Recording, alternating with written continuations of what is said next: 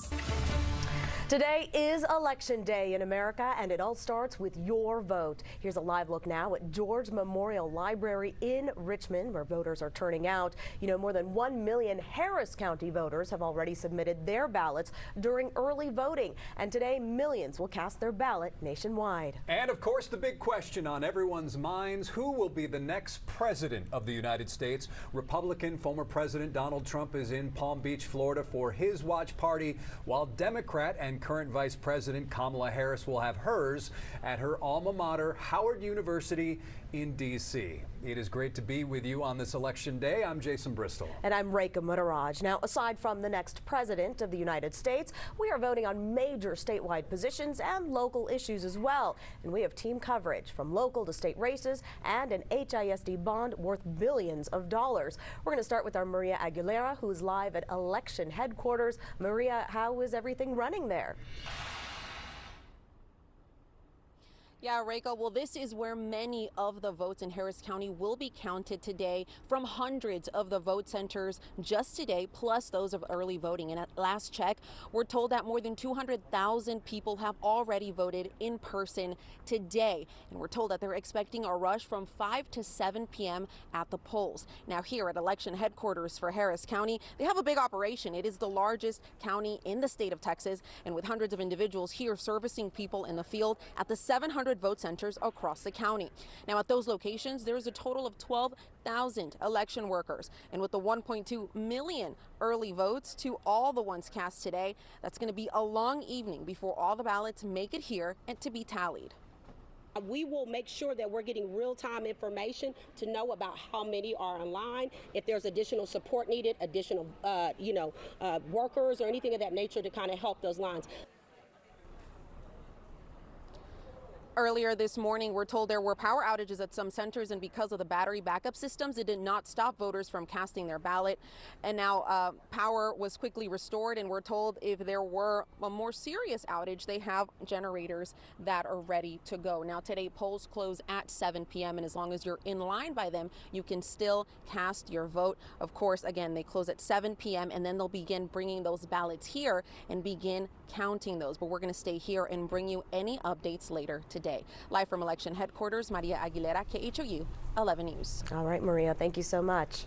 Also being watched nationwide, tonight's Texas Senate race. Democrat Colin Allred looking to unseat Republican incumbent Ted Cruz. Our Victor Jacobo is in Dallas with Colin Allred's team, and Jason Miles at the Marriott Marquis here in Houston at Ted Cruz's watch party. Jason, we're going to start with you. How is Cruz's camp feeling this afternoon? Well, the doors don't open for the watch party until 7 p.m. this evening, but Senator Cruz and his supporters are positive heading into this evening. Of course, Cruz is in a tight race once again this year, according to polls, with Democratic challenger Colin Allred, a man Cruz calls simply too liberal for Texas. Cruz's re-election campaign, including an extensive bus tour around Texas, culminating last night in the Houston area up in Cypress. Lieutenant Governor Dan Patrick, Democratic Harris County DA Kim Ogg, and others speaking at that event last night in Cypress, the latter endorsing Cruz because of crime concerns and illegal immigration, despite their party differences. Here's a bit of what Cruz had to say during another stop Sunday in El Paso.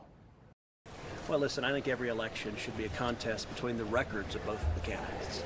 I've spent 12 years fighting every day for jobs, for freedom, and for security in Texas, producing real results.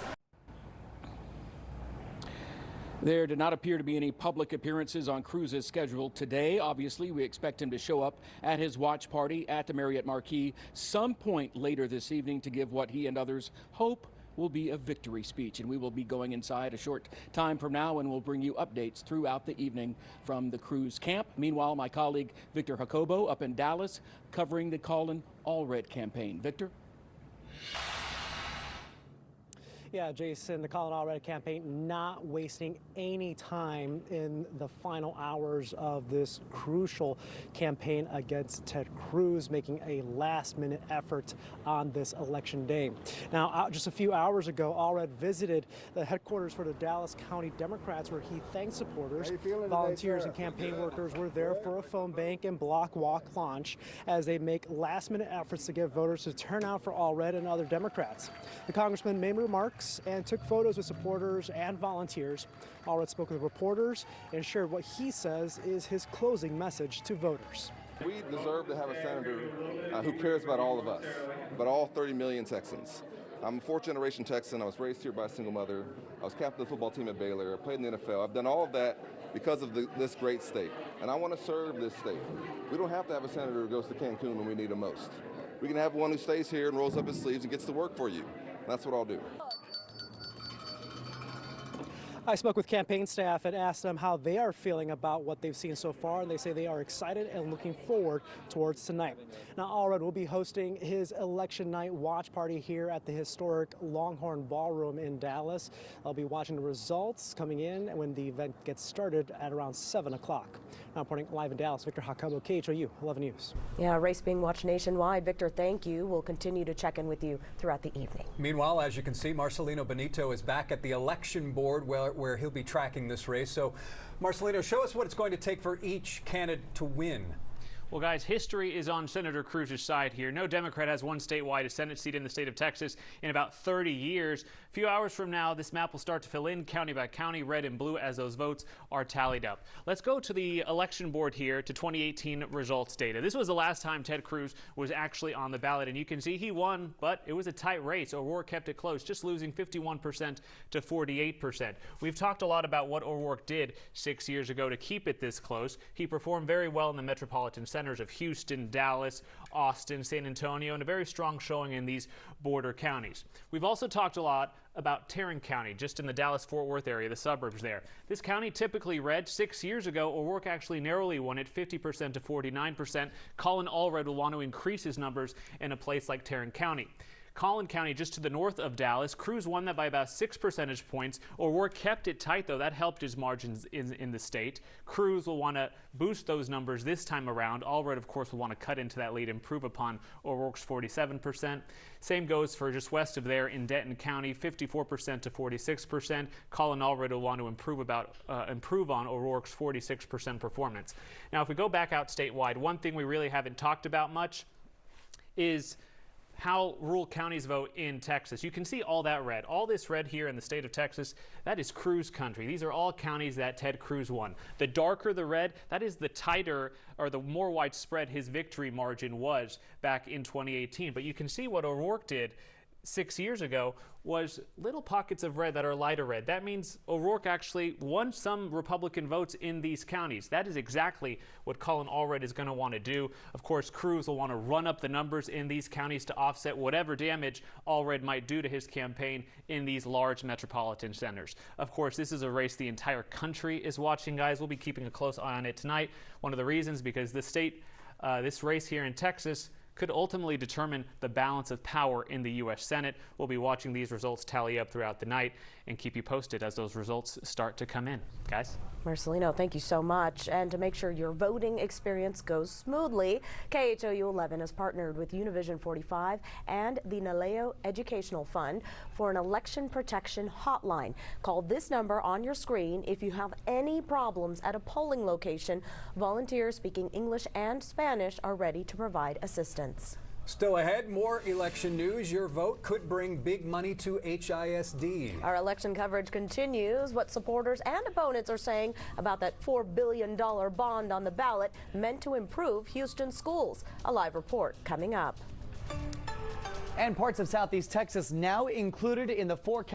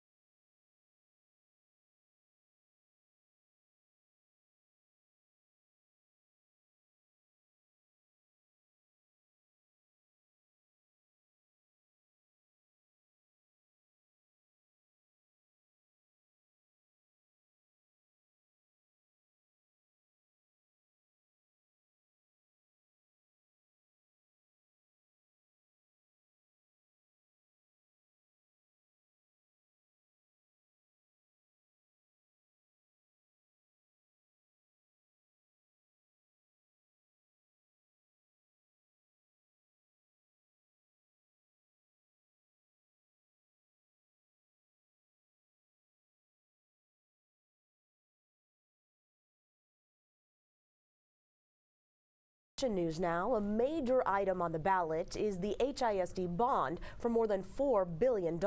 And if approved, the money obviously goes to improving schools within that district. Katira Winfrey joining us now from the Kashmir Multi-Service Center. Katira, what more can you tell us about all this since you've been tracking this bond issue now for a very long time?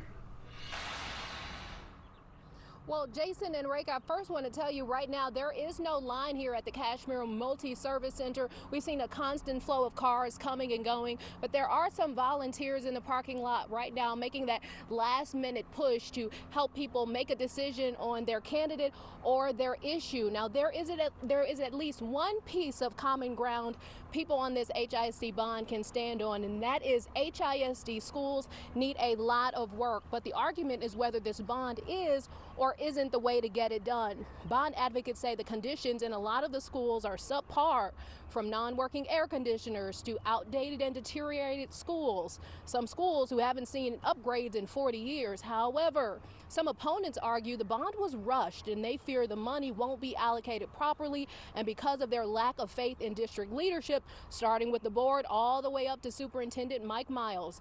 Experts say this bond election will give the public a chance to give its opinion about the direction the district is headed.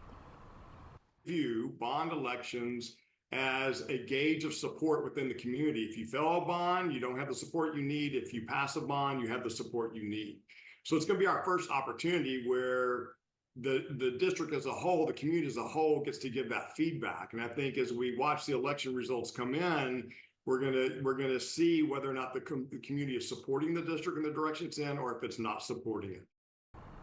And co-location of schools is another hot topic. Co-locate means moving some schools onto the same grounds as another school while allowing them to maintain their own identity. One of those schools, if the bond passes, will be Kashmir Gardens Elementary School. But of course, we'll stay out here and continue to monitor the outcome, and we'll bring you those updates through the evening. But of course, but for now, live in Houston, Katira Winfrey, KHOU 11 News. We know you will. Thank you so much, Katira. And if you tuned in yesterday, you got a sneak peek at our special election studio.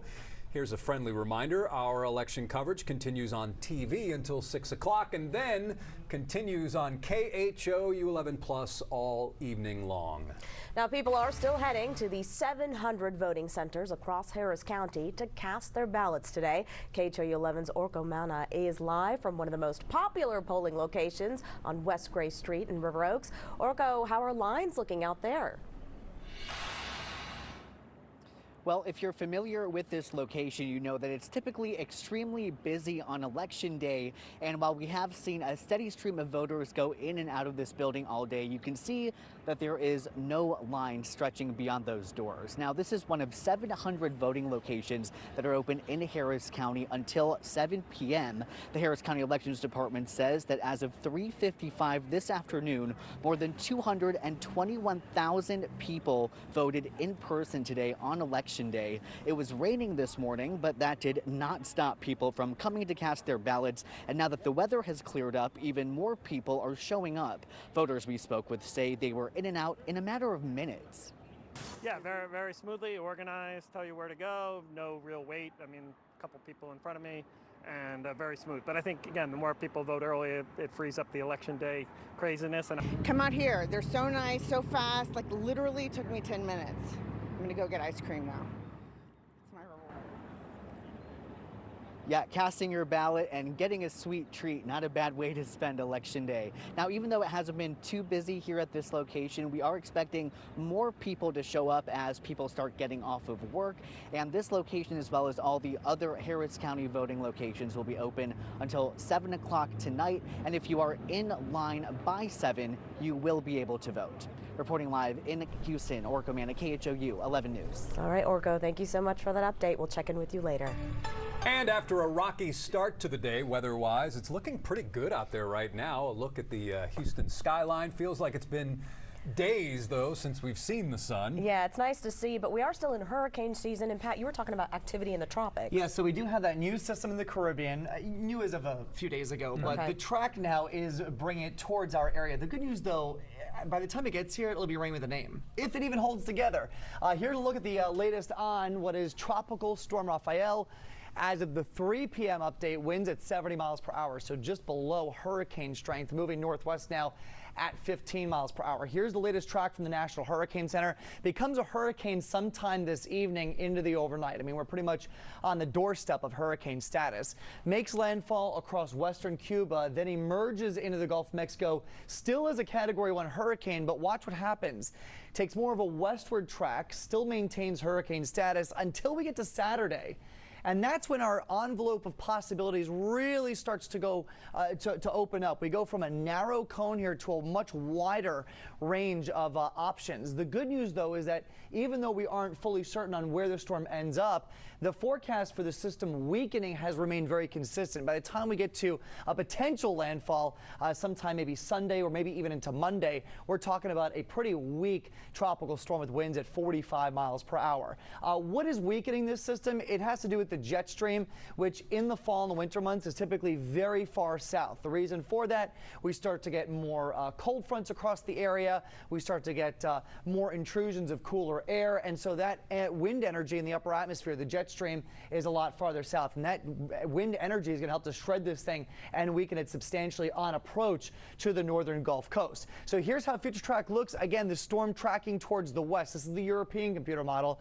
Once it starts to interact with the jet stream, which again is carrying a cold front through the state, it'll start to take that northward turn, but watch how much it weakens, pretty much falling apart in this simulation. So the front is going to play a huge role in where Rafael goes and also how strong it is as it moves closer to land. Right now outside, quiet conditions. You saw on the camera shot, it's beautiful outside. The front from this morning now well off towards the east. Any thunderstorms going out towards Louisiana, and we are going to be quiet here getting into the overnight. Numbers took a hit. 68 right now in Huntsville, 71 Conroe, 73 Brenham, still around 80 at both airports, then mid to upper 70s down towards the coast, but it feels a lot better. Dew points in the 50s, a mark of very dry air. The only places still hanging on to humidity are from Mont Bellevue going east on I-10 out towards Beaumont. So as we take you through the rest of this evening, no weather alerts. We've got clear conditions, dry conditions as well, temperatures in the 70s, but eventually dropping back into the 60s by the time the sun goes down later this evening. 9, 10, 11 o'clock will be in the mid 60s for your temperatures. So a few clouds for this evening and a bit cooler into the overnight. Tomorrow, partly sunny, finally dry, and then as we get you into the day on Thursday, we do see maybe a couple more clouds, but all in all, it's a pretty quiet pattern to wrap up the week. Humidity goes down, but it does come back eventually. Kind of a roller coaster with humidity as a few systems try to push their way through the area. So on Future Track, you can see not much to talk about the next few days. There's your 7-day forecast. Mainly dry conditions, but it is going to be warm in the mid 80s here all the way through Friday. 80 degrees then with an isolated storm chance on Saturday, and then smooth sailing but staying warm into the first half of next week. This portion of the news is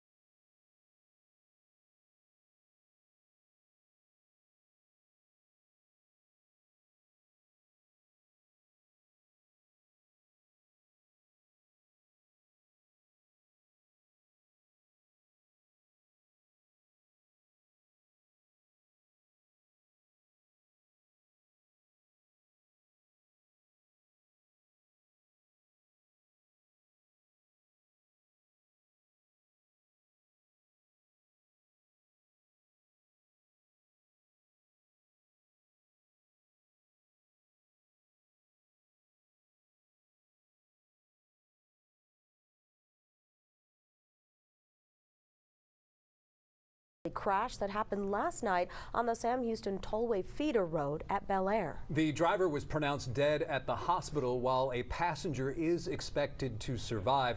That crash involving only one car. Houston police say the driver lost control of that vehicle and then crashed into a pole. Police investigating whether slick roads from the wet weather was a factor in the crash. The name of the driver who died has not been released. In Northeast Houston, a homeowner shot an intruder. According to Houston police, the homeowner, who is around 70 years old, was assaulted by that person who broke into the home. The homeowner shot the suspect, who is believed to be a man in his 30s. Police say the intruder used to live at the home, but it's not clear if the current homeowner and the suspect knew each other. And ahead, how's traffic out there as our fellow citizens may be heading to vote? Any trouble spots are next.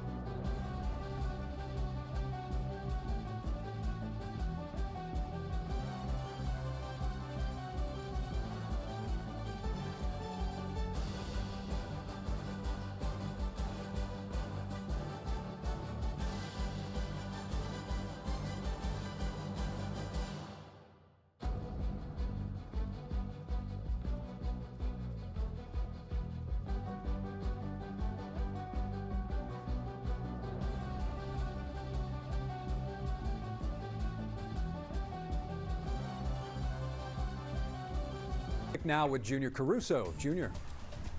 So on the southbound side of the East Sam Houston Tollway, this is at the toll bridge. We've got an issue on the other side of the camera. You can't see the accident, but it's either been moved over to the shoulder after the bridge or it's been cleared because that right lane was closed, but drivers are now traveling in it. But regardless, you can see how congested the roadway is. It looks like this past I-10. Right now, there is a 10 to 12 minute delay, but that could be growing. So you may want to try to find an alternate route. This is a hard area to avoid, but if you can, you're going to want to do that right now. Close to a 15-minute delay in the area. All right, Junior, thanks for that update. Still ahead, where you can get free goodies for exercising your right to vote.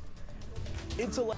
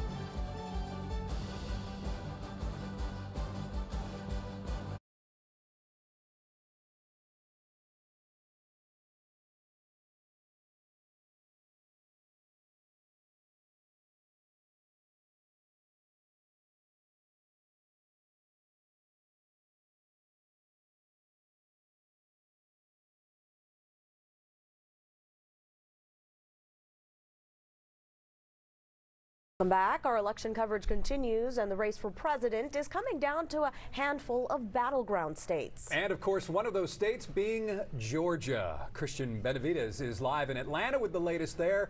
What can you tell us about what's happening down there? Reka and Jason, there's a lot of enthusiasm here. Already more than 4 million people have cast their ballots in early voting, and officials believe over 1 million will cast their ballots today. Polling sites across the country are seeing strong turnout as voters decide the next president. Voters say they came out to weigh in on the issues. The southern border is definitely a big issue for me. For me, it's going to be women's rights. Heading into Election Day, polls showed former President Donald Trump and Vice President Kamala Harris basically tied in the 7 key battleground states, including Georgia, which set an early voting record and has busy polling places today. I love the energy. So you think both sides are energized? To a certain extent, yeah, I think so. I think you're seeing more passion. What do you think is motivating those who are voting for Kamala Harris? Hope, honestly. Hope everybody, sees that America is ready to turn this new page in our history. The closeness of this race indicates results will likely take a while.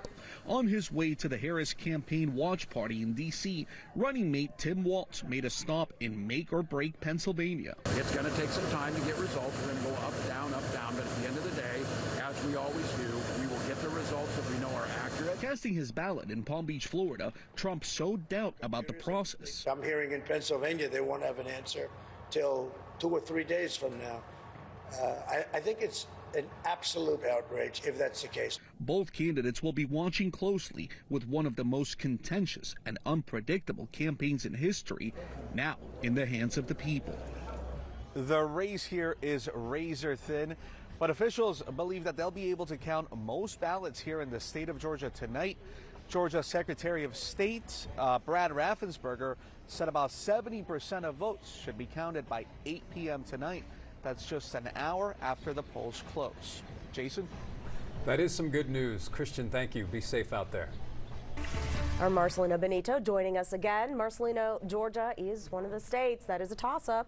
That's right, Reka. Georgia is one of those critical battleground states. It's 16 electoral votes up for grabs tonight. Other battleground states will be watching closely: Wisconsin, Michigan, Pennsylvania, North Carolina, Nevada, and Arizona out here out west. We'll be watching several storylines tonight as this race develops and these votes are counted. One of those is the blue wall. What will happen up here in the so-called blue wall? These states tend to vote together. They have voted together either blue or red since 1988. The last time they didn't vote together was that year when Michael Dukakis won Wisconsin and President George H.W. Bush won the states of Michigan and Pennsylvania. What will happen tonight? We'll keep a close eye on that. Democrats really eyeing the battleground state of North Carolina. Last time a Democrat won that, 2008, when Barack Obama won it. Ever since then, it's been red, Trump hoping it stays that way. Georgia, the other key battleground state that Christian Benavides was talking about. Trump hoping to flip that. President Biden won it 4 years ago by only 11,000 votes. And then we'll go out west to these critical battleground states of Nevada and Arizona. Polling shows a very tight race there. What we'll be watching out here is if it's close, vote counting, we're told by officials there, expected to take several days. So we're going to have to be very patient as we start counting the results as these votes come in these 7 key battleground states that will determine the ultimate race to 270. 270 wins one of these people the White House. Back to you. All right, spot on analysis. Thank you, Marcelino. And on this election day, you can bet there's a lot of misinformation being shared on social media. And that's why we verify to make sure you have the facts. Cheryl Mercedes got to the bottom of a claim made by a candidate that's spreading fast.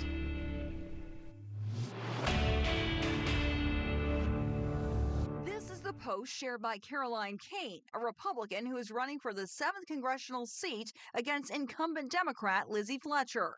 It includes 2 spreadsheets claiming, in part, in Harris County, there are now huge discrepancies in early voters by polling location between yesterday and today. It tags the Harris County clerk and asks, what is going on here? The post has been viewed on X over 1 million times and shared by tens of thousands of accounts. The post is true, but it needs context. Our source for this is Harris County Clerk Tanisha Hudspeth. On Monday, Hudspeth announced that early voting numbers across the county could be off due to a formatting issue with the spreadsheet they use to keep track of the numbers. In a statement, Hudspeth said cells shifted for 2 of the vote centers, which caused cells to shift and show incorrect numbers for other locations. Our office is aware and is actively working to correct the report. It is unclear how many early voting locations were impacted by the shift in the spreadsheet. Hudspeth added to remember that the numbers are unofficial until all documents are collected from each voting center and they are reviewed. All right, Cheryl, thank you so much. If you are heading to the polls to vote, we want to hear from you. Text us at 713-526-1111. Let us know if the process was smooth or if you had any issues. And now let's turn things back over to weather. Clear skies as we get a live look at the Houston area. That's something we haven't really seen in many days. Yeah, really. We've had a lot of rain, but Pat, it looks like folks standing in line outside to vote probably won't need an umbrella this evening. No, not at all. I mean, the forecast that we had from yesterday ended up panning out, thankfully. We had those storms go through in the morning. Rest of the day ended up pretty nice. Temperatures right now, 70s and 80s. We got a mix of sun and clouds out there, but despite any cloud cover that you might have, we are bone dry. All the rain and storms from this morning now well off towards the east. We don't have anything going on here. It's all part of a weak cold front that went through. If you've been outside lately, you notice a little bit of a drop in the humidity. That sticks around just for a day or so before it comes back for the end of the week. This evening, though, will be quiet. We are watching the latest on Tropical Storm Rafael in the Caribbean. But overall, our pattern stays dry at least through the end of the week and into the weekend. So your election day planner looks like this as we go through the next few hours. Sun goes down at 5:30. We'll be at 78 at 5 p.m., 74 for 7 p.m., upper 60s, then by 9 p.m. we stay in the 60s for a good part of the overnight with partly cloudy skies. Next 3 days, again, pretty quiet, just a 10% shower chance. Otherwise, though, mainly sunny skies for Wednesday and Thursday. A few more clouds back Friday ahead of our next rain chance. We'll talk about that. And we'll bring you the latest on Rafael when I see you back here for the full forecast in about 10 minutes. All right, Pat, thank you so much. Coming up next, a reward for voting. Local businesses encouraging people to head to the polls. We're showing you the freebies available for exercising your right to vote. And later, replacing Sheila Jackson Lee, we have the latest on the race for Congressional District 18.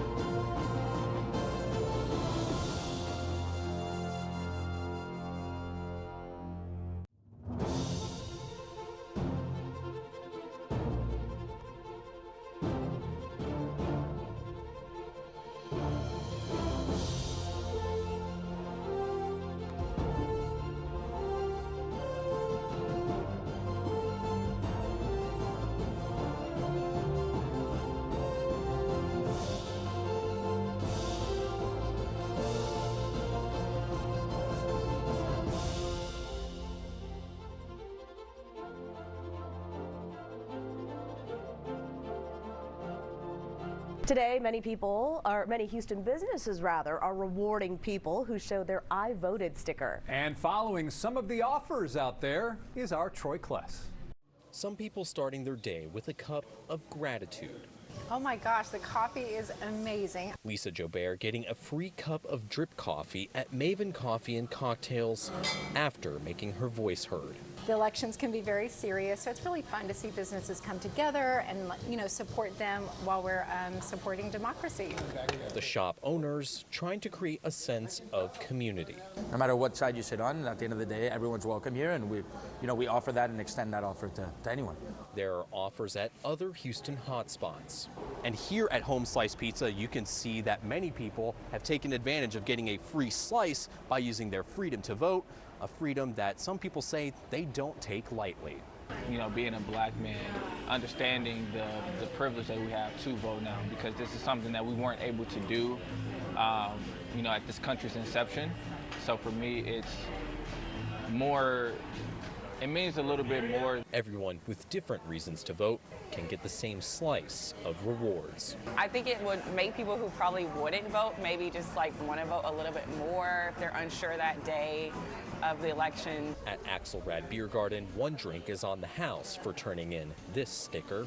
We're very firm believers in voicing your opinions, and especially in this part of the city where there's a lot that can change, positive or negative, depending on who's in office. What doesn't change is your right to choose. And it really does feel good to get involved.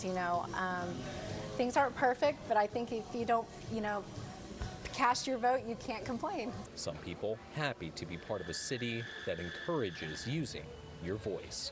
Troy Kless, KHOU 11 News. Yeah, all right, taking a live look outside now. Skies are clear. Polls don't close until 7 p.m., so there is still time to vote. We're going to be right back with a look at some of the key races on this election day.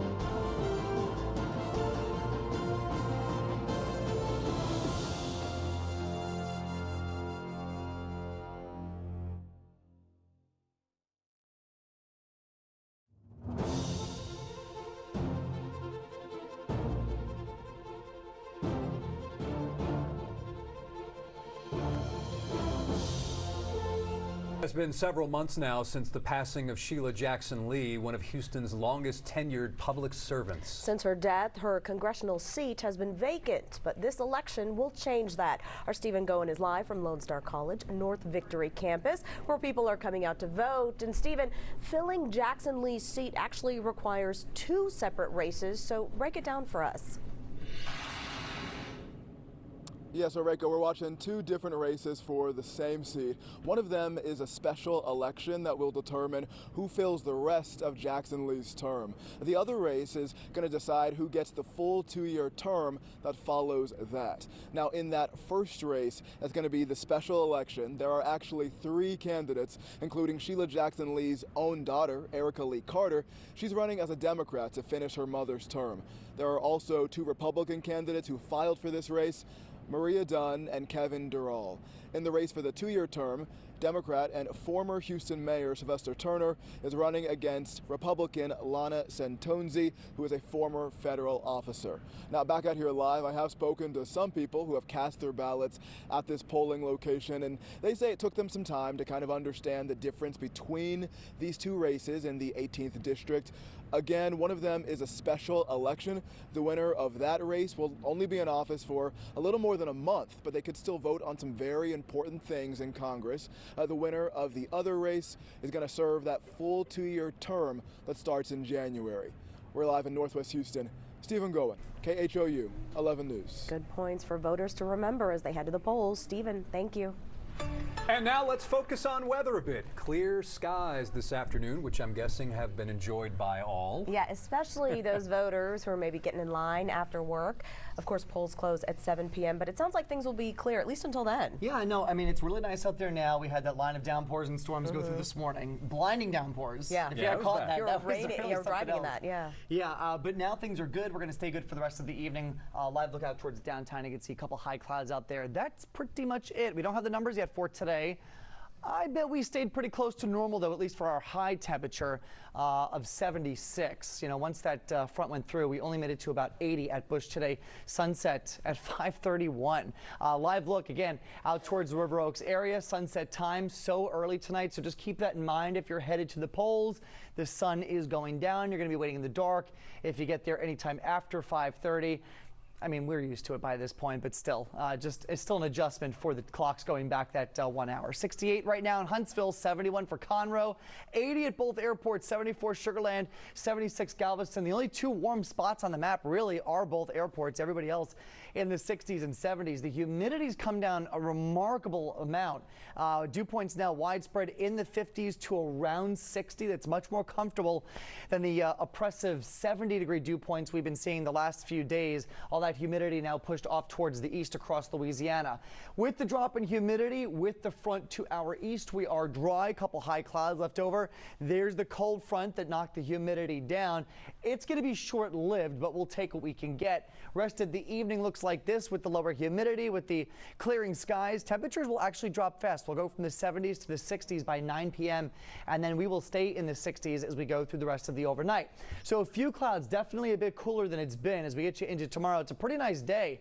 I'd call it mainly sunny, finally dry, and we will stay with this dry weather pattern here as we go through at least the end of the week before another system back here across the 4 corners catches up to us by the time we get into Saturday and Sunday. So on Future Track, the rest of the evening is quiet. Tomorrow looks pretty nice. We start off with a couple clouds, especially at the coast. More sunshine though the farther north you go, and then I think sunshine just takes over as we go through the rest of the day with high temperatures back into the mid-80s. Still watching the latest on Tropical Storm Rafael here to the south of Cuba, going to make landfall sometime tomorrow night as a Category 1 hurricane, and then it moves into the southern Gulf. And again, high confidence on where it goes up until about this point, and then that forecast cone gets huge. That's to reflect the uncertainty as to, you know, does it go to Florida, does it go to Louisiana, or does it come to Texas? What we do know, though, is it's going to be a weakening storm. This thing's going to be falling apart by the time it makes landfall, if it even gets to that point, sometime Sunday into Monday. And the reason for that is it'll be kind of interacting with this giant wall of wind in the upper atmosphere, the jet stream, and that wind shear is going to shred this thing to bits Saturday into Sunday. For the overnight, a pretty big spread in the numbers, near 70 at the coast, low 60s in the city. We could flirt with the upper 40s well north and west. behind that front with low humidity and just a few clouds. For tomorrow, it's upper 70s to low and mid 80s under mainly sunny skies, and we hang on to the mid 80s with sunshine all the way through the end of the week. Few more clouds, maybe a bit more of an isolated shower chance on Friday. A weak front comes through then on Saturday. That'll bring us an isolated storm chance. It'll knock us back to the low 80s, but overall we stay above normal. Warm and sunny getting into next week. Also Veterans Day coming up on Monday. Weather looks good for that. Chief Meteorologist David Paul with a look at the forecast again when we see you at 5 o'clock, guys. Pat Kavlin, thank you. Next, tracking Houston's traffic. We'll have the latest from the roads as rush hour continues. But first, before we send you to break, it is Election Day, and days like today can be pretty stressful. Which is why we'd like you to join us for a moment to relax. Here is today's moment of Zen.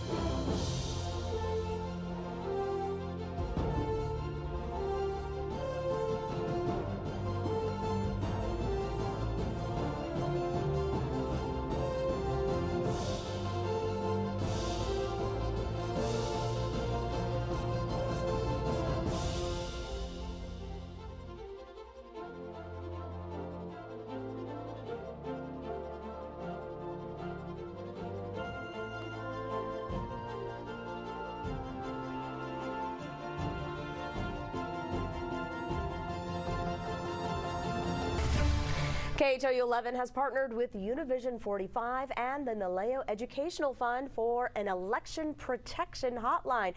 Check this out. Volunteers there standing by to take your questions in English and Spanish if you have any issues voting. That hotline open until 8 o'clock tonight. As you can see, the numbers on your screen, 888-839-8682.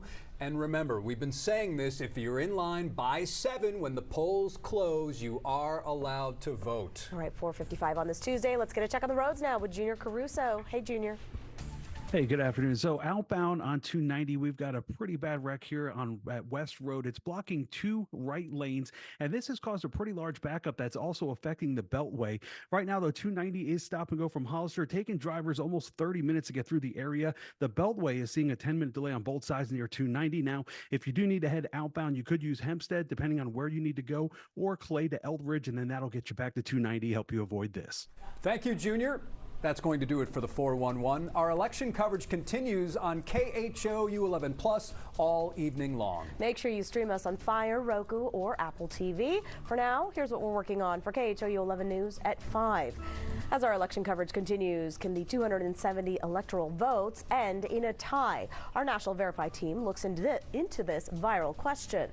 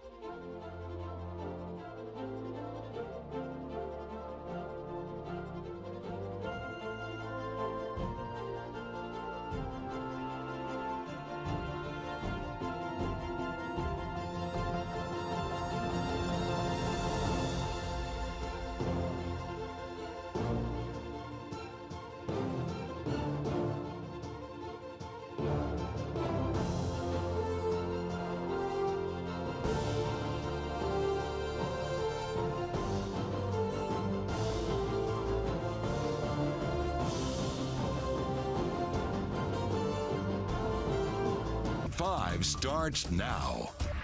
It is Election Day in America, and tonight folks are heading to the polls. Our live cameras are on the ground and in the air, showing you the lines in the Houston area as Americans vote for President, the U.S. Senate, and of course several local races. The polls are open until 7 p.m. in Texas, but remember, if you are in line by 7, you will still be allowed to vote. What a night it is going to be. Hello, I'm Len Cannon. And we are just getting started. So good to be with you. I'm Mia Gradney. Thank you for joining us on this Election Day. Our coverage is streaming live right now on KHOU 11 Plus, and we'll be with you all night on this platform, bringing you the very latest developments on this historic election. Okay, so here are 3 things you should know right now. The Department of Justice has agreed to keep federal election monitors outside of polling places in Texas. That decision follows a lawsuit filed by Texas Attorney General Ken Paxton. Speaking of Paxton, he is one of only 3 state attorneys general who didn't sign a letter calling for the peaceful transfer of power after the election. The letter released today by AGs from across the country urges citizens to embrace peaceful expressions of democracy. Paxton's counterparts in Indiana and Montana also declined to sign it. KHOU 11 has partnered with Univision 45 and the Nalio Educational Fund in offering an election protection hotline. Now, if you have any voting problems or need assistance, here's what you do. Call this number, 1-888-839-8682. That hotline is open until 8 o'clock tonight. We have a team of reporters scattered throughout the area and across the state covering every aspect of this historic night. Amanda Henderson kicks off our coverage at this hour from a polling place in Fort Bend County. How are things looking there, Amanda? Well, they're looking pretty consistent, and what I mean by that is from the time that we got here about an hour or so ago, this line behind us, it has been about the same size, if not any more people coming. So I've been talking and just observing what exactly is going on here. People are being patient. They're waiting their turn in line. It's moving at a pretty steady pace, but take a look at this video that we got a little bit earlier from our chopper. It shows you just from a bird's eye view how long the line is, but also how many people are now coming to vote. We are getting to the point where most people's days at work are starting to wind down. We're in that 2-hour window before the polls officially shut. But as you mentioned, as long as you're in line before 7 p.m., you will get a chance to vote. And talking with some of the voters out here who say this is important to them, no matter how long the line is, take a listen. I think it's very important to have your voice heard, and I think it's just a sad missed opportunity when people choose not to vote.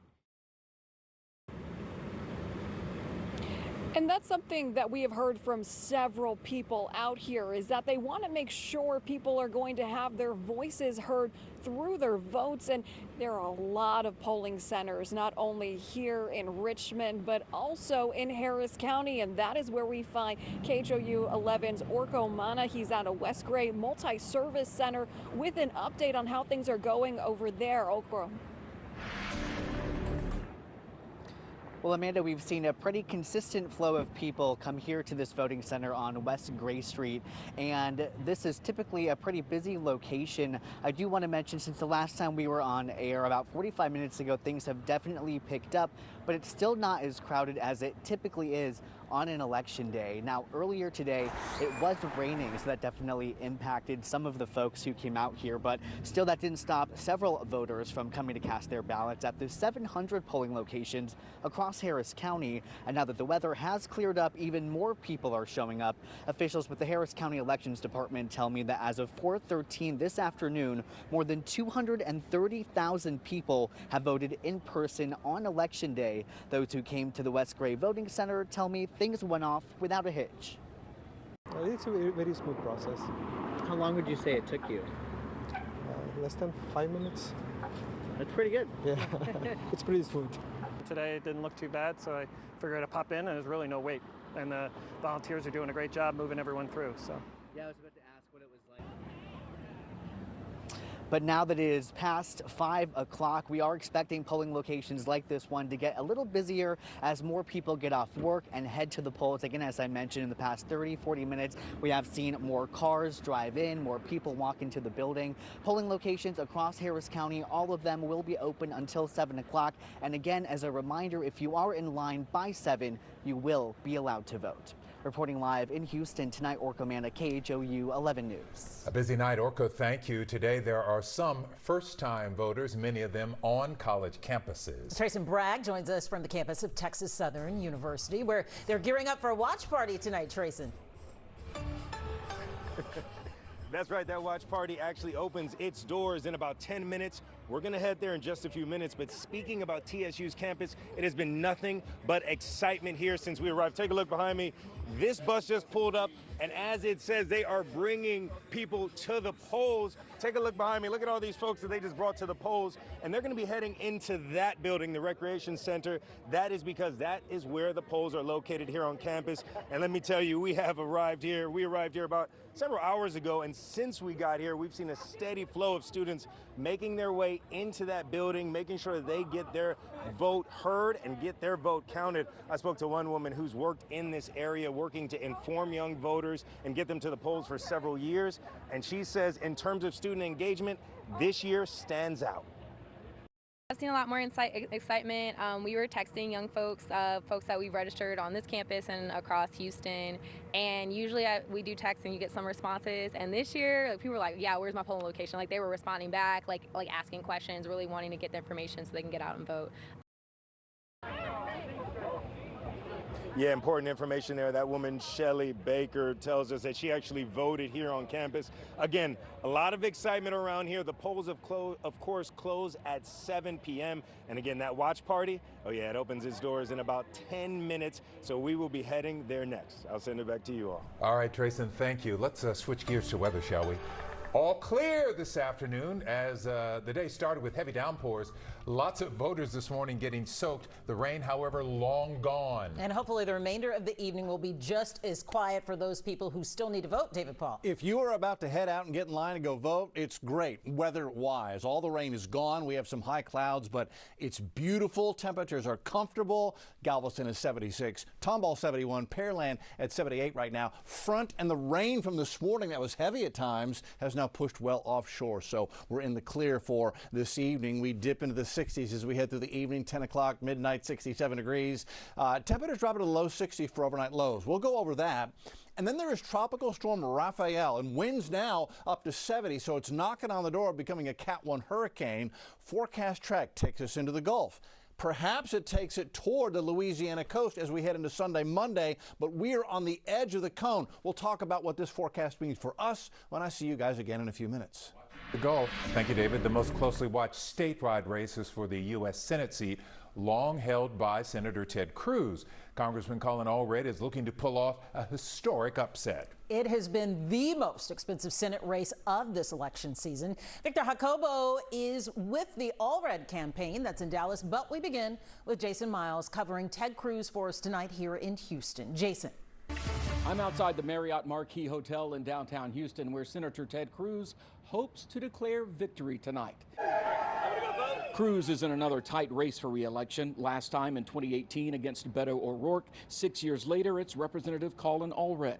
A challenger Cruz contends is too liberal on too many issues important to Texans. His campaign theme this year is Keep Texas, Texas. Cruz has traveled across the state on a 50-stop bus tour, giving a final appeal just last night in Cyprus, where Lieutenant Governor Dan Patrick, Democratic DA Kim Ogg, and others also appeared. This is among the most expensive, if not the most expensive U.S. Senate battle in the 2024 cycle. Cruz has maintained a lead, albeit slight, in most polls. The final poll, of course, the one that counts, happening tonight. Cruz's watch party gets underway at 7 p.m., the same time polls in Texas close. Reporting from downtown Houston, Jason Miles, KHOU 11 News. I'm Victor Jacobo in Dallas with the Allred campaign. Colin Allred is aiming to do something no Democrat has done in 30 years, win a statewide race in the state of Texas. Allred spent the final hours of this hotly contested race visiting the headquarters of the Dallas County Democrats. There, he thanked supporters and volunteers who were operating a phone bank and launching a last-minute door-knocking effort to turn out voters to the polls. Allred has concentrated his efforts on large urban areas, a contrast to Beto O'Rourke's strategy of visiting every county in the state in 2018. Allred's final message encapsulated his overall campaign themes of focusing on reproductive rights and criticizing Ted Cruz for what he calls failed representation. Allred's election night watch party gets started around 7 o'clock. Reporting in Dallas, Victor Jacobo, KHOU 11 News. Victor, thank you. The race for the White House will be historic no matter who wins. Vice President Kamala Harris would be the first woman to serve as president, while Donald Trump would become only the second president in U.S. history to recapture the White House after losing his first re-election bid. And the race will likely come down to several key battleground states. Our KHOU 11's Marcelino Benito is looking at the states we should watch out for tonight. Marcelino. Well, and to me, it's all about the race to 270. This is our electoral map. 226 to 219 is the safe states that we think both candidates will win tonight. 7 battleground states: Wisconsin, Michigan, Pennsylvania, North Carolina, Georgia, Arizona, and Nevada. Let's play out a few scenarios for Kamala Harris. Her campaign tonight telling us they feel pretty good about the state of Wisconsin and Michigan. Polling has shown her up. That puts her at 251. Now let's give former President Donald Trump a few states as well. He's been polling very well across the Sun Belt. So let's give him North Carolina, let's give him Georgia, let's give him Arizona and Nevada. That gets him to 268, knocking on the door of 270, not quite there yet. That would make it all come down to the pivotal state of Pennsylvania and its 19 electoral votes. That's the one state that we're hearing Kamala Harris' campaign is not feeling too great about. Of course, counting still happening, voting still happening in this state. But for the sake of this exercise, let's go ahead and say Donald Trump wins the state of Pennsylvania. Winning those 19 electoral votes gets Donald Trump over 270, makes him the next president of the United States with 287 electoral votes. So the question becomes, if the blue wall falters for Democrats, is there a path for Kamala Harris to get to the White House to hit that 270 marker without the state of Pennsylvania? And there is. This is what we're going to do here. We're going to hit the Democratic button here. And if that happens, Kamala Harris's backup plan, the campaign says, is to come over here into the Sun Belt state, win the state of North Carolina. By the way, a state that hasn't voted for a Democratic president since 2008 when Barack Obama last won it. She'd want to win that, and she'd want to hold on to Georgia, state Joe Biden, President Biden, won by only 11,000 votes. So it would be a steep climb for Kamala Harris to do that. Winning those two states gets her to 283. She would be the next president of the United States. But bottom line, whether it's North Carolina and Georgia or North Carolina and Nevada, where she's also polling strong among Latinos, if she loses Pennsylvania, she's going to have to find a way to win at least 2 of the Sun Belt states to make up for these 19 electoral votes that she was counting on. Len, you'll recall yesterday we discussed how the easiest path for the Harris campaign is winning the blue wall. Of course, we'll count the votes as they come in. People still voting, and the counting will begin in just about an hour in many of these battleground states. We'll keep a close eye on it for you. Yeah, watching the Electoral College is like watching a chessboard. I know you'd be all over it. Thank you, Marcelino. Also on the ballot, a proposal for the largest school bond in Texas history.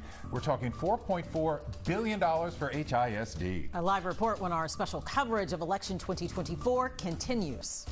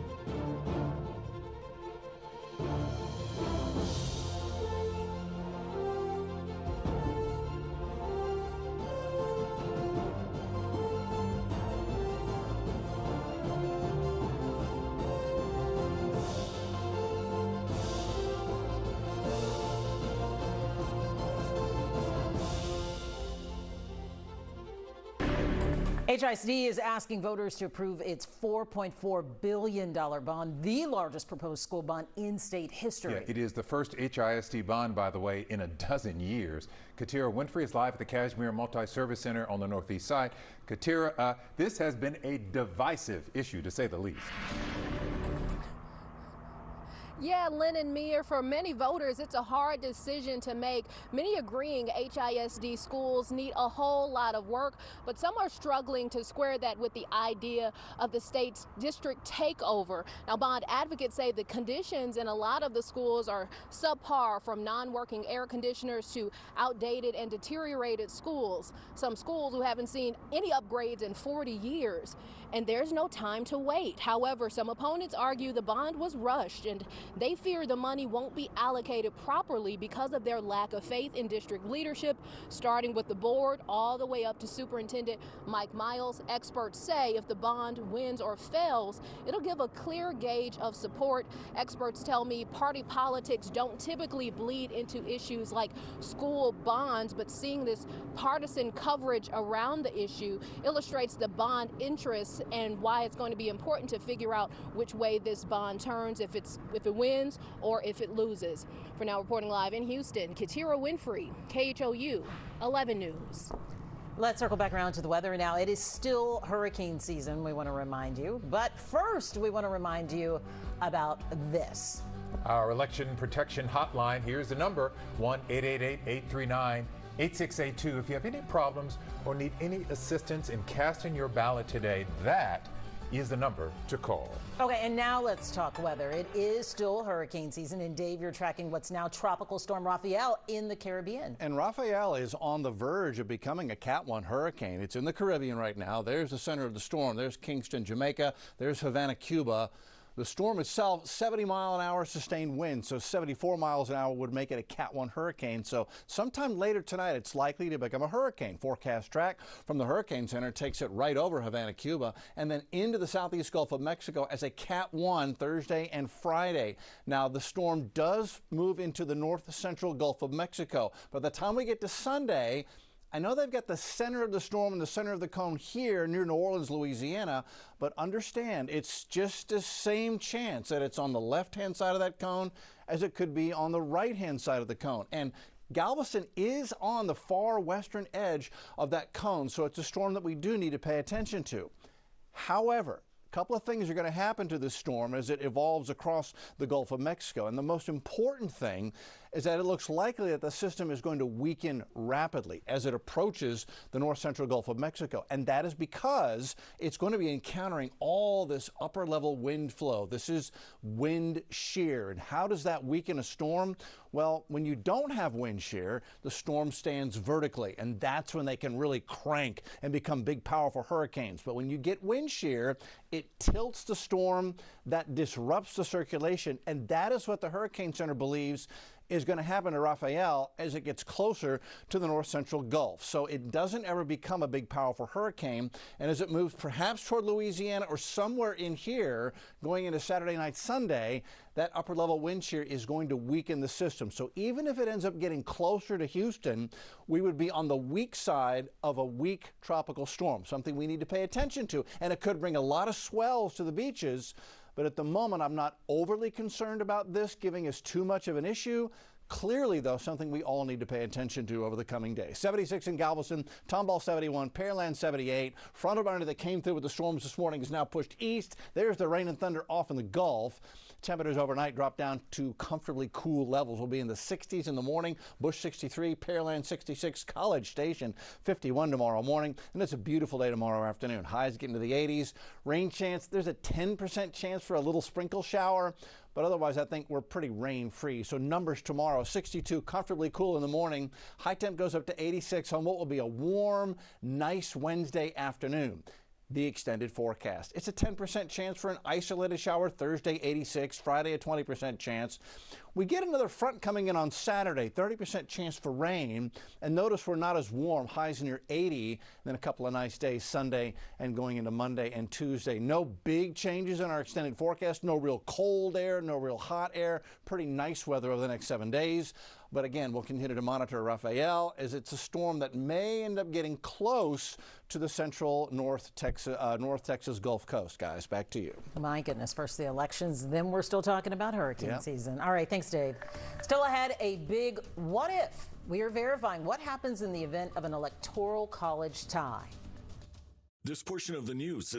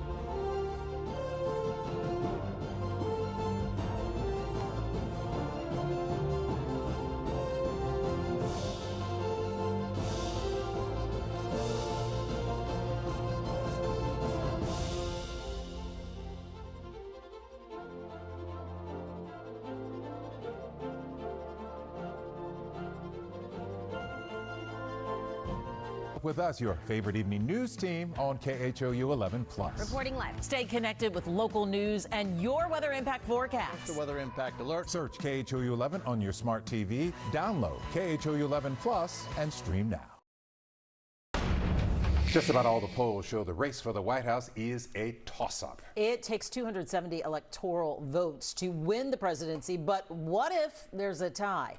Brandon Lewis from our Verify team explains. Verify here with your election fast fact. To win the presidency, a candidate must win the majority of Electoral College votes. There are 538 electoral votes, so 270 is the magic number. But it's mathematically possible for both candidates to end up in a 269-269 tie. So what happens then? We checked with these sources that explain it's up to the newly elected members of the House to decide the winner once they take office in January. Each state delegation gets a single vote, and it takes 26 votes to win. This has happened twice before. The last time was in 1825, when the House named John Quincy Adams as president. With your Fast Fact, I'm Brandon Lewis. Thank you, Brandon. Have a question for our Verify team? Go ahead, send an email their way to verify@khou.com. We are right back after this.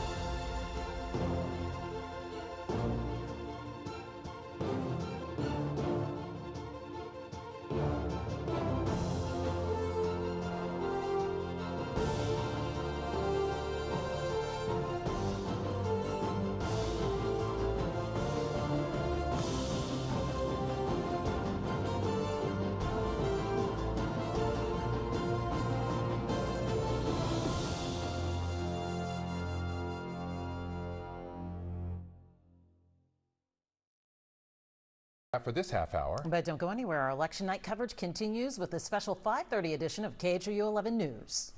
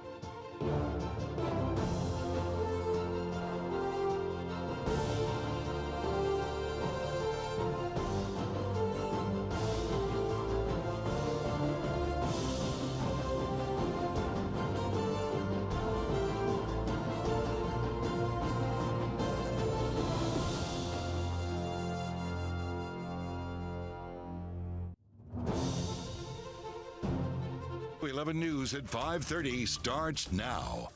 Election Day 2024 is finally here. Millions across the nation and right here in the Houston area making their voices heard. If you have not voted, you still have time. You must be in line, though, by 7 o'clock this evening to cast a ballot. As for early voters, more than 1 million Harris County voters submitted their ballots during early voting. This just in, more than 200,000 people have voted so far today. Mail-in ballots are being counted at this hour, and we should start to see some preliminary results soon after the polls close. From long lines to watch parties and, of course, the big races.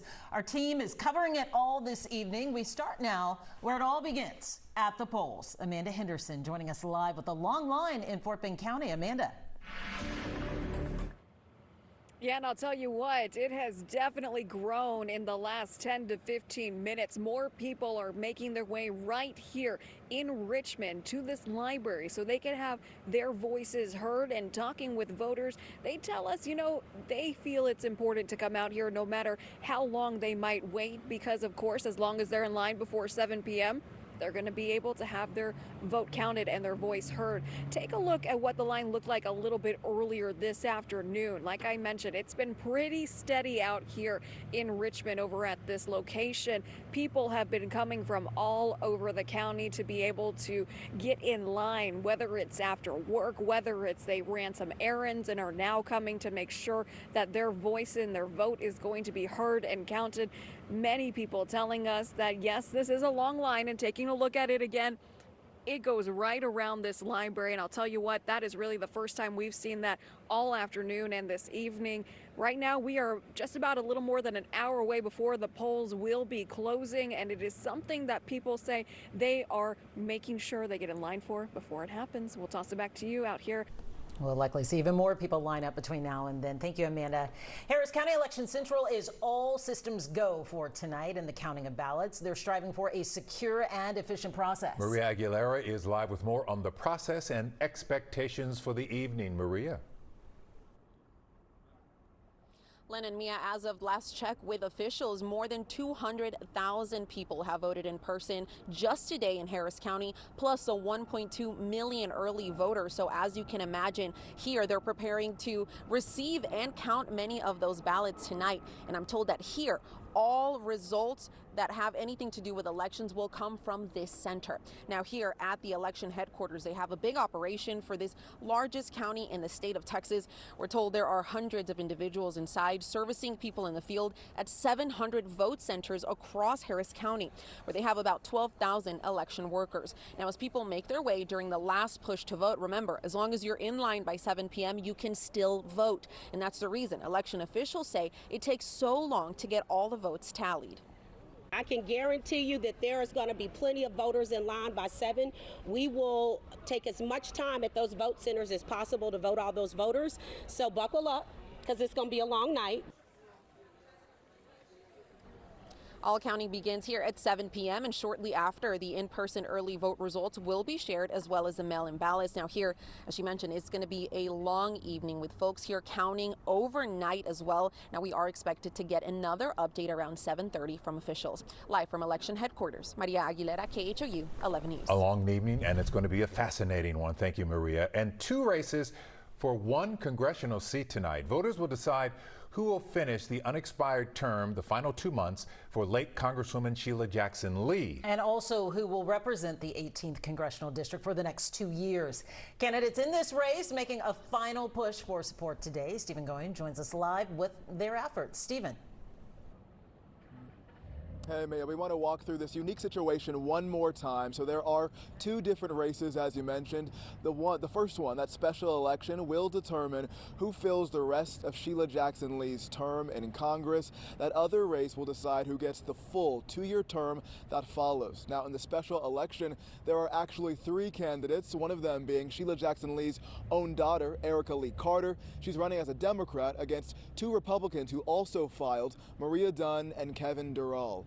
In the race for the 2-year term, Democrat former Houston Mayor Sylvester Turner is running against Republican Lana Santonzi.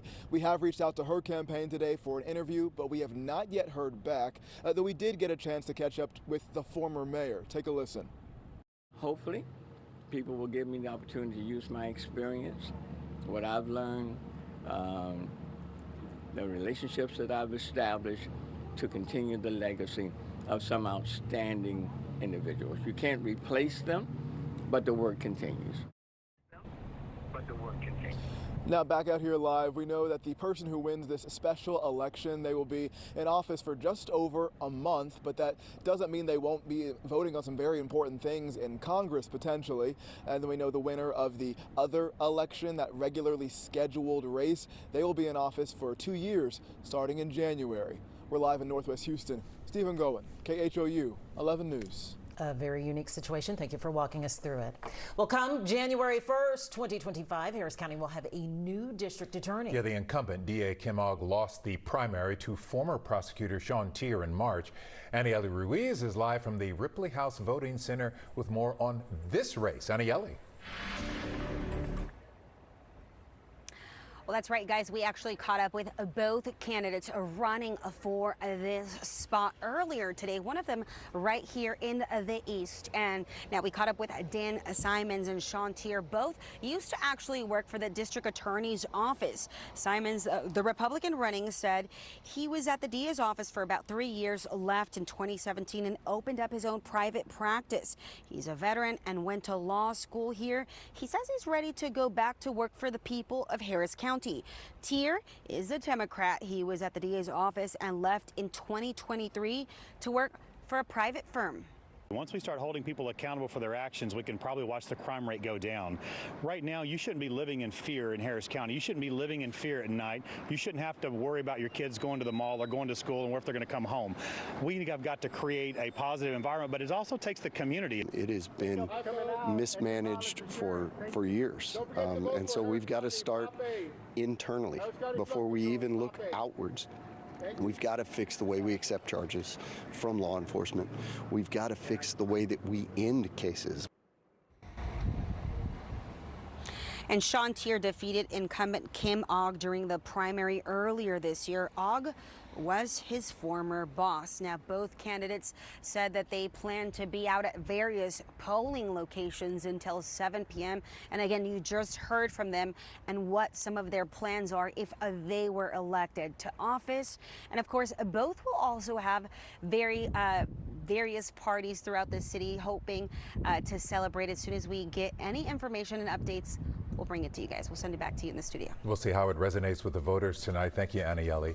Former President Donald Trump is running in his third straight presidential race. Well, Vice President Kamala Harris hopes to become the first woman president.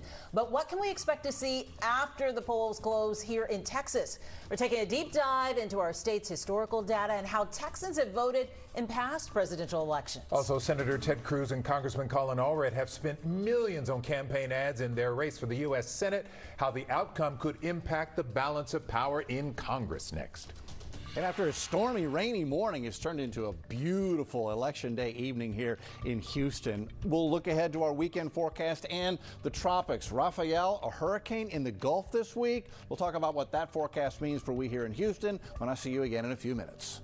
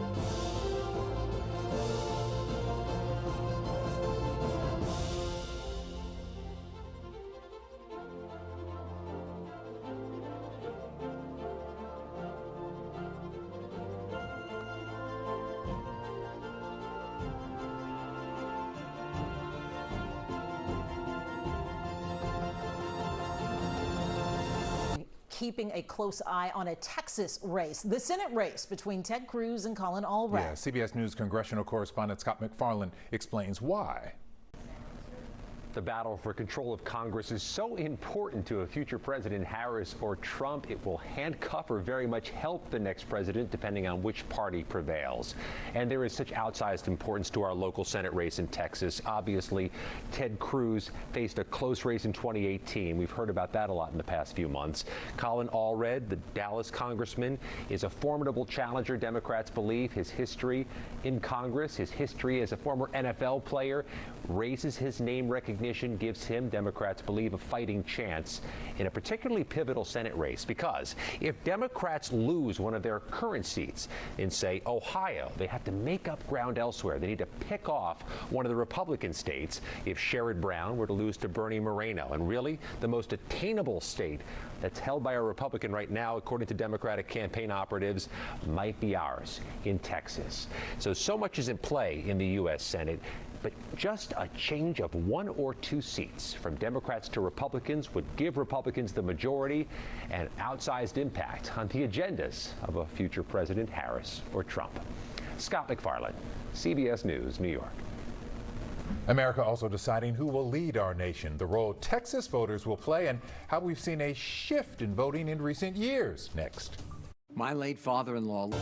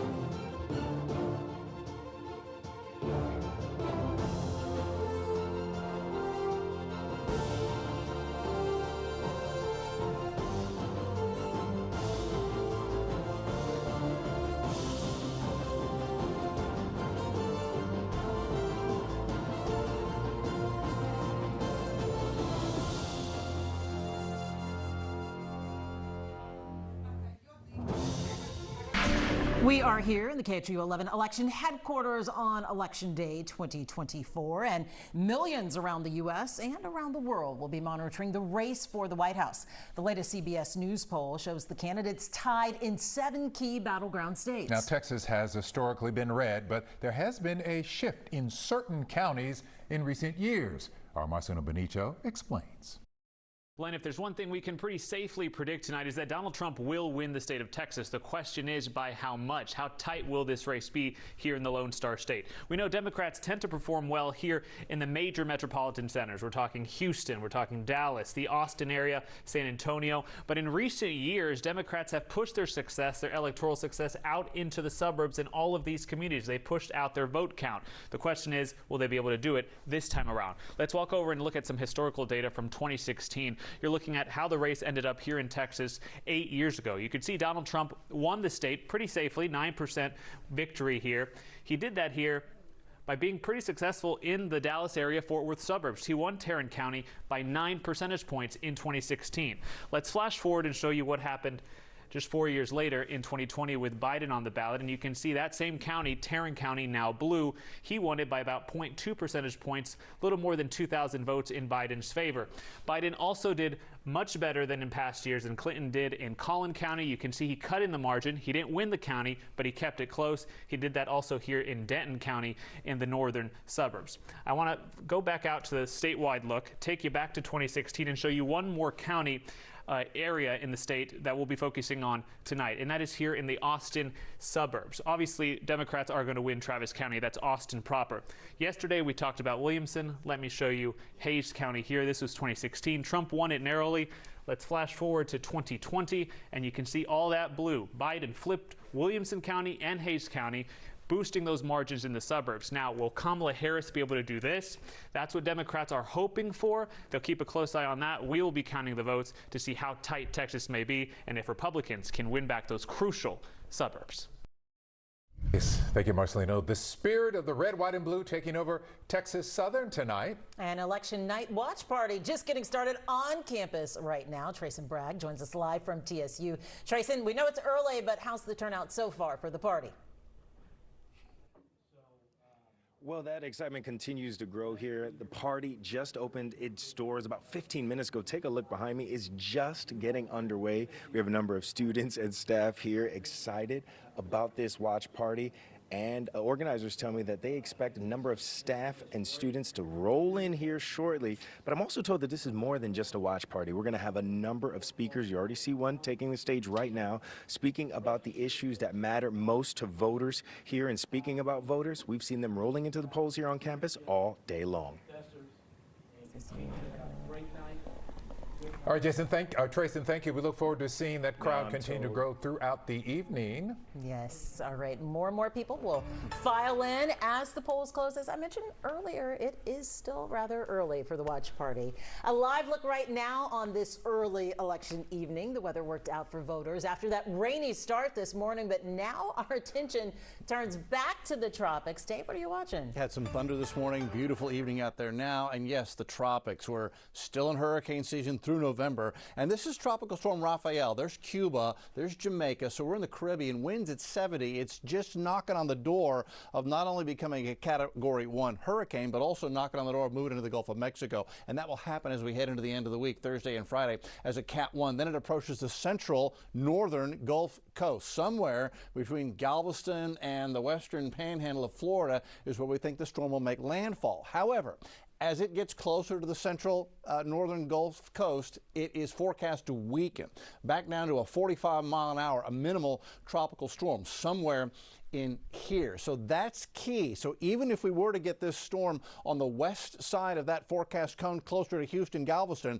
we think it will only be a tropical storm. Now, clearly it's something we have to monitor very carefully, but at the moment it doesn't look like it's going to be a strong hurricane, and that's good. And that's because the upper level winds as we head into Saturday and Sunday are going to begin to rip the storm apart, and that is what will be weakening it and maybe steering it toward Louisiana. Meanwhile, our frontal boundary lifts up. On Wednesday, we get a nice partly sunny day tomorrow, and as we look outside right now, it's turned into a beautiful evening. Some high clouds left over from the rain earlier. Galveston 76, Tomball 71, Brenham's already down to 69. It's going to be a nice evening out here. Again, fronts through. There's the rain and thunder that woke some of us up early this morning and now pushing off into the Gulf, and that will continue to move away. So Wednesday's numbers, 62 in the morning, 82 by noon, 86 in the afternoon. It will be a very nice warm afternoon on Wednesday.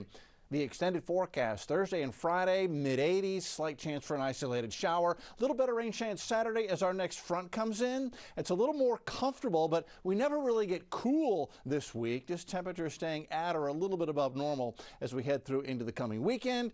And we'll continue to watch the tropics very carefully as we continue in hurricane season, at least through the end of November. That's where we stand right now. We will take a break and be right back with you.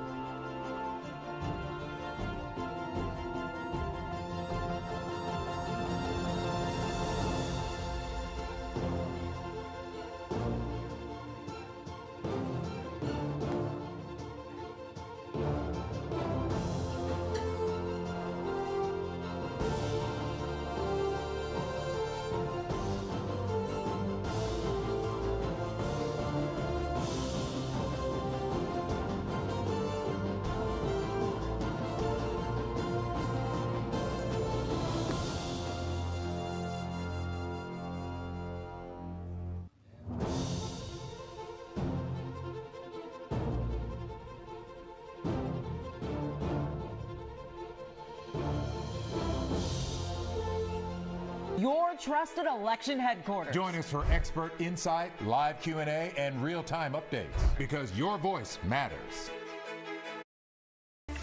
Well, it turns out there are certain advantages to being a voter today. Not only, of course, are you having your voices heard, some businesses are rewarding you. Freebies up for grabs if you cast your ballot.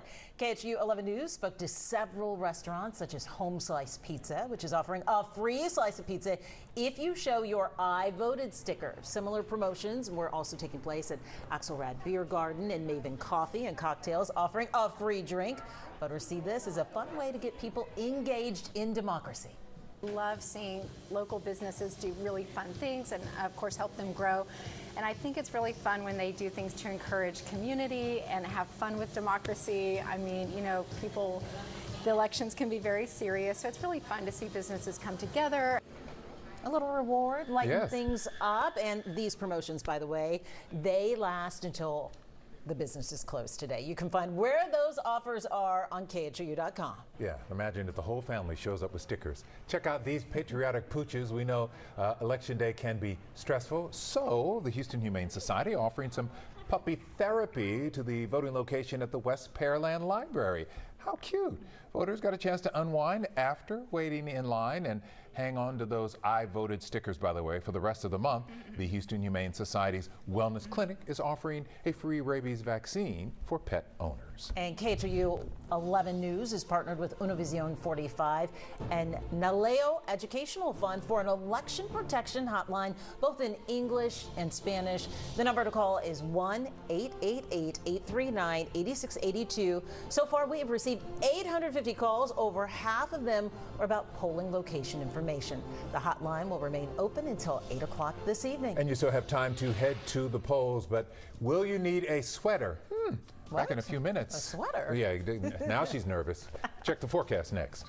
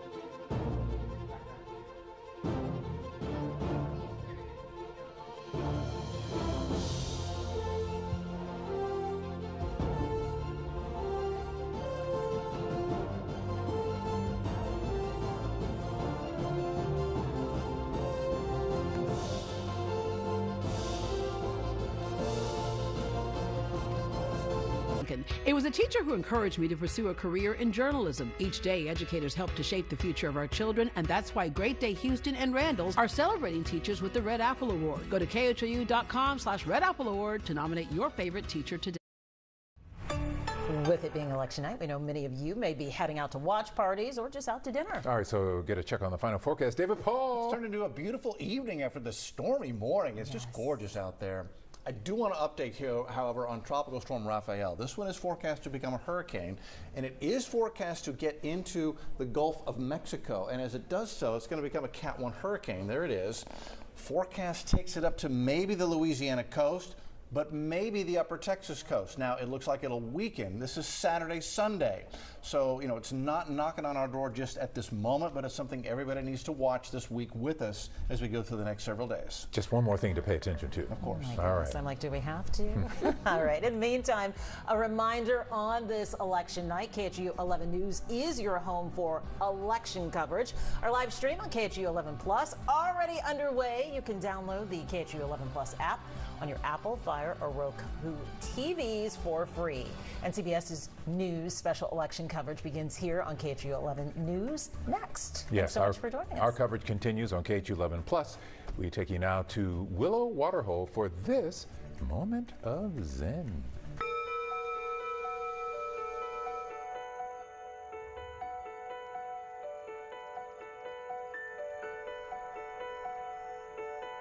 This portion of the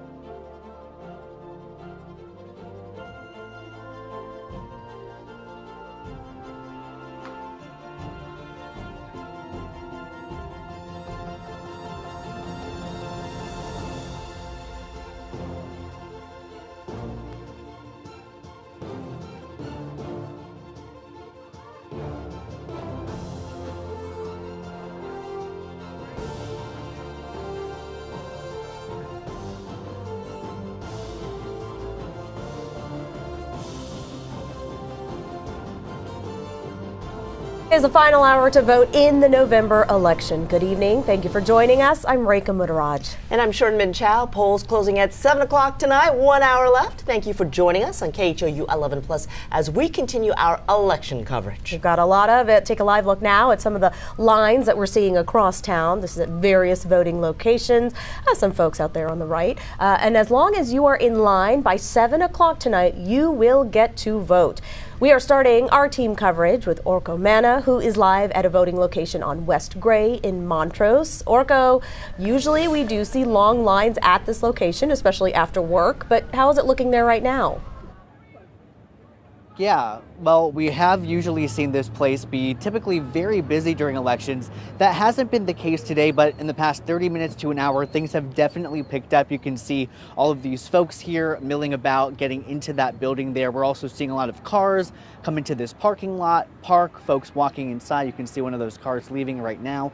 Again, as I mentioned, we haven't seen a whole lot of people here throughout the day, but now in the past hour we have seen. You can see up there, there's a little sign there for ballot drop-offs, and that is only for folks with accessibility needs. Now, this voting center on West Gray Street is typically extremely busy, as I mentioned, and while it is getting busier now, we did not see any of the long lines or huge wait times as we have in previous elections. In fact, people who came to vote this afternoon told us that they were able to get in and out in just a matter of minutes. There are 700 polling locations in Harris County, and officials with the Harris County Elections Office tell me that as of 4:13 this afternoon, more than 230,000 people voted in person today. So That's a pretty big number, and we are expecting that number to keep going up. Many voters telling us that they want their voices to be heard during this historic election. You definitely feel that energy out here at this polling location with all the folks coming in just the past hour, as well as a lot of the campaign signs you can see all around here and the advocates for those campaigns that are out here. There's only about an hour left to vote in this election. And a reminder, as we've been mentioning, if you are in line by 7, you will be able to vote. So an important reminder there, if you're running late, if you are in line by 7, you still will be able to cast your ballot. Reporting live in Houston tonight, we're going to send it back to you. All right, thanks, Urko. A field of campaign signs there lining West Gray and I'm sure every other polling place. Thank you, Urko. The biggest race many of us is watching tonight, the race for president. Vice President Kamala Harris and former President Donald Trump delivering closing arguments in battleground states last night. The latest CBS News poll shows they are virtually tied in 7 key states that could decide this election. And these were their final messages to voters. We have an opportunity in this election to finally turn the page on a decade of politics that have been driven by fear and division. We're done with that. We're done. We will defeat the corrupt system in Washington because I'm not running against Kamala. I'm running against an evil Democrat system. These are evil people. Former President Trump cast his ballot this morning in West Palm Beach. In the meantime, Vice President Harris says she voted by mail. All right, let's send it now down to Marcelino Benito, who's in our KHOU 11 election headquarters. And Marcelino, we've been talking about those key battleground states. Can you break down what that looks like for us? Yeah, guys, we'll get to that breakdown in just a little bit. But first, we finally have votes. After years of polling, we finally have actual votes coming in on the big board. You can see votes coming in the states of Indiana, Kentucky, 6 votes that came in early this morning in New Hampshire from the small town of Dixville Notch. And we just got some votes here in the state of Florida, not a battleground this time around, 11% of the vote in. You can see Trump with a 57% to 42% lead. You mentioned those scenarios. The magic number is 270. Walk with me here as we get to this big board, and we'll play out a few of those scenarios. We begin the night with 226 for Harris, reliable electoral votes, Trump at 219. So let's play out a few scenarios for how the vice president gets to 270. Well, her easiest path tonight is through the so-called blue wall, the battleground states of Wisconsin, Michigan, and Pennsylvania. Let's play out that scenario. If we just give her Wisconsin, Michigan, and Pennsylvania, you watch what happens. She gets to 270. Those 3 states alone would do it for Vice President Kamala Harris. President Trump has several paths to 270 as well. So let's clear out this for the vice president. Let's hit the Republican button over here, and let's start giving Donald Trump some states here. He's polling very well, or has in the last year, in the Sun Belt states. So let's give him the state of North Carolina, let's give him Georgia, let's give him Arizona, and let's give him Nevada. If he just sweeps the entire Sun Belt, wins all of those 5 states, he only gets to 268 electoral votes. He's still shy of 270. So even if Donald Trump performs fairly well here in the Sun Belt, he has to find a way to break through the blue wall and win one of these states. So much money has been spent this campaign cycle on the state of Pennsylvania. Those 19 electoral votes, crucial tonight. If Trump is able to win Pennsylvania, a state that he won back in 2016, lost in 2020 to Biden, he would be the next president of the United States with 287 electoral votes. Of course, there are pathways for Kamala Harris, even if this does happen. Trump wins Pennsylvania. Let's show you that real quick. Kamala Harris, she loses Pennsylvania, holds on to Wisconsin and Michigan. She's still short, but if she loses those critical 19 electoral votes in Pennsylvania, she has to find a way to win at least 2 of the Sun Belt states. A lot of time and money spent in North Carolina and Georgia. Georgia, a state that President Biden carried in 2020 by only 11,000 votes. North Carolina may be a bit of a tougher hill to climb. No Democrat has won the state of North Carolina on the presidential level since Barack Obama did it back in 2008. Bottom line, guys, multiple pathways, still very, very early in the night. We have an amazing team of experts joining us tonight. Let's introduce all of them one by one. We start with Carol Robinson. You'll be the Democrat on the panel tonight. TSU professor as well. Yes, former general counsel of the Texas Democratic Party, Houston City Council member, along with my good friend Orlando Sanchez. So I'm looking forward towards an interesting and informative night. Then we have Dr. Michael Adams, TSU political science professor, pollster as well. That's correct. Happy to be here. Same here. Happy to be here with my good friend Brandon. And Brandon, everybody knows Brandon. Brandon Roninghouse, our KHOU political analyst. It's good to have you here, Brandon. Thanks for And then Orlando Sanchez, we've talked to you many times before, the Republican on the panel. We thought of everything. There's a red light for you, Orlando, and a blue light here for Curl Robinson. Guys, I want to go around the table and start with your take on what we're watching tonight. We just went through a few scenarios. We're seeing vote counts come in, again, very early. But what will you be watching for tonight in the presidential race? Well, I'll tell you what I'll be interested in because it comes in early on the East Coast. I'm actually looking at New York, New Jersey, and Virginia. And people ask me why I'm looking at New York and New Jersey, because in 2021 in the gubernatorial races down in Virginia and New Jersey, they were so close between Republicans and Democrats. New York, New Jersey, and Virginia may be bellwethers of how well and how strong Kamala Harris or Trump is running. So those will be some of the things I look at. And then we'll move across the country looking at battleground states. But I just want to see some early bellwether stuff about how Democrat and Republican turnout was across the country. Dr. Adams, what will you be watching? I'm definitely interested in the battleground states, in particular the blue wall states. Turnout is very important to me. I know that demographics have played a very important factor in this race. And I want to know whether or not the turnout is high and whether or not the low propensity voters actually voted today. And Brandon, one of those key battleground states, polls closed just as we came on the air on our stream. That's the state of Georgia. We'll hopefully getting vote counts there soon. What will you be watching tonight? Yeah, the Democrats are looking for a big turnout on Election Day in Georgia. That's going to be big. But there are a lot of places across the country where they've got to get big turnout. Looking at Clark County in Nevada, looking at places like Maricopa County in Arizona. This is exactly what this win set looks like for Democrats. So if they're getting big numbers from there, then it looks like it's going to be a better night for them. In Orlando, polling has shown this, and there's only so many ways you can say that this race is tight, right? Right. So what are you watching tonight as we actually start to count the votes? I'm watching to see if the swing states actually vote their pocketbooks. I've said it all along that Trump will have a good night if Americans vote their pocketbook. Those swing states will determine that.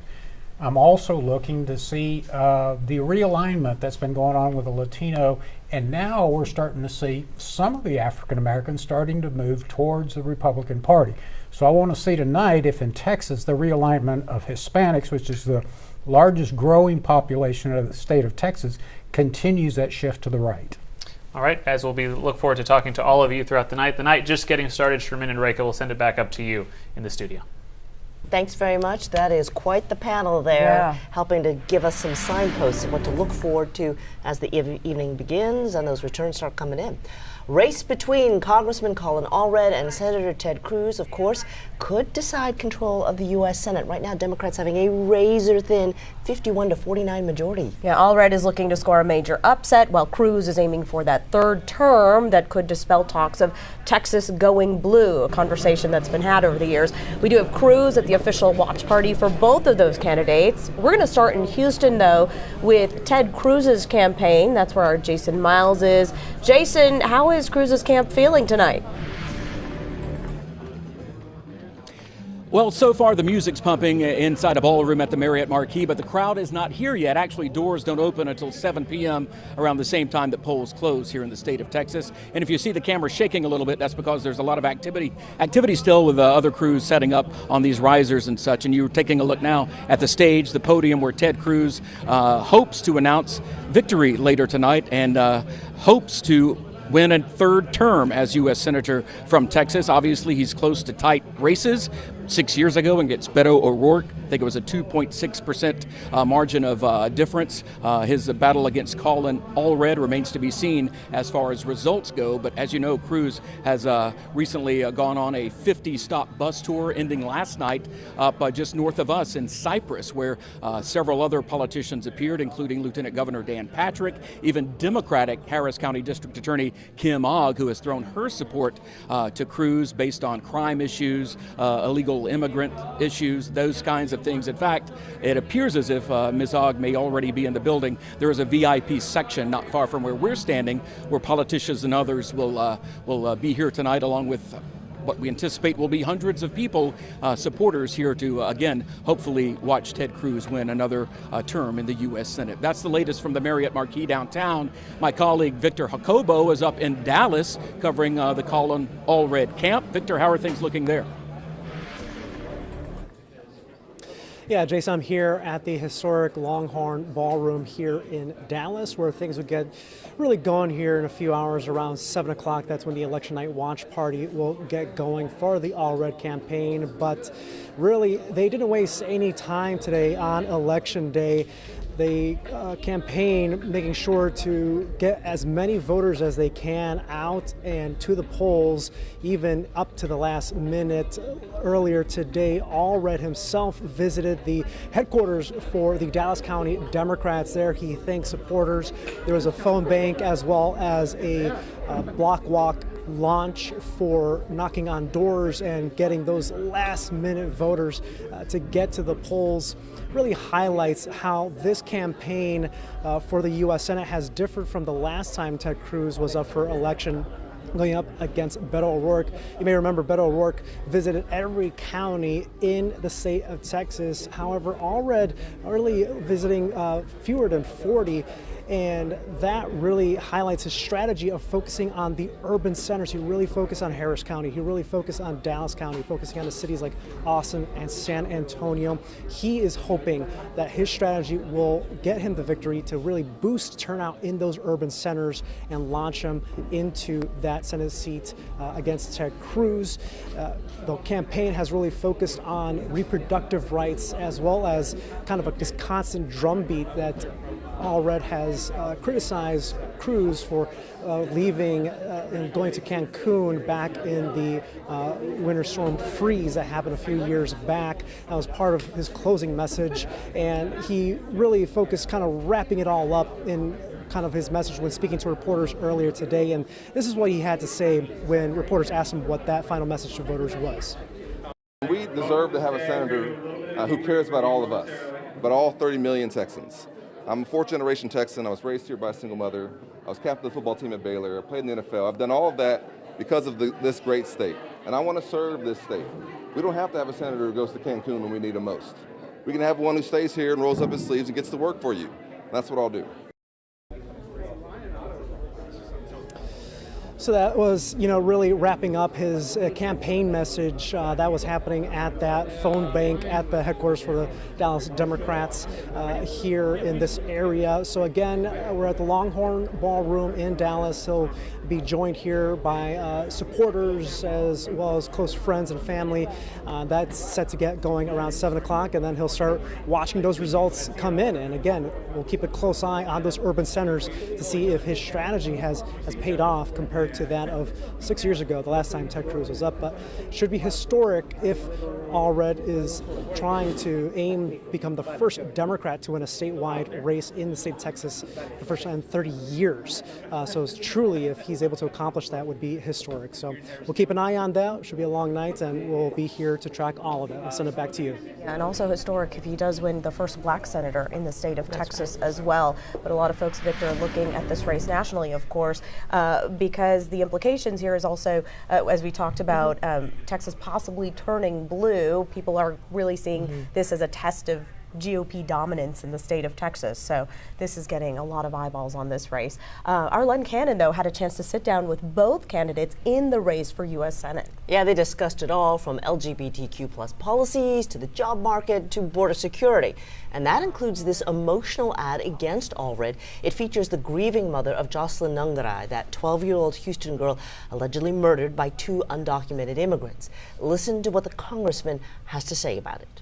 Alexis Nungaray blamed you in part for her daughter's death. If you could speak to the mother, what would you say to her? Well, I'm a father of 2 young boys. I just can't imagine how I would feel if anything happened to them at all. And so what I want to say is that I think just taking your grief and turning it into action is admirable. I take issue with what I think Senator Cruz has done with that grief. James Cruz would rather talk about what's wrong on the border instead of fixing it. The senator voted against a $20 billion bipartisan border security bill this year, saying that it did not go far enough. And this is what Cruz had to say when asked about that. You said the bipartisan security bill was no good. It was a terrible. So what do you propose? What I propose is H.R. 2, which is the legislation I introduced, which is the toughest border security legislation ever introduced. It ends catch and release. It ends sanctuary cities. It cuts off the money for sanctuary cities. And you know what? Colin Allred voted no. Polls suggesting this race could be decided by just a few key counties. And let's bring back in Marcelino Benito. Marcelino, which counties do we need to keep an eye on in this race? Guys, I want to get to the Senate race in just a little bit, but I want to update you on the latest on the presidential race because we have new numbers coming in by the minute. In the popular vote, President Trump up 54% to 45%, but of course in this country we do not elect our president through the popular vote. We use the Electoral College, and 270 is the magic number. Battleground state of Georgia, let's pop in here. It's shaded light blue. That means right now, with 1% of the vote in, very, very early, Kamala Harris is up 51% to 48%, up by about 4,000 votes. Again, this is very early. This state, a critical battleground state for both candidates, these 16 electoral votes up for grabs tonight. Florida, you can see it's shaded a light pink. The lighter the shade means the tighter the race as you continue to watch these numbers come in. Trump with a 5% lead, 52% to 47%, with almost 50% of the vote in here. This is 44% of the vote in Florida at this time. Again, this will continue to fill in throughout the night. It'll turn into a darker shade once we're able to project these states. Now, you guys asked about that critical Senate race that we're watching very closely here in Texas. We're watching that race because it could determine the balance of power in the U.S. Senate. So come over here and let's look at historical data from 2018. This is the last time Ted Cruz was on the ballot here in Texas, and you see he won, but it was a very, very tight race. 3 percentage point victory for Ted Cruz. Let's walk through what O'Rourke did well back then to keep it this close, although ultimately falling short. Well, he performed very well in the metropolitan centers. Democrats have to do that. They have to run up the numbers where the people are. Here in Harris County, Dallas County, Travis County, Bexar County, in the San Antonio area. And Beto O'Rourke did very well here along the border. You can see a lot of blue counties along the U.S.-Mexico border. We've talked a lot in recent days, and we will continue to talk a lot about Tarrant County. Beto O'Rourke actually turned that county blue back in 2018, narrowly by 1 percentage point, but nonetheless was able to turn this suburban county in the Dallas-Fort Worth area into a blue win for his campaign back then. What we'll watch tonight is, can Colin Allred replicate that, actually improve upon those numbers against Ted Cruz this time around? We'll also be keeping a close eye on the northern suburbs of Dallas. That's Collin County. Cruz had a 6% win back in 2018. Can Colin Allred cut into that? Can he cut into his Ted Cruz's margins that he had last time, 54% to O'Rourke's 46%? How they perform in the suburbs will be critical for both candidates. Again, let's go to our panel now to get their take on what they're seeing and what they're hoping to look for tonight in this critical Senate race. Carol, I'll start with you.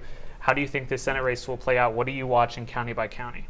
Well, it's not so much county by county right now, but at the end of the day, if Trump doesn't beat Harris by 600,000 plus in Texas, I think Ted Cruz could be out of a job. If you go back and look at the 2018 numbers, when you look at where Cruz ran compared to Abbott, he ran 600,000 votes behind Governor Greg Abbott. They were on the ballot at the same time, and that's been a traditional spread. Cruz has run about 400,000 votes, 500,000 votes behind the top of the ticket. So that's the kind of margin I'm going to be looking for once the numbers start coming in enough. Is Trump ahead of Harris by a big enough number to carry Cruz with him? If he's not, I think Allred beats Cruz tonight. Orlando, the Republican on our panel, tell us what you think Ted Cruz has to do to make it a much wider race. I don't think he wants a 3 percentage point win tonight. He'll take a win, but I think he wants more than 3 percentage points. I think he's got to make some inroads down in the RGV along the Rio Grande River. I don't know if his articulation of his policy on immigration is going to help him. He's got to have a great turnout in rural Texas because, as we know, urban Texas is where the strongholds are for Colin Allred, so he's got to have a strong showing in the suburbs and in rural Texas. Brandon, do you see this race as tight as polling has suggested? It's hard to see it that way. Texas has been so red for so long, but the changing demographics in the state have definitely favored the Democrats. And that's really true for the kind of all Sun Belt states, right? We're going to certainly see a real sea change in the next few cycles. But I think that Allred's biggest possibility here is trying to get independent voters to jump on his side. The Democrats have got to hunt where the ducks are. They've got to get people who are college educated. They've got to get women. They've got to get younger voters. That's a suburban win set that helps to peel off some of Cruz's support and maybe gives the Democrats a boost. Yeah. Dr. Adams, what do you think about the issues that maybe have propelled Allred into a position where he polls suggest he's within striking distance? Is it the reproductive rights issue or something else? I think it's more about likability in terms of looking at Cruz. And I think Allred has been very targeted and strategic in terms of the campaign. And we thought he had gotten off to a slow start. He was very reluctant to sort of embrace Kamala Harris. But in closing, I think he understands. So it'll be interesting to see if there's a distance or a gap between Kamala Harris and Allred in terms of the vote. Any county you'll be watching closely to see what it may tell us? I think the so-called blue spine down the I-35 corridor, which is becoming increasingly Democrat. I think when Cruz, when he was first elected, he picked up a lot of votes in that area. And I think that could make the margins of difference if they vote Democrat. All right. Sherman and Eureka will continue watching this race and many others as new numbers continue coming in. We'll send it back to you. Inside track with our panelists. All right. Houston voters also having to decide tonight whether to pass or not a historic bond package for HISD. It would be the most expensive in Texas history. Yeah, voters are seeing two propositions on the ballot for this. Proposition A is for a $3.96 billion bond that would provide funds for school infrastructure like renovations and expansions, as well as improving school safety and security. Now, Proposition B is a $440 million bond that will focus on technology, equipment, and infrastructure. So about $4.4 billion in all. Katira Winfrey live from the Kashmir Multi-Service Center with more on this. Katira. Hey guys, there are so many varying opinions about this bond. Is it the right thing to do? Is it not the right thing to do? But when you look at both sides, a similar argument that they do agree on is that something needs to be done. They say HISD schools do need a lot of work, but the district for months leading up to today have offered up several options for people to tour the schools to kind of take a look at some of the damage and some of the things that needs to be repaired, showing issues with the AC units, water systems, mold issues, storm damage, and so much more. Again, advocates for that bond say it is no time to wait, that we need to get work done immediately so that these schools can be up to par to take care of our children. Now, as we've mentioned in our earlier broadcast, it's been more than a decade since a bond was passed for HISD for the school district, and some schools that are in the worst shape, some of them might have not seen any upgrades in the last 40 years or more. They argue that, yeah, the schools do need work, but they're concerned if the state superintendent, Mike Miles, is the person to get the job done. Since he was appointed by the state, there has been a lot of questions about his decisions and if he's going to use this bond money properly. There have been arguments on whether or not he's going to use it properly, but also equitably. So a lot of questions there. Expert I spoke to earlier today talked about that it's really odd to see political parties starting to show interest in a topic like a school bond. So that gives you an idea of just how wide-ranging and how interesting this is. They also tell me that depending on the outcome, if the bond passes or if it doesn't, it will be a huge indicator of the public's faith in the school district. So a lot of different factors coming into play here. Again, many people pushing their ideas forward. Since we've been standing here, we still see people here at the polling location trying to talk to those last-minute voters to get them to decide one way or the other with this bond. We have about 30 minutes or so till the polls close, but here there are still people coming and going, so a lot of people still interested in casting those ballots. Now, I am also told by that expert, if this bond does not pass, that the district could rewrite a bond and they could reintroduce it to voters in the next election or as early as May 2025. So although depending on where this goes, if the bond passes, we'll start to see things start to roll out. But if it doesn't, voters may be faced with another decision to make in the not too far away future. But again, we're going to stay out here, and as the time and the clock ticks by for those last minute voters to get in, we'll hope to get an idea of where voters stand on this issue. For now, reporting live, I'll send it back to you all. All right, thanks very much, Katira. We appreciate that. Absolutely, and Katira touched on the point that a lot of folks voting no for those two bonds, those bond issues, are kind of seeing it as sort of a referendum on Mike Miles, the state-appointed superintendent for HISD. So she was touching kind of on the politics there, which is sort of rare to see along party lines, especially on a school bond issue, right? Yeah, and that's true, right? Yeah. Because there's been a lot of personality issues with the state-appointed super as well as the state-appointed board. There's been some blowback about that. And so all of that has kind of been melded together Yeah. and reflected on some of the response to the bond proposal. Absolutely. Well, moving on, if you live in District 18, you would have voted in 2 races to fill that congressional seat. Yeah, a little bit confusing. We'll break it down for you. Here in Texas, people cannot appear on a ballot twice. So there are 2 groups of candidates. The first race is the special election to fill the remaining term for the late Congresswoman Sheila Jackson Lee. That's until January. So in effect, we're talking about 2 months. The candidates on the ballot for that race include Kevin Doral, Maria Dunn, and Sheila Jackson Lee's daughter, Erica Lee Carter. Then for the general election for District 18, that'll be for the whole next 2 years, the full term. There you'll see a different group of candidates. That includes Republican Lana Centons and former Houston Mayor Sylvester Turner, the Democratic nominee. Let's go live now to Stephen Goen. He is live in 3rd Ward for the Turner watch party in this race. Stephen. Yeah, we're outside the watch party for Sylvester Turner and Erica Lee Carter. We want to talk about the interesting kind of aspect of the race that they are involved in.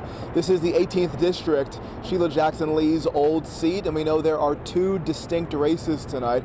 One of them is the special election to determine who fills the rest of her term in Congress. The other race is actually going to be what decides who gets the 2-year term that follows that. So we know in the special election there are actually 3 candidates, one of them being Sheila Jackson Lee's own daughter, Erica Lee Carter. She is running against 2 Republicans, Maria Dunn and also Kevin Doral. We know that in that other election, former Mayor, Democrat Sylvester Turner is running against a Republican. We have spoken to some voters earlier today, and there was some confusion about these 2 different races, but we know that ultimately they were 2 different things on the ballot, so people had to make a decision. Of course, we know in the special election, the person who wins that seat will only be in office for about a month. The person who wins the other race, they will be in office for 2 years starting in January. Guys. Very much. We appreciate that. Now, another big race we've got our eye on locally is the Harris County District Attorney's race. Yeah, current DA Kim Ogg lost her seat during the primaries, and now prosecutor Sean Tier is going up against Republican Dan Simon. Anieli Ruiz at Tier's watch party at 8th Wonder Brewery east of downtown. Anieli, how's it looking out there? Hey guys, we actually haven't showed up to the party just yet. We're just outside one of the polls here in the East End as we were catching up with these candidates earlier today.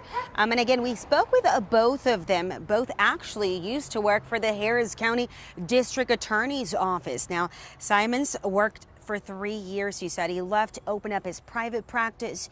He's a veteran, went to school here at Texas Southern University, and he says he's ready to go back and work for the county. Now, he is running on the Republican side. As for the Democrat, Sean Tier, he worked for the Harris County District Attorney's Office also for several years. He decided to leave in 2023 to work for a private firm, and that's when he announced that he was going to be running against Kim Ogg, his own boss. Now, shortly after that, that's when there was an investigation into a plea deal that he took that later came back to be nothing. But again, he was investigated shortly after leaving that office. Now, whoever wins tonight, though, is going to manage a big budget of $116 million about. Also, they're going to have about 800 employees under them. Now, both candidates tonight speaking with us, telling us that what they want to do is they want to restructure, rework how the DA's office works. They both agreed that they said that's something that needs to be done. One of them did say he plans to be tougher on crime, needs to be heavier sentences. The other says that he wants to work on a program not to incarcerate everyone. Again, this is a very, very interesting race. The polls do show, according to the University of Houston poll, they do show Sean Tier is up ahead. But again, they're both very optimistic today. Both of them hoping that one can beat the other. And of course, we're going to head to the watch party here soon and find out. Hopefully results should be coming in soon. We'll send it back to you in the studio.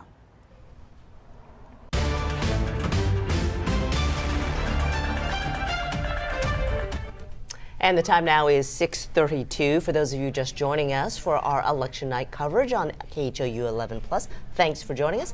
I'm Sherman Chao. And I'm Rekha Muttaraj. It is 6:32, which means you have less than 30 minutes to get in line to vote. And again, if you're in line before 7 p.m., that's when the polls close, you will still be able to vote. Now, KHOU 11 has partnered with Univision 45 and NALEO for Educational Fund for an election protection hotline. It is in both English and Spanish, and as you can see, volunteers are standing by to take your phone call. The phone number for you to call is 1-888-839-8682. And so far tonight, we have received 850 calls, more than half of them about polling location information. This hotline will be open until 8 o'clock this evening. Oh, those volunteers earning their money. Yes, Oh, wait, they're volunteers. they're volunteers. Thank you. We Thanks for appreciate their time and their energy. We want to send it now to Maria Aguilera, who is live at the Harris County Election Central offices. How are things looking there, Maria? Sherman, Rekha, well, it is busy here, as you can imagine, because there are hundreds of election workers that are servicing those 700 voting sites that are still open for another, like you mentioned, less than 30 minutes. Take a look. Everyone here, they're taking phone calls. They're looking at their computers, answering for any issues that there may be at any of those 700 polling locations across Harris County. As you can imagine, Harris County, the third largest county in the United States and the largest county in Texas. So obviously here, folks are going to be waiting when polls close for those ballots to be making their way here so they can start counting them. And then shortly after 7, we will be getting results for the early voting that happened just 2 weeks ago or for 2 weeks. And then they're going to be sharing the results later throughout the night. And they're going to be counting overnight as well. That is what election officials have been telling us. They said that just as of 6 p.m., about 300,000 people voted in person today. And that's plus the 1.2 million people that voted early in Harris County alone. Now, here at headquarters, it's a big operation. Again, I mentioned there are hundreds of individuals that are servicing here, all of the people out in the field. All admin operations are happening here tonight. They're going to be tallying those votes. And then we're told by election officials that this process is not an easy one, especially because of how large the county is. Once the folks from the polls close those locations, the election judges are going to have to break down all of their equipment. They're going to have to do some paperwork, then bring all of the ballots to a rally site, one of them the largest being here at this election headquarters, and then folks here have to tabulate the votes. So it's going to be a very long night. We're told that they're not expecting all results to be in by tonight because of how many are going to be coming in. Again, 1.2 million early votes, and then just as of 6 p.m. today, nearly 300,000 votes. We are expected to get an update from election officials around 7:30, just a little bit after those polls close, but we're going to continue to stay here and monitor election headquarters to make sure that there aren't any issues. And of course, all of the results are going to be coming out of this location specifically when it comes to Harris County. But for now, I'm going to toss it back to you. Thanks, Maria. Hey, quick question. Last big election time when headquarters was actually at NRG, they had the cameras up in the rafters, lots of them, because there's been a lot of questions and concerns about voter tabulation and transparency. So you could actually go to the website, monitor those cameras, and watch the ballots come in, watch all of that happening. Same thing going on at the election headquarters where you're at now? Or can you tell? Have you been able to see any of this? This time, whenever they gave us an update earlier today, they didn't give us any indication that there would be cameras. We're kind of looking around. I'm not sure if there are, but again, that's something that they're still giving us updates on. And yeah, this is a different location. It is much larger. The space is really large and perfect for what they're doing here today. But we're going to be sure to ask those questions specifically when election officials are going to be holding a press conference, like I said, just around 7:30, and we're going to bring that to you, of course. Okay. Lots of questions we get answered in about half an hour or so. All right. A little bit more than that. Thanks, Maria.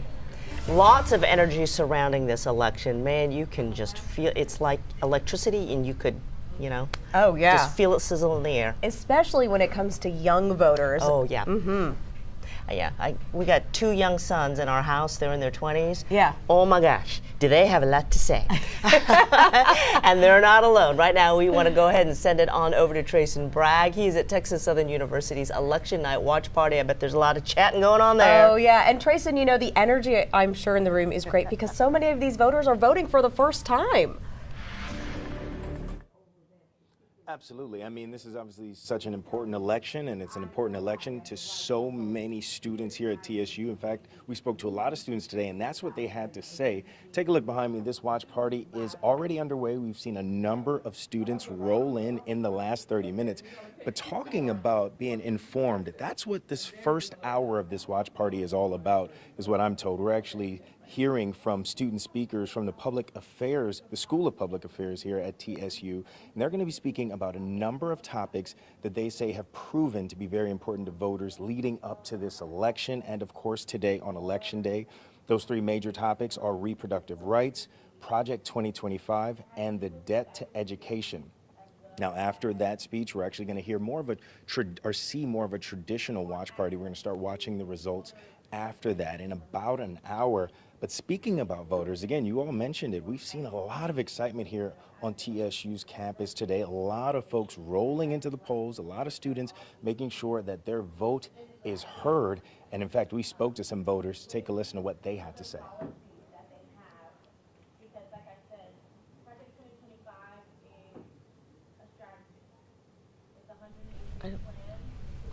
Yeah, so this watch party has already kicked off now, guys. Again, we're learning so much. These student speakers are doing a great job here. They're actually taking questions as well from the crowd, helping to inform the crowd. And again, that excitement is building.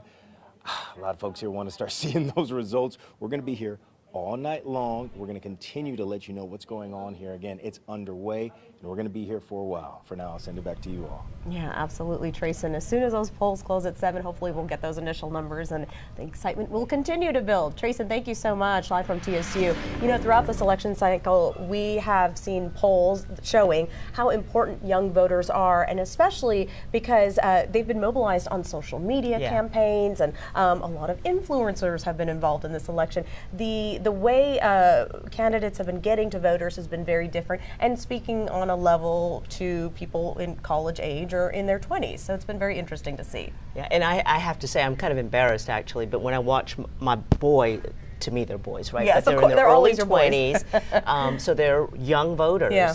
And even through college, you know, they're just out in the workforce like for their first year, how well versed they are and how well they know the issues and the candidates. They're far more tuned in than I was at their age, which is and a bit of an embarrassment as their mother. But I think you're absolutely right. I think a lot of that is the ease in which they can get that information literally at their fingertips. The access, So, yeah, absolutely. so easy. So let's bring in our panel of experts to talk about these young folks, what's driving them to the polls, and you know where they feel like that influence is going to be at the ballot box. Sherman and Reka, I don't know, am I still considered a young voter? In my heart, always. Yeah, always. You're younger than us, Marcelino. So you're young to us, darling. Before we get to the panel, I want to show you the electoral count. The race to 270 is officially on. AP has called several states. Donald Trump has 23 electoral votes in the bag. He's won Indiana, Kentucky, West Virginia. No surprises at all. Kamala Harris has been given the state of Vermont. Again, no surprises. These aren't battlegrounds. But we do have new results coming in from battleground states. Let's hit a refresh so we give you the latest information.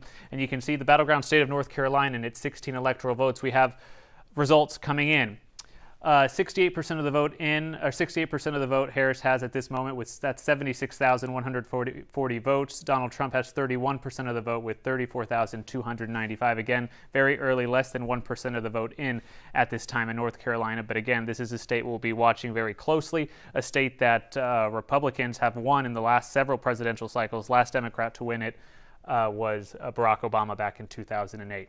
Let's pop down to Georgia, another key battleground we're watching. 2% of the vote now in the state of Georgia. Donald Trump has 61% of the vote. Kamala Harris at 39%. Obviously, a lot more counting to happen in Georgia and in the battleground states of North Carolina. We're also watching Pennsylvania closely, polls set to close there pretty soon, if not, if they haven't already closed already. You guys tossed me wanting to talk about the youth vote, so let's come on over and talk to the panel to get their take. First, let's talk broadly about the numbers we're seeing in some battleground states. Your thoughts? Still too early. You know, I mean, when you get to 10, 15, 20%, then we can think something. We can really start thinking about something. When it comes to young people, I think, you know, young voters have continued to tick up in their turnout over the last couple of cycles. So it'll be interesting to see where they end up and, you know, which counties they're coming out of, because I think they'll lean disproportionately towards Harris. Orlando, we've seen that young men have seemed to support Donald Trump a little more than in previous elections. What do you attribute that to? Well, you know, I continue to talk about the economy, and you say young people, they're historically a small portion of the vote.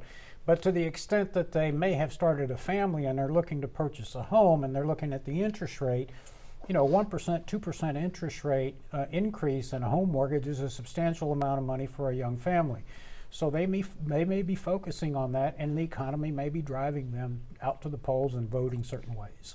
Dr. Adams, Kamala Harris needs a big showing with young voters if she has any chance of winning this tonight, right? That's correct, and I think it'll be a test to see whether or not the strategy and the targeting in terms of how she campaigned, in terms of using A-list entertainers and these kinds of things and going on podcasts. The same thing with the conservative vote in terms of being on Joe Rogan for Trump. I think that's a direct appeal to younger voters to persuade them. Brandon, what do you think? He mentioned Joe Rogan. That endorsement came in just at the final hour. Do you think that? What role do you think that will play in Trump's success tonight, if it turns out that way? Yeah, it's all about targeting. It's all about getting the people who are on your side to come out and vote. It's been a meme election, right? Like, this is the time where people are paying attention to politics and pop culture. So Taylor Swift, Joe Rogan, these are all voices that have an influence. And we're certainly seeing young people voting in bigger numbers, but their share of the electorate's still like 25%, and compare that to 50% for people 65 and older. So those numbers have to improve if younger voters are going to have much of a say in terms of what goes forward. Are there key states where that turnout is more important than others? Yeah, North Carolina, who we just talked about, is really important there. The kind of triangle in that area is definitely where a lot of those voters are. Arizona is a big one too. You're seeing a lot of people move to the Sun Belt, and Nevada. Las Vegas, right? The Sin City is definitely a place where young people go to start families. They want to buy a house. They want to afford groceries. And if it's impossible for them to do, then it's definitely going to be a hard sell for Harris. All right, thank you guys. Sherman and Reka, we'll send it back to you. We'll continue watching what the youth vote does as votes continue to come in. Back to you. Yeah, a point some of the experts made was they were bringing out heavy hitters. And what's interesting in elections is heavy hitters are usually of the political nature, right? You've got former popular presidents and senators, but the heavy hitters in this one are, you know, Beyonce. And Joe Rogan. And so that is clearly appealing to the younger demographic. But also the voters, as you were saying, you mentioned earlier, you know, before we tossed to Marcelino, is that younger generations are very aware of issues that affect our country, affect them, and it's almost really basic things. How am I going to afford a home? How am I going to afford even rent? You know, what is my life going to be like for the next 40 years? So they definitely are kind of taking the reins in this election because they want to have a voice in this as well, their future. It's interesting because listening to the panels, I could hear echoes of, what my boys are concerned about.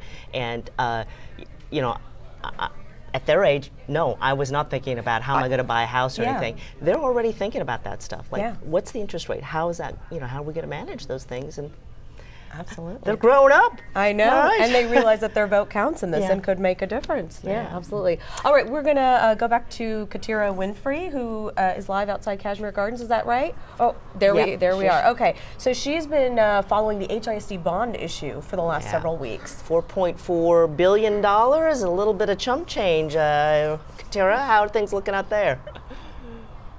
Well, I don't know if you would call it chump change, but it's some money that people say is going to be desperately needed. That is, if you are in favor of the bond. Other people say that is a good amount of money to do some good work, but they're not quite ready to say that this bond is the way to do it. But people are still coming in relatively consistently. You see a group of people just walked into the door there. Since I've been out here for several hours, and it's been pretty steady. No major lines, just people coming and going. There's peaks and valleys of just how many people are showing up, but that $4.4 billion is a lot of money on the table, and people who are in favor of it say that the school needs it right now, the district needs it right now.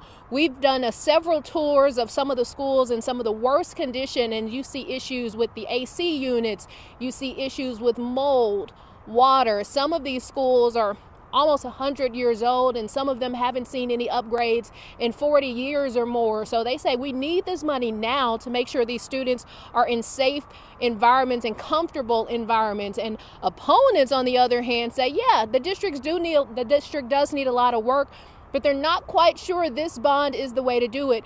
We've been hearing from parents and other advocacy groups saying that they hadn't been really happy with the district takeover and the installment of Superintendent Mike Miles, and a lot of the people who are against this bond say that they're not sure he'll be able to divvy out this money properly and equitably. So they don't think this bond is the way to go. Some tell me in the last couple of weeks that I've been covering this story is that they are concerned with just how fast this bond was put on the table. Some of the people tell me that they don't think it was enough community involvement. Another interesting thing, I spoke to an expert earlier today who said that it's really interesting to see party politics start to play a factor in this bond. They say you don't typically see these types of conversations when you're looking at school bonds, but to show political parties picking a side and talking so much about it, it shows the interest of it. But that expert also tells me that considering this bond is so tight and you have so many people with different views, whatever the outcome, whatever the voters decide, it'll really help us paint a picture of the public's perspective on where the district is heading. So we'll know if they trust the district or whether the public does not trust the district. But again, voters have been coming steadily. I can see someone right now holding a sign that says vote no on the bond. But of course, we've seen a lot of other commercials and people who are advocating for it. But right up until the final hour, what are we, about 20 minutes, not even 20 full minutes away from the 7 o'clock time where the polls close, and people are still out here trying to get those last minute votes one way or the other. But again, a steady flow of people here in the Kashmir Gardens area at the Kashmir Multi-Service Center. Another factor in this bond, it could impact what's called co-location of schools. I hope to talk to you a little bit about that again the next time I see you. But one of those schools that could potentially be impacted if the bond passes will be right here in this community, and that's Kashmir Gardens Elementary School. But of course, we'll stay out here and see how many more voters show up, if they'll stay past the 7 p.m. closing time, if they'll be in line ahead of that. But of course, we'll bring you those updates as we get it, and I'll be out here live. Back to you guys. Yeah, Katira, you mentioned, because you've done so much research on this and followed this story for so long. Obviously, a lot of folks opposed to this specifically because of Mike Miles and the state appointed school board, and wondering how they're going to allocate that money and if they're really going to do what is promised in this bond. But you spoke to so many people who were voting for this because they were describing just how bad HISD schools are and how bad of shape they're in. Can you tell us a little bit more about the conditions that they described? Well, I can tell you about the conditions they describe, but also I can tell you from firsthand knowledge from having gone on a tour of that school. You can walk into some of those schools, especially the ones who were impacted by the derecho in May and Hurricane Beryl. In some of those temporary classrooms, you can smell the mold in the room. You can see where they've had to paint over some of the damage. You can see the water in the restrooms not working. You can see the air conditioning's not working, getting those inconsistent temperatures in there, sometimes way too hot, sometimes way too cold. And when you talk about the heat in Texas, you might have seen last summer that schools had to let out early because the air wasn't working. At the beginning of this school year, we saw those problems continue to arise, and that's another debate that comes into place when you're talking about the need to have this bond passed. And again, everyone on both sides saying, yeah, work needs to be done, but the question lies in, will the people in charge make the right decision and do it properly? What's properly? I guess the voters will have to be the one to decide that. Yeah, absolutely, Katira. And what's interesting with this bond is that it was broken up into 2 propositions. So we could possibly see voters go for one proposition and maybe not the other. So that's left to be seen as we see the votes come in and those votes added up. All right, everybody counting absolutely. Counting those ballots. And Katira Winfrey, thank you, out at the Kashmir Multi-Service Center. You know, the big race, of course, is going to be for the president, but both locally and nationally. The big race in Texas locally, of course, is for the U.S. Senate seat, and that's a big national race because that could help decide who retains or gains control of the Senate. It's just 51 to 49 right now for the Democrats, so this is a key seat for them. They have raised a stunning $160 million between the 2 candidates. If you watch any kind of TV, you have seen those ads running endlessly. Allred outpacing Cruz in raising those funds, but huge race. National implications. Victor Jacobo with Colin Allred's watch party up in Dallas. He has been there. You got there yesterday, right, Victor?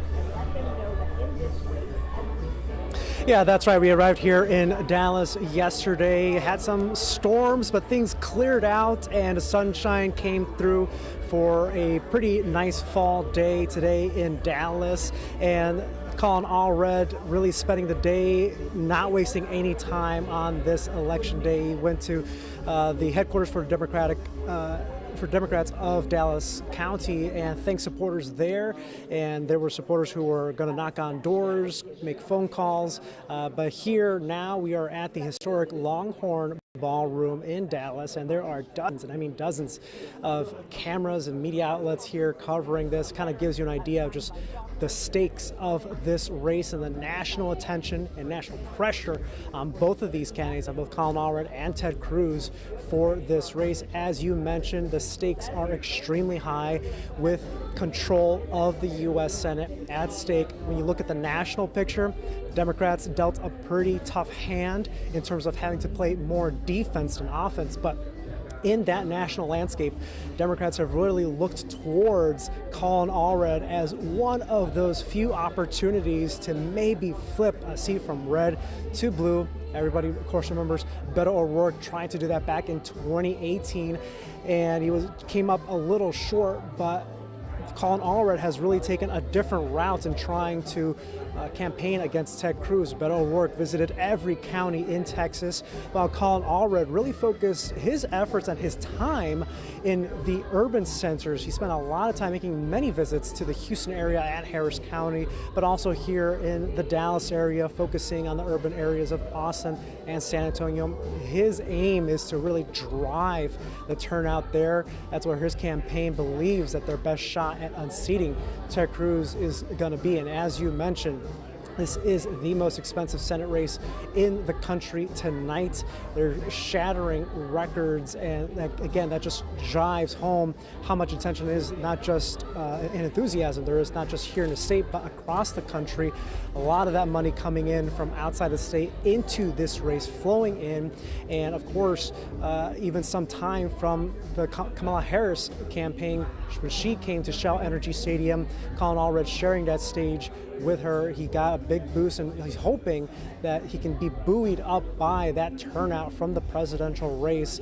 So they'll be keeping a close track on those urban areas like Harris County once those votes start trickling in after polls close, and they're going to be keeping a track on that, as we are going to be as well, to see if that strategy that he had, the Texas offense, as the campaign called it, is going to be successful enough to flip this seat from red to blue. And if he's able to do that. Again, no Democrat has been able to win a statewide race in Texas in 30 years.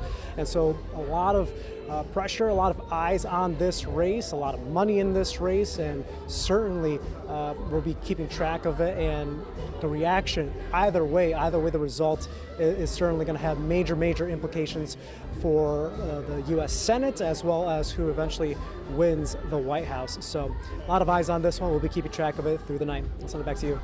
Yeah, absolutely. You know, kind of interesting. You were talking about Colin Allred sort of focusing really on the urban centers to try to turn out the vote there. Cruz, it looked like, made a kind of a last run along the border. Southern counties having historically been a little bit, been more reliably Democrat, but some blue poking through there. Have you heard anything about that? Because that's kind of an interesting area where, votes have been changing a little bit. Yeah, absolutely. When you look at the two major issues in this race that were kind of really driven over and over again in those political ads, in campaign speeches, it really came down to abortion and border security, and Ted Cruz really honing in on that issue and going at it over and over again. He campaigned, along the border and really driving home that message, and Republicans broadly hoping that they've been able to slowly but surely change some of those dynamics along those border counties in their favor, and hoping that that does enough outside of those urban centers in order to secure a win for Ted Cruz. But Colin Allred, again, focusing on those urban areas and trying to play defense on the border issue. His main argument was that when it came to the bipartisan border bill that was up in Congress, he supported it. He, pressed on and made sure to remind folks that his opponent, Ted Cruz, had voted against that bill. And so that was his form of playing defense on that particular issue. And on the flip side, he pressed on with the issue of reproductive rights. And Ted Cruz, tried to play defense on that issue. We saw that played out in the debate. And again, those issues really driving home. We'll see which one really sticks for voters on this election night. So back to you. Victor Jacobo in Dallas at Colin Allred's watch party. Victor, thank you. Blow by blow. Goodness. All right. We're going to leave you now with a live look at the voting count cameras at local voting centers. And when we come back, Len and Mia are going to pick up our election coverage. Stay with us.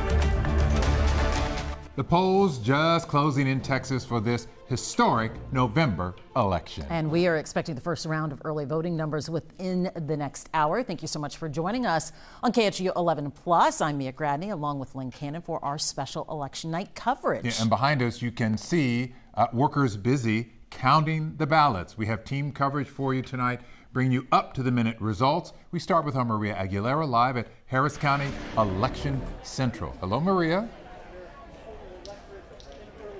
Len and Mia, and just as you mentioned, the polls just closed at 7 o'clock. In here, people started cheering and clapping because they've been working for hours since this morning. It has been very busy here at election headquarters. Take a look at just how many people are here. We're told by officials there were about 250 election workers this morning, and then they had a shift change, and now there are about 250 here as well.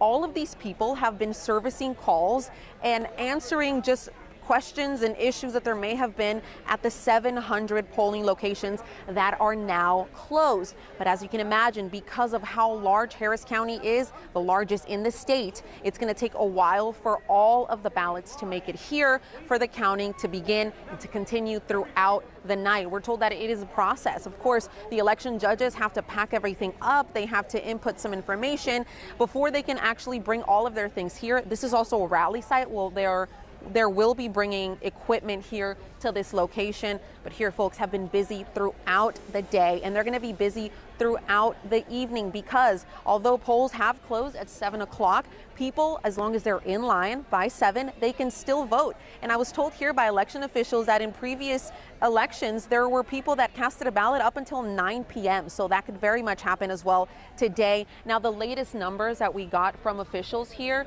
just as of a few minutes ago, it was more than 300,000 in-person votes today. That's not including the mail-in ballots, and that's plus the 1.2 million early votes in person plus mail-in ballots. Of course, there are cameras here that are going to be monitoring the counts and as well as the people working here, and that you can watch at home, and we're going to have them also on our website. We're going to stay here, and we're going to be getting an update here shortly in about 20 minutes or so from election officials that are going to begin giving us some of those early voting results. And we're going to be here throughout the night, where they're expected to be counting overnight because all results are not going to be in tonight. But Len and Mia, we're going to stay here, and of course we're going to keep you updated with the latest information on this election day. Sounds good, Maria Aguilera, staying on top of things. Now, the biggest race tonight, obviously the presidential election. Who will become the 47th president of the United States? Now, we will not see results from the state of Texas for another 30 minutes or so, but we do have some numbers from other states, primarily the East Coast. Marcelino Benito has further perspective on the big race for us. Marcelino, I know you're looking at a couple of different highly sought after races people are paying very close attention to. Well, that's right, Lenny. And actually, we do have some Texas numbers that just popped onto the big board. You can see Texas is shaded light blue. Don't get used to it staying that way. That will change throughout the night. Let's pop into Texas and see what's going on here in the presidential race. With 8% of the vote here in Texas, Harris has a 51% to 47% lead. You can see she has about 546,000 votes to Trump's 502,000. Let's pop in on a county by county level to see where those votes are actually coming from. You can see the map here, county by county of Texas, starting to fill in. The one blue spot here is a county, big county where the people are. That's Dallas County. 51% of the vote in Dallas County right now, and Harris building a significant lead to be expected, 60.9% to 37.6%. Let's pop in. We talked a lot about these suburban counties. Let's see what's going on here in Denton County to the north of Dallas. Trump with a 56.4% to 42.4% lead with 92.5% of the vote in Denton. If you'll recall, Biden did perform a lot better than Harris is performing at the moment in Denton County. We'll continue to watch those numbers, but a good chunk of the vote already in here in Denton County. Let's pop in back to Dallas County to see if we have any updated numbers in the last few minutes. No, remains at 60.9% to 37.6%. Another county we'll be keeping a close eye on as the night goes on will be just to the west here in Tarrant County. No votes coming in there yet. Of course, let's pop back out to see if we have any numbers here in Harris County. No, we are still waiting on numbers from Harris County. This is a county, Williamson County, just north of Travis County. This is a county that we mentioned early on in our coverage that would be important to watch to see how tight it is. And you can see with 91.5% of the vote in Williamson County, Trump is leading 50% to 48.7%, but it is close. It is tight. Biden did the same thing in 2020, kept Texas within a 6-point margin. We'll see what it ends up being. Let's come out statewide again to see where we stand right now. Slight change with 10.6% of the vote. Harris's lead is now much smaller, 50% to Donald Trump's 48%. Let's come back out here to the national map. You can see it's turned purple because just in the last few minutes, another change, up to 11%, Harris at 50, Trump at 49, a virtual tie. But again, very early. Do not expect this to stay purple or blue. Eventually, this will likely turn red. The question will be how big that margin will be. We'll continue watching it for you throughout the night. Right.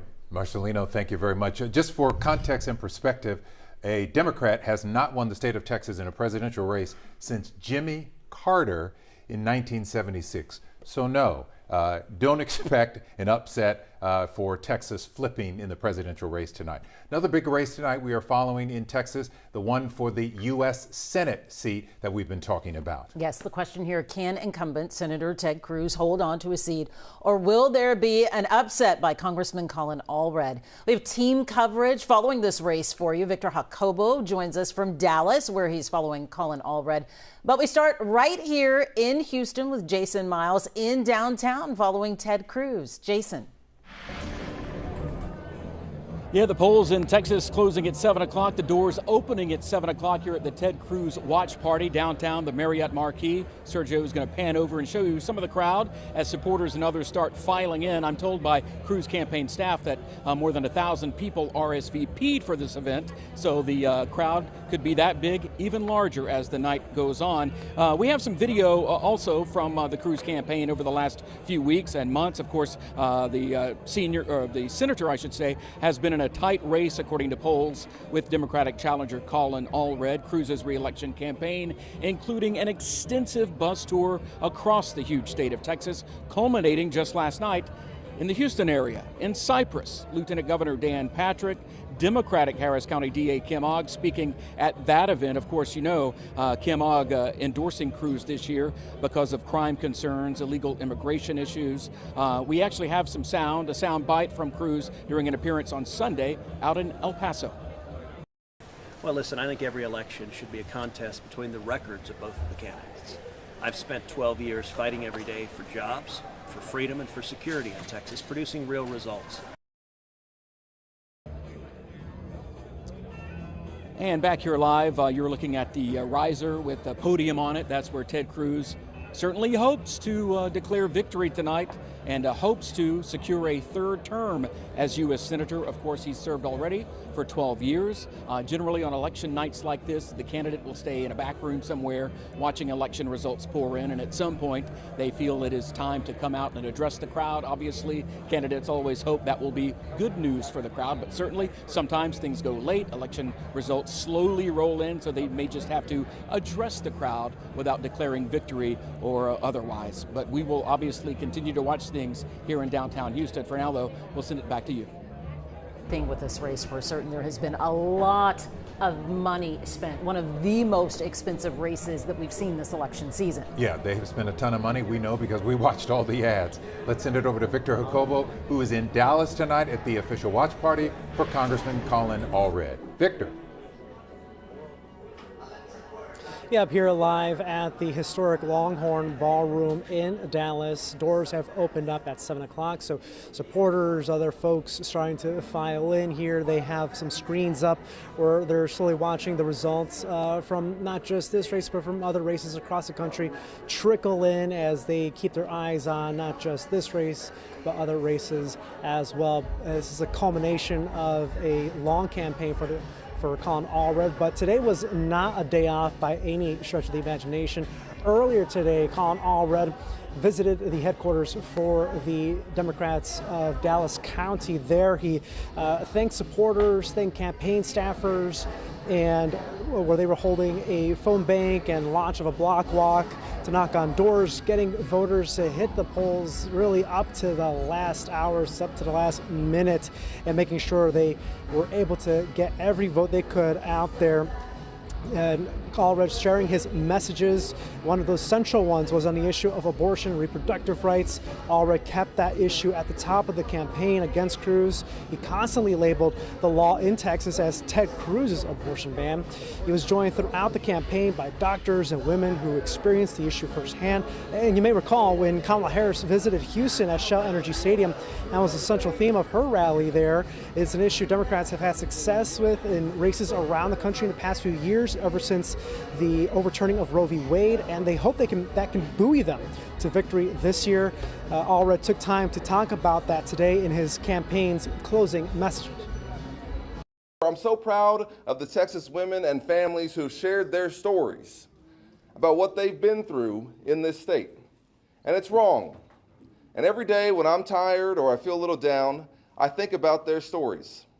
I think about what they were put through by laws that should have never been put in place by a senator who doesn't care about them, who has accomplished nothing in the Senate but one thing. He did do one thing. He took away a fundamental right, and he put Texas women in these incredibly dangerous situations. Now this venue here back at the historic Longhorn Ballroom starting to fill up again with supporters and other officials and campaign staffers and volunteers. They'll be watching the results come in, and the Allred campaign in particular, they're going to be keeping a close eye on those urban centers like Harris County, like Dallas County. That's where the campaign spent much of its time and much of its money to really drive out that turnout among the voters.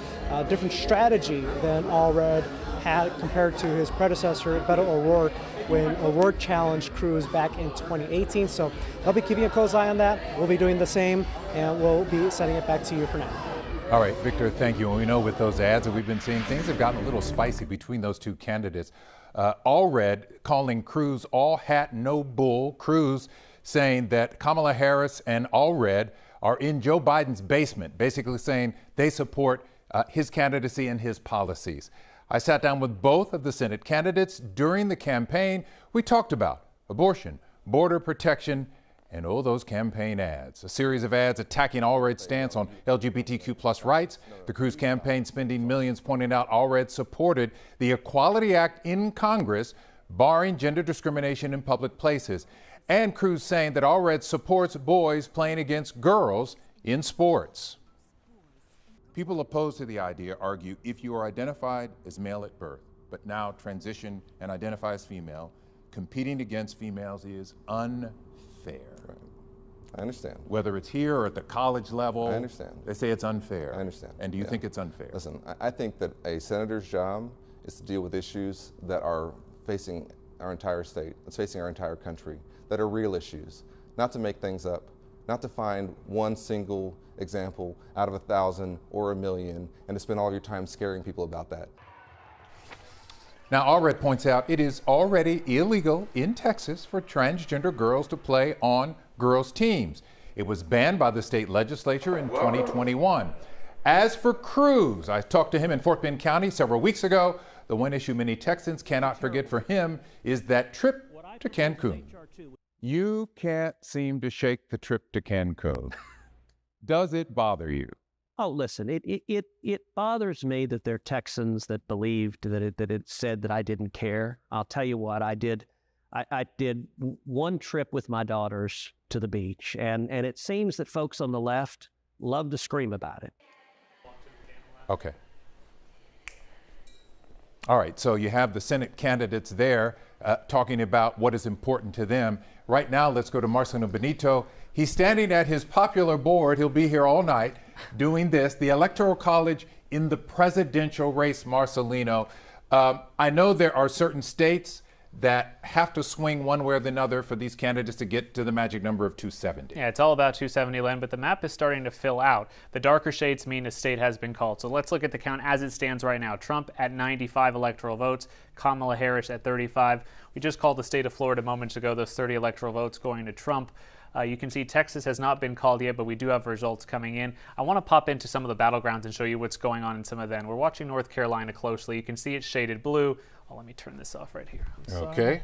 The magic of the board, Len. So we pop into North Carolina. You see it shaded blue. That's because Kamala Harris has built about a 9 percentage point lead right now, 54% to 45%. But only 1% reporting. It's a little more than that. Disregard that number for the moment. But yes, these are the accurate numbers, about 9 percentage point lead for Kamala Harris. Still too early to obviously make a projection. This is a battleground state. Let's pop out of that and come into the state of Georgia. You know this will be pivotal for Democrats and Republicans tonight. Donald Trump with a 57% to 43% lead. We're still missing a lot of votes out of Fulton County, the Atlanta region. That's where the bulk of the people are. So obviously heavy Democratic as well. Yes, way too close to call in this state as well. The blue wall starting to fill in with shades of blue. That means the Democrat Kamala Harris has a lead in there with 5% of the vote. She's built a pretty healthy lead, but we again, should point out early. Very, very, very early. A long night of counting ahead. Let's go to Michigan. Same sort of deal. Less than 1% of the vote in, 73% to 26%. Before coming to me, I checked on the AP site. The numbers coming in for Michigan are out of the suburbs just west of Detroit. Yes. She's building a pretty big lead. That's what she wants to see. But again, very long night of counting ahead. Before we head over to our panel, I want to pop into the state of Texas. It's purple because right now with the numbers we have, it's a pretty tight race. That's what happens on our map when it's very tight. Yes. With 16% of the vote, Donald Trump has 50% of the vote, Kamala Harris at 48%. And we can actually pop in county by county to see what's going on in this race as results come in. You can see the map starting to fill out here. Actually, what is this? We have some Fort Bend County numbers. So yes, with very close. Yes, very close. With 86.9% of the vote in Fort Bend County, Harris has a slim lead, but still more votes outstanding in Fort Bend County. This will be a county to watch. And let's pop up here into Dallas County. You can see Harris has a significant lead with about half of the vote in there. Len, yesterday we talked about Tarrant County. Yes. In the Dallas-Fort Worth area suburbs. We're at 68% reporting. Yeah. Okay, but you said Trump has to win Tarrant County. Trump, that'll tell us how close the state will be. If Trump is winning Tarrant County by this margin, which is a little better than he did in 2020 or in 2016 against Hillary Clinton, that's a good sign for Trump in the state of Texas. But the question in Texas is not whether Trump is going to win. The question is by what margin. Yes, that's what we want to watch tonight. What happens in these counties will tell us how big or how small that margin might be. Okay. And Len, we have an amazing panel, as you know, with us today. Let's go check them out. Let's go talk to them and see what they think. So, Carol, what are you thinking with these new latest numbers? I know you said it's too early. It's too early. Is it still too early? We want to point out, though, that we have, in the past, when you get this early in the evening and you see one thing and 2 hours later it totally flips. So we'll have to see. So with that in mind. No, look, Texas is going to be close, I think. You do? I absolutely believe it. And I think it'll be even closer between Allred and Cruz, because Cruz traditionally runs about 400,000 or 500,000 votes behind the top of the ticket. So even if Trump ultimately wins Texas, he has to win it by a pretty big margin to carry Ted Cruz along with him. And I just wonder what all of you think. The last time Beto worked out within 2.5% of Cruz. That wasn't a presidential election. This year's a presidential election. Maybe Kamala Harris helps Allred, maybe? I think that one similarity between 2018 and 2024 is that it's about health care. Then it was about Obamacare, and now it's about reproductive freedoms and abortion. So this is definitely a through thread where you can certainly see Democrats activated by those issues. We've been talking a lot about Tarrant County, sort of a bellwether here in the state of Texas. What are your thoughts on what we're seeing? Donald Trump building a healthier lead than he did back in 2020 when he lost Tarrant County. Building a healthy lead, and of course, again, the state is red. I remember as an undergraduate at the University of Houston, Professor Dick Murray, whom we all remember, I had run for public office, and he says, Orlando, it's very expensive to move that 2%. And so, for the Democrats and Colin Allred, it is a monumental amount of money to move that 2%. And people forget the massive media market that Texas is. I mean, this isn't Montana where you buy an ad in Billings and it covers the entire state. This is, you guys Several are in cities. the business. Yeah. Multiple expensive cities to run ads in. It just can't be done right now. So I wonder, given both in the presidential race and the Senate race, what the referendum on abortion will look like, because that could make it tighter, because for the first time we are going to hear from voters on this issue when before it was the state legislature and the governor.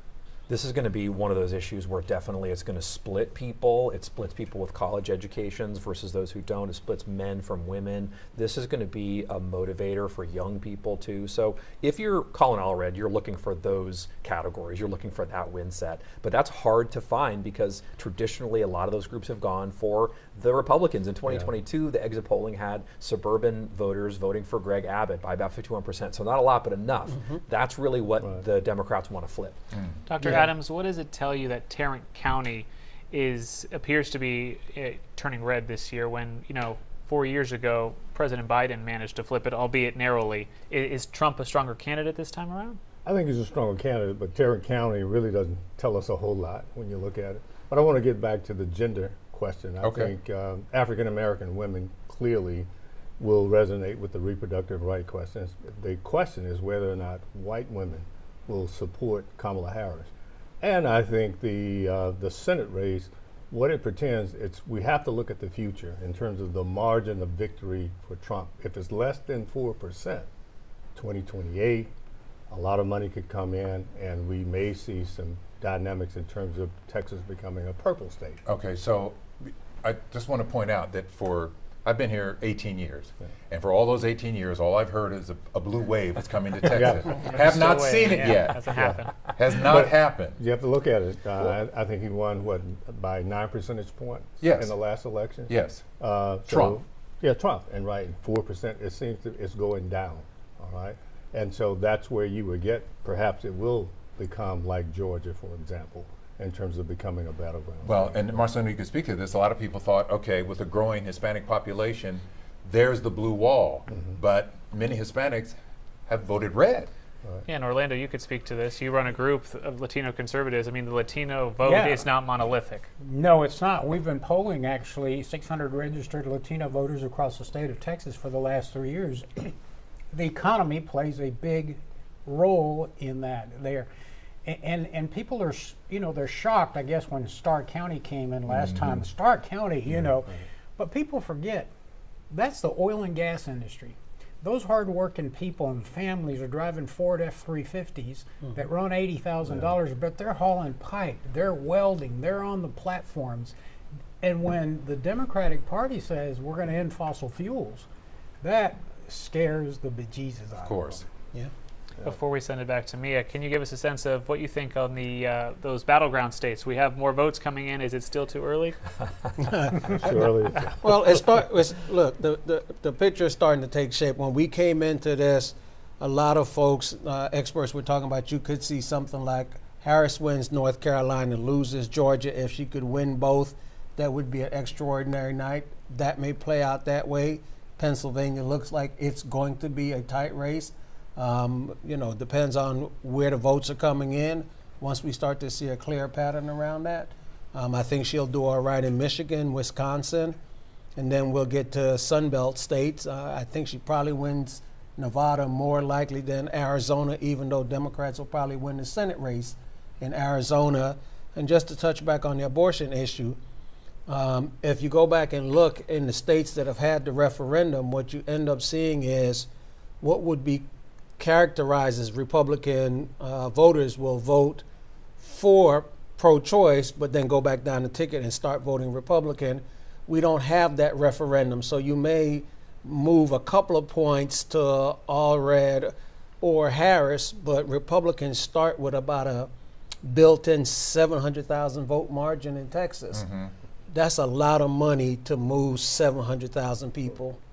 And that's probably what's going to be the difference tonight in Texas when it all ends. But I think Colin Allred is in this race for a while, and we'll see what happens as we go along. Very unpredictable. Even former President Trump saying earlier tonight, look, I don't know how this is going to turn out. He has said he has election lawyers on standby. Both sides do. Both sides do. Thank you. In the event that they need to investigate, we saw this happen in 2020. We will see what happens. All right, Mia Gradney, back to you. All right, gentlemen. So we've seen some of the longest lines in Fort Bend County today. Amanda Henderson joining us live from Richmond at the Georgia Library. Polls are closed, Amanda. We understand there are still people waiting in line.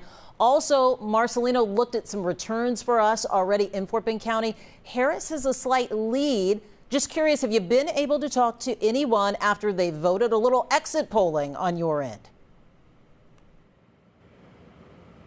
Well, I can tell you that lines out here in Fort Bend County, they still very much have people in them. And all of these people have been in line since before 7 p.m. tonight. And let me just take a look real fast. It still looks like it goes down to the corner of this library out here in Richmond. Some people telling us they've waited up to 2 hours in order to have their vote cast and voice heard. So these people are dedicated to not only being out here, but also ensuring that everything that they want to see happen in their area, well, their opinions are going to be heard on the matter. This has been something that we've seen throughout Harris County, Fort Bend County, as well as several other places in Texas. They have been dedicated to being out here waiting in these lines and making sure that people had rights in order to get to these lines. In fact, right before 7 o'clock, we saw several people pointing out parking spaces where people could park in order to get in line before the cutoff time. So this has been kind of a team effort in order to make sure people were able to get their voices heard. Mia?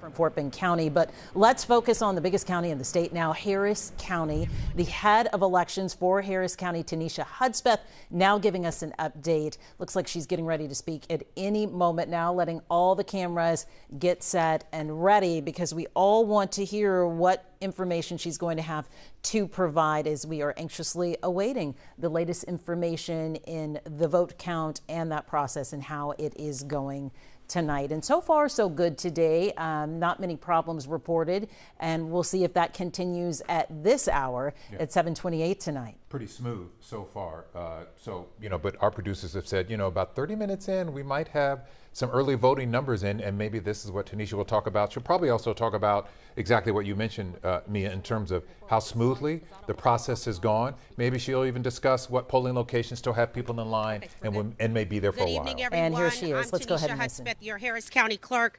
Thank you, Harris County voters, for your participation in today's election.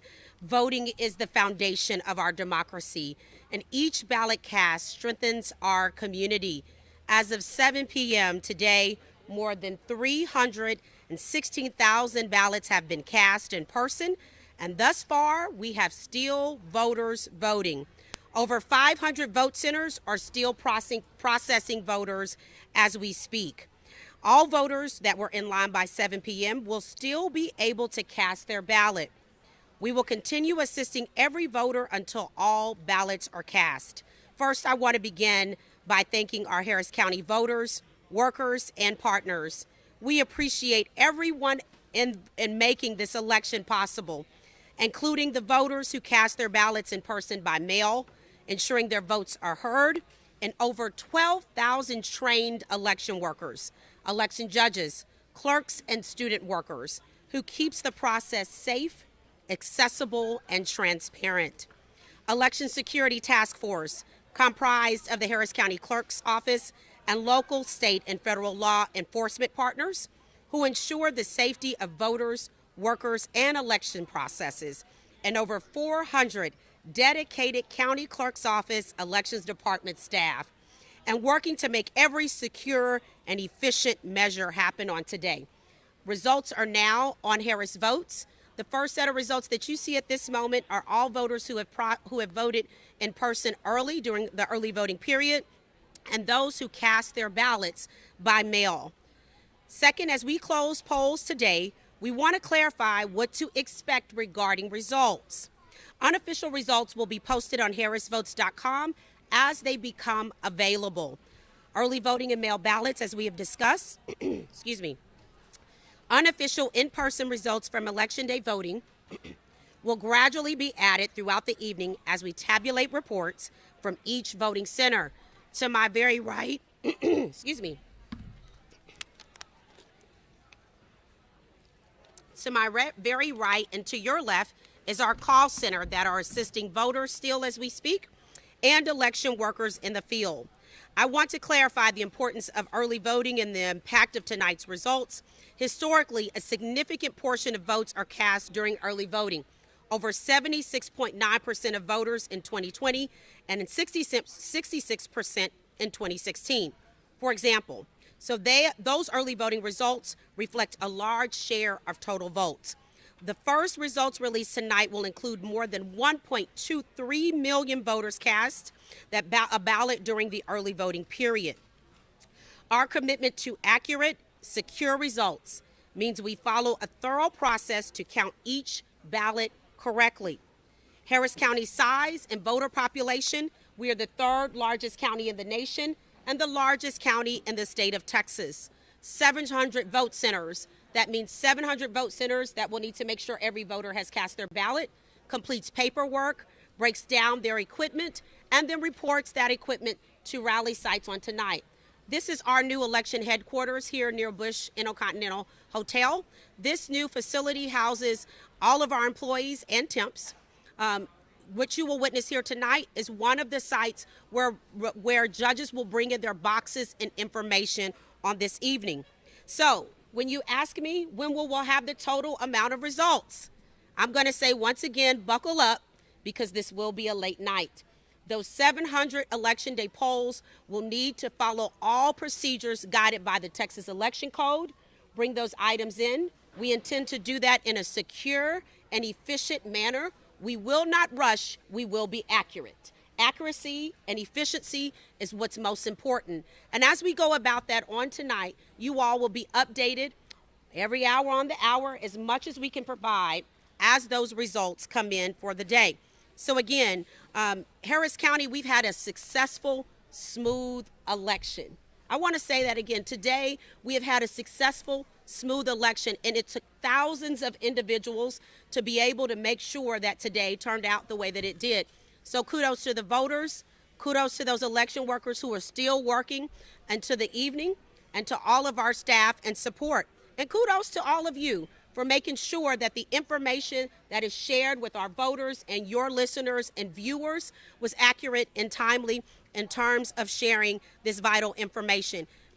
It is not lost upon me on how important it is to run elections, not only in the largest county in the state of Texas, but in our nation. It is my great honor to serve as the county clerk, and it is my great honor to take your questions. Can you tell us, compared to 2020, the total voter turnout, what was the percentage in 2020? What's the percentage tonight? Yes, so we just talked about that during early voting, 76.9%. Here in early voting this period, over 40%. There was not a huge, large margin in terms of early voting. We're still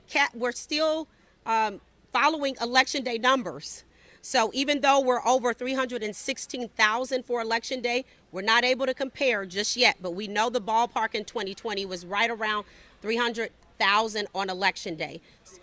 Yes, over 300,000 on Election Day. So as we continue to allow those vote centers to close down and vote voters, hopefully we'll have some updated numbers for you in just a moment. Yes, ma'am.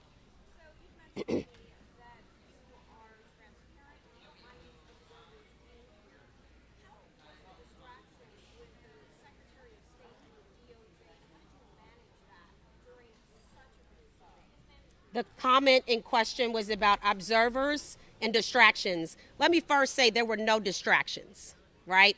The dynamic of having observers here in this county and with my operation has been productive.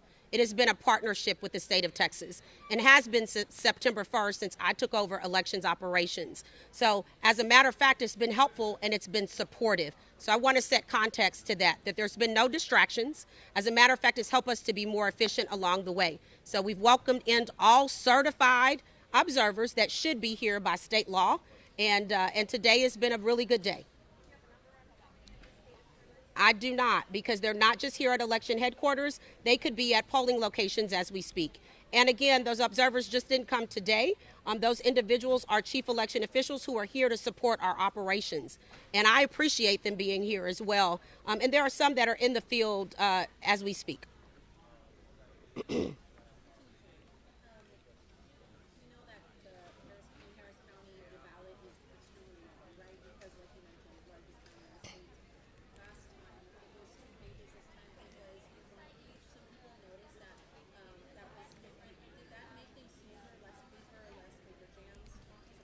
Yes, in regards to paper, this was a much smoother election with paper. Last fall, we did a software upgrade with Hart, our voting vendor, to reduce the paper size and columns. And this election, although the average voter had anywhere from 50 to 70 contests on their ballot, the print vote record was on an 8.5 by 11 one-page sheet. That was about 99.9% of the county. So in terms of efficiency, being able to vote your ballot, scan it in, I am happy to say we had more than enough paper at every polling location. No one ran out of paper, and that there was efficiency. There was no paper jams and confusion in regards to that. And so all voters were able to vote during early voting and election day. And so that did impact such a long ballot by minimizing the columns in the print vote record. So that's a great success, but it took our team and many counterparts and stakeholders to get us to this point.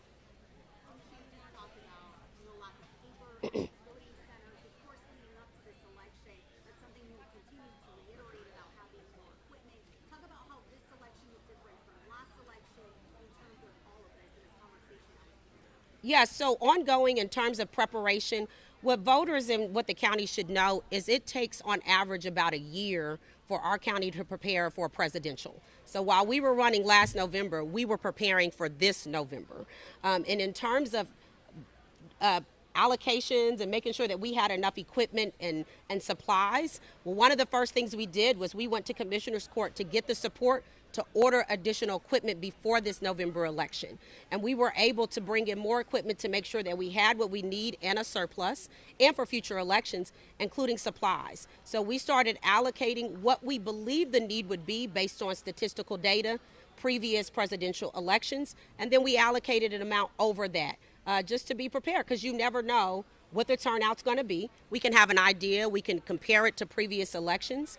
And so what you've seen is that we were able to cover those bases in a short period of time, along with moving into a new facility. So that means my team has not had a whole lot of rest, and neither have I. So if you've seen an election worker or you see some of these team members walking by, just know that this is not a job that I've done all by myself. I have an amazing team of folks who've sacrificed time from their family and friends to devote to this operation. And we all should be very grateful that this doesn't happen with a magic wand, that it is literally a really big village of folks in this county that support it. Our universal services team on the tech side, our law enforcement teams, our commissioners. It's a big operation. And all those folks has helped us to be successful leading up to today. In the interest of transparency, letting everybody out there know, what are the election judges? What will they be doing now that the polls have closed? Physically, what will they be doing with the votes that they collected at each one of their polling sites? Absolutely. So once they voted all voters and no voters are in line, the first thing those election judges will start to do is their paperwork. And mandated by state law, there's quite a bit of paperwork these individuals have to wrap up for the day. Any documentation that they've worked that day. Then they'll begin to close down their election day boxes. This is in a minimal amount of items. Following that shutdown, that election worker, typically with an AJ or one person of the opposite party, will then go to a rally site, which is our reporting site. And that will be the closest location to where they're at in the county.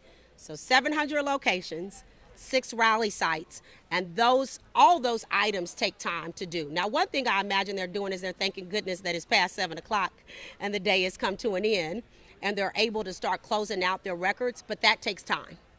Did they transport the paper proof of each vote to those centers that we're talking about? There's 6 or 7 centers. Not the actual physical paper. They do bring in what is called ballot bags, which are secure bags that are locked and sealed, and that is brought into every rally site. When those individuals come to the rally site, there's a chain of custody that takes place for us to verify their paperwork and what they're bringing into us beforehand. Any idea, do you think we'll have all the votes counted by morning, by 6 a.m.? I don't ever give a time on when I think they're going to be in. I do believe we'll have a good amount of the counties reporting in by that time. We should have a good percentage of election day results in, but I won't guarantee you 6 a.m.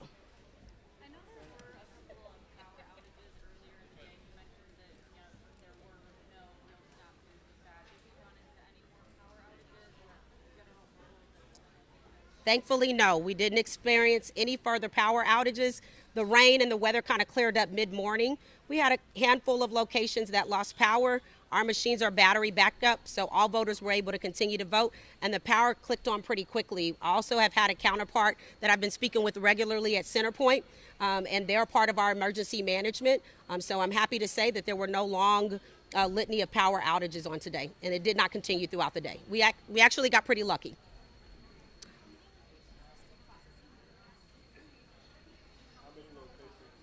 Probably about 20 minutes ago, before I started this press conference, it was 500, but I don't know that to be true at this point. It might have reduced.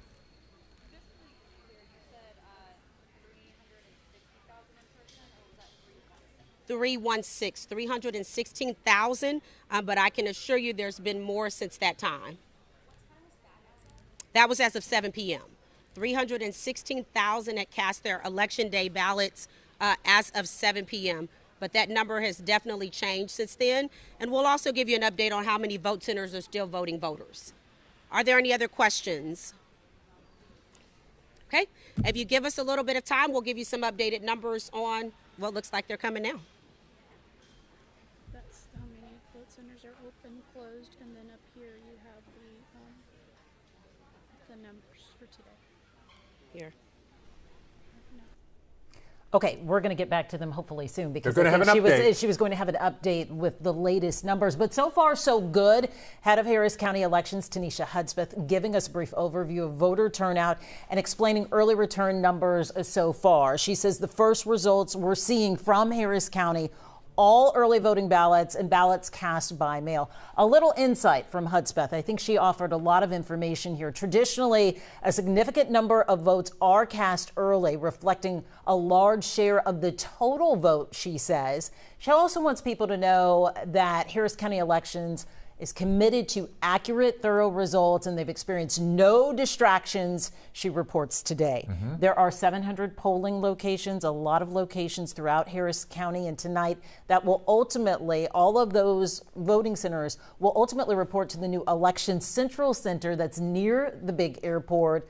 The judges will bring their boxes and information there.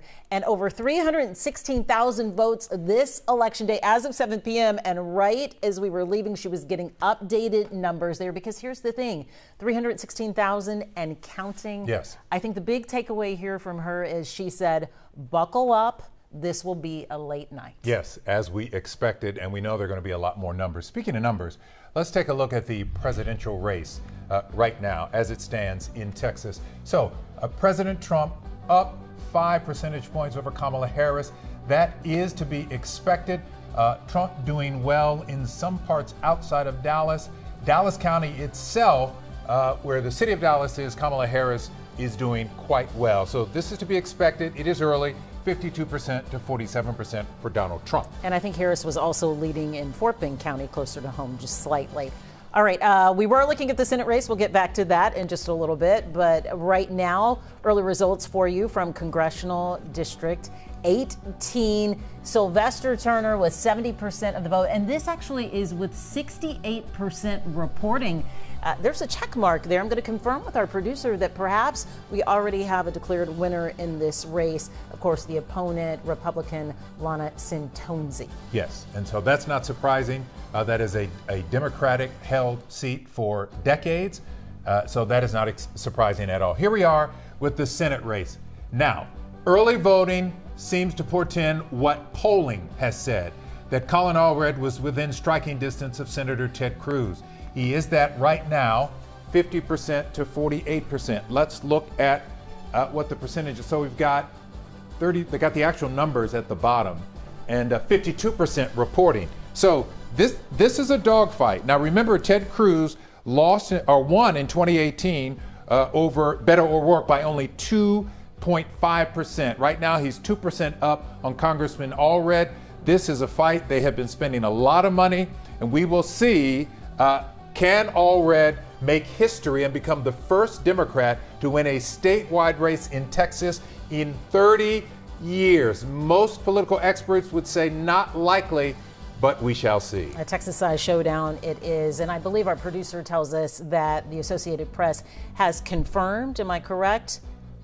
Mayor Turner as the winner in Congressional District 18. No Yes. surprises there. Turner, a very close friend, longtime friend of the late Congresswoman Sheila Jackson. Very close, two-term mayor of Houston, and he served, nearly 30 years in the state legislature. Okay, so here's the situation with District 18. It was 2 elections in one, really. One of them just to finish out the rest of this year. Turner will serve the 2-year term, but in the meantime, no surprise in this race at all. The late Congresswoman's daughter, Erica Lee Carter, ahead in this race with 69% of the vote and 47% reporting. All right, on to the next race tonight. Let's see what we have. Harris County District Attorney. Now, this is close. I know, I got to walk up here because I can't even see that so we've got, these are early votes still. We don't have a percentage of votes in. Sean Tier, he's a former Harris County prosecutor who worked under D.A. Kim Ogg, who he beat in the primary, now going against Dan Simons, who also worked in the Harris County DA's office. They are neck and neck. Tier 51% to Dan Simons 49%. Dan Simons, an incredible story. He reports on his website that at one time he was homeless. He was in foster care. He went on to the Air Force. He went to law school. He worked in the DA's office. Then he became a defense attorney. So Sean Tier, at least early on, has his hands full. We'll see what happens. A close race and one to follow throughout the night. It is so many races. This very closely watched race here in the city of Houston, talking about the $4.4 billion bond, 2 votes within this, a Prop A and a Prop B. These are early returns, but it looks like 60% so far are against Prop A. Again, this is 40% of the vote here. Yeah, let's break down exactly, stay with us here on this board, everybody, exactly what Proposition A is. Now, this means Harris County, it would take about $4 billion.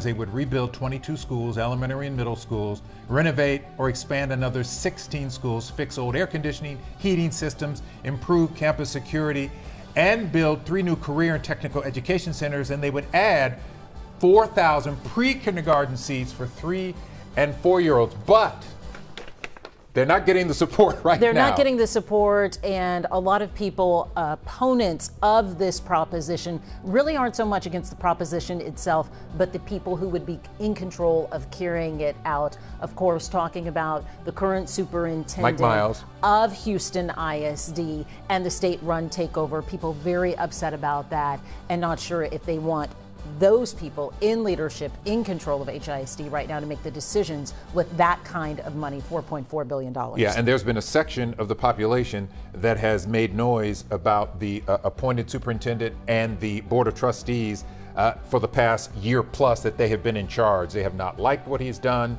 They don't trust what he's done. So now that this big bond is on the election, on the ballot, they're saying no.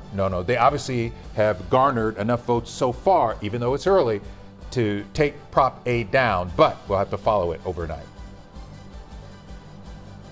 All right, and right now, we want to go ahead and take a look at Prop B. Remember, we said this was 2 propositions that are part of this $4.4 billion bond as well. And again, here, 60% against it. And there's really a breakdown here. One of the propositions is essentially for the rebuilding of campuses, very much focused on that. And we have reported greatly about the infrastructure issues, about the HVAC issues at these various campuses. So we know that this is work that needs to be done within HISD, but the voters, the early votes thus far, making their voices heard. This isn't the only bond that's on the ballot tonight. Let's go and look at what else is on the ballot. Harris County Flood Control District Prop A.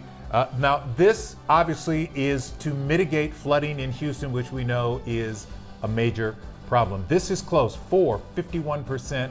This is all early voting to 49%. Now, what does this mean for the voters? It means a tax hike for flood mitigation.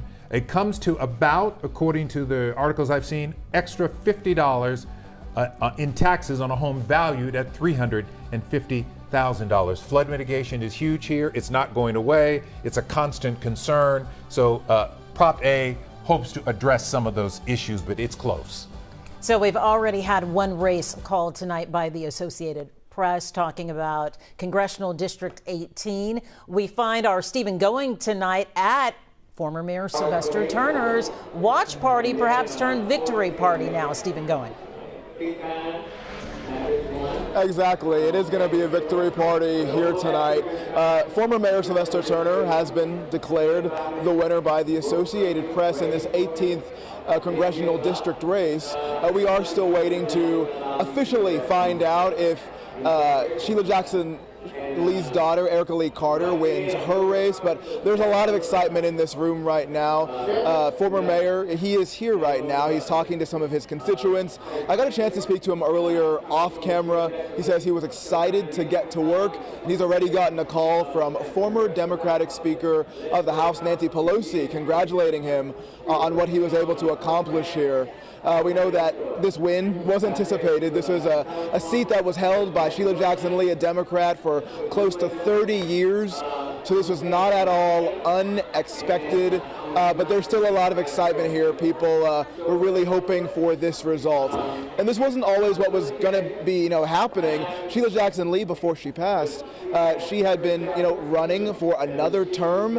Ultimately, she did pass away, and then Democratic precinct representatives, they wanted the former mayor, to run for this spot. So it's interesting the way this all shook out. Very different than the way this started several months ago when Sheila Jackson Lee was still with us. So, like I said before, a lot of excitement in this room. We will talk to the former mayor soon. You can hear directly from him about what he plans to do when he now goes to Congress in January. But like I said, we're also still waiting to find out what the results will be for the special election to see if Sheila Jackson Lee's daughter is going to fill that last month and a half that is left in her term. Glenn, Mia. All right, Stephen, Going tonight with Mayor Turner and it being called a victory. Let's check in with our panel now to get their thoughts on this race. I really think no surprises here, Marcelino. Yeah, absolutely no surprises. Sylvester Turner expected to win, guys, but give us your take. I mean, 70% of the margin, easy race to call. Well, the mayor, I still refer to him as the mayor nowadays, but Sylvester said he intends to serve for some number of terms and be a bridge builder and at some point transition in the future. But he'll do a great job in Congress. He's worked in the legislature. Been a Speaker Pro Temp up in Austin, so he knows his way around the policy-making process. Dr. Adams, he brings with him lots of experience. Certainly, I think it's fitting for such a historic district that has historically been a kind of black district that has been well represented, starting with Barbara Jordan, Nikki Leland, Craig Washington, and ending with Sheila Jackson Lee. And I think he will be able to carry on and to be an advocate for the residents of that district. Brandon Knight interviewed Mayor Turner, I still call him Mayor too, about his conversations with the Congresswoman Sheila Jackson Lee shortly before her death. And he told me they had this conversation about him potentially choosing to run and to replace her. Yeah. And it's no surprise that he would win by such a big margin in a place like this. It's not. His name ID is obviously amazing. His terms as mayor and in the legislature are legendary. Mm-hmm. When he left office, he still had a 70% plus approval rating from the polling we'd done at the University of Houston. So it's, I think, fitting that he would take over. Yeah. The question is really what's next, right? Yes. What's the bridge to? And I think that's something that the kind of city's going to have to figure out. Orlando, tough race for a Republican, obviously, one of these really safe districts. Oh, right? Virtually impossible. I mean, it's protected by the Voting Rights Act, and it was created to allow African Americans some representation. And of course, Sylvester Turner is a household name. I've known him for a long time. I always kid him, though, remind him in 2003 I beat him. He still laughs about that. But as Carroll said, bridge builder. This is a man that spent many years in the Texas legislature and worked on both sides of the aisle. He was partisan, but he had great relationships with Republicans, and everyone knows that's probably something that's slacking up in Congress right now. A race we're watching closely, obviously, is the Senate race. Harris County numbers starting to come in. We heard it's going to be a long night to count votes in Harris County, which will be a pivotal part of the vote count tonight. But within 3 percentage points at last check, Cruz on top, though. Can you read anything into those numbers at this point? No surprise. I mean, look, it's where I thought it would be at this stage. Cruz is running a little behind Trump's number. Allred is running a little bit ahead of Vice President Harris' number. So it's going to be a long night. Honestly, what's surprising is how close the split was between Republicans and Democrats in Harris County. And when you go down ballot, you're seeing some Republican candidates in judicial races leading Democratic candidates at this stage. I'm not surprised. I expected that, because one of the things we talked about early is there's a significant percentage of the vote in Harris County, about 22%, that aren't quote-unquote partisan Republican or Democrats, and they're true ticket splitters. And I think you're seeing some of that.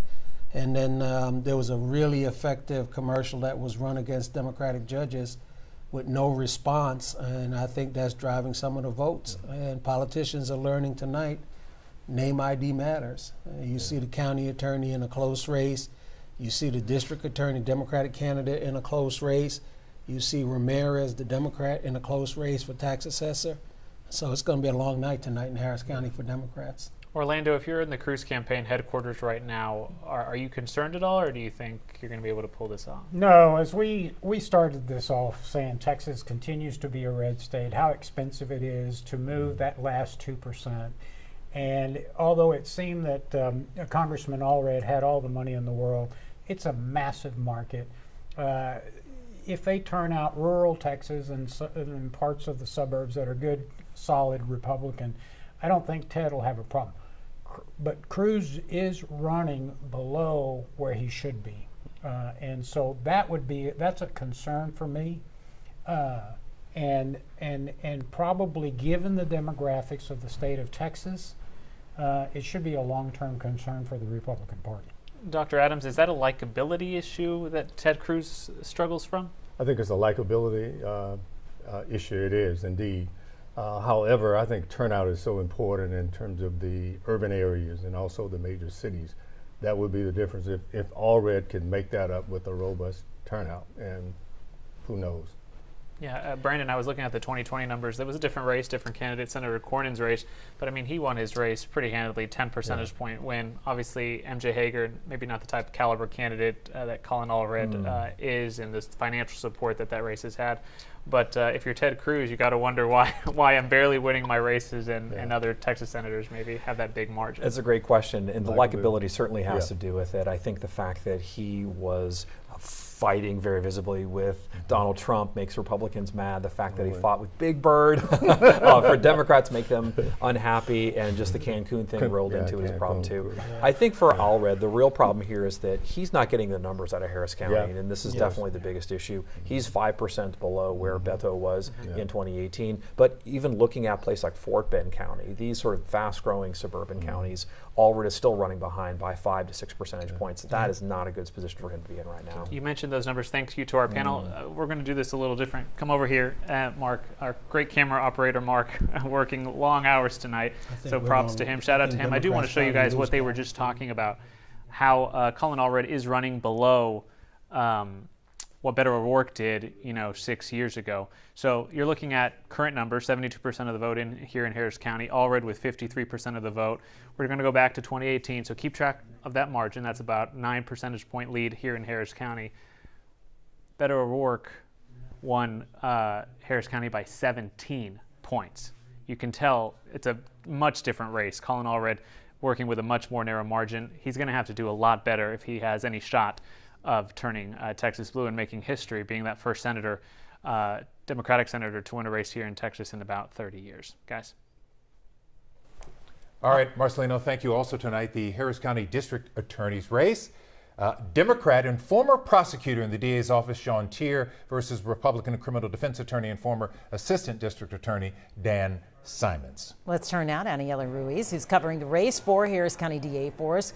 She is at the Sean Tier watch party at 8th Wonder Brewery east of downtown. So, Aniela, what are things like there so far with the early returns that we're seeing? You know, people are starting to trickle in. It's a very tight race.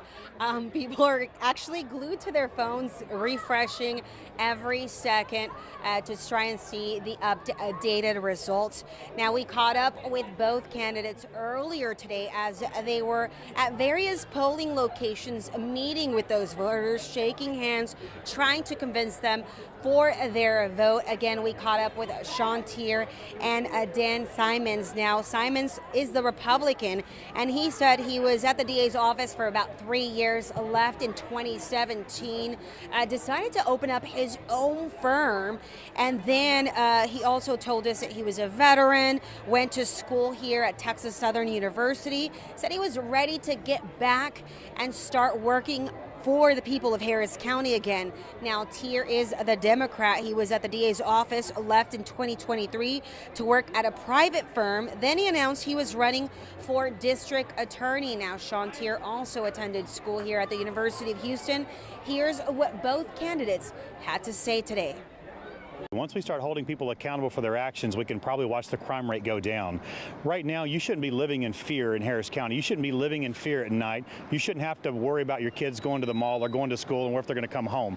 We have got to create a positive environment, but it also takes the community. It has been mismanaged for years, and so we've got to start internally before we even look outwards. We've got to fix the way we accept charges from law enforcement. We've got to fix the way that we end cases. Now, Sean Tier defeated incumbent Kim Ogg during the primary earlier this year. Ogg was his former boss. Now, whoever wins tonight will manage a big budget of about $110 million, and approximately they will oversee 800 employees. And again, a very tight race so far with the preliminary numbers. It shows Sean Tier at 51% and Dan Simons at 49%. But again, everyone out here just looking at their phone, refreshing it, keeping a very close eye. But again, these are still very early results. We'll keep you guys posted as we start getting more results in from Harris County. Guys, we'll send it back to you. All right, Aniela, we'll pick it up from here. Really interesting because Dan Simons, a relative unknown to the public. Yes, indeed. Mostly. Obviously, a lot of people familiar with Sean Tier from his work and being highly visible within the DA's office, a part of a lot of our coverage and other media outlets' coverage throughout the year. So just a matter of exposure there. We'll continue to follow the DA's race for Harris County throughout the night. Very interesting because the polling had Sean Tier up in double digits in some polling. And I know it's early, but right now, Sean Tier is only up by 2 points, or 2 percentage points, so we'll have to see. All right, Orko Manna joins us now live from a voting location, the West Gray Multi-Service Center in Montrose. Are people still in line there, Orko? No, Len, there is no line out here. In fact, there was no line throughout the day. We've been here for several hours, and if you know this voting location, you know that typically during an election day, it's extremely busy. And while we did see a good number of people come to this location between about 5:30 and 7 o'clock tonight, there was still no line out those doors. And right now, at just past 8 o'clock, there's no activity at all. In fact, looking at this parking lot that was filled here pretty much all day, it's pretty much empty now. There are some cars here, presumably from election workers who are still inside that building there. And we heard from the elections officials about half an hour ago from Tanisha Hudspeth, who said pretty much across Harris County, it was pretty smooth sailing. And that's what we heard from voters here at this location too. People telling us that they were in and out of the voting center pretty much within 5 to 10 minutes for the most part. A lot of people making sure that they wanted to make their voices heard. And about an hour ago, polls did close, as I mentioned, at 7 o'clock. If you were still in line at 7, you were able to cast your ballot. At that point, the latest numbers from the Harris County Elections Department was that 316,000 people voted in person today during Election Day. Those numbers obviously much larger now as we're continuing to get those numbers throughout the night. But we heard from a lot of voters today. This was their third election. This was their fifth election, making sure they wanted to come out here and participate as we wait for those election results to come through. Of course, Harris County being the largest county in the state, will be one to watch for many of those major races, including the Senate race and the presidential race. And the elections officials said to, quote, buckle up for a long night tonight as those results continue to come in. But as for the results, as for the election locations, the voting centers here, pretty quiet, not much going on here, but again, a smooth day for most of the voting locations. So that is definitely good news to hear. We're going to send it back to you.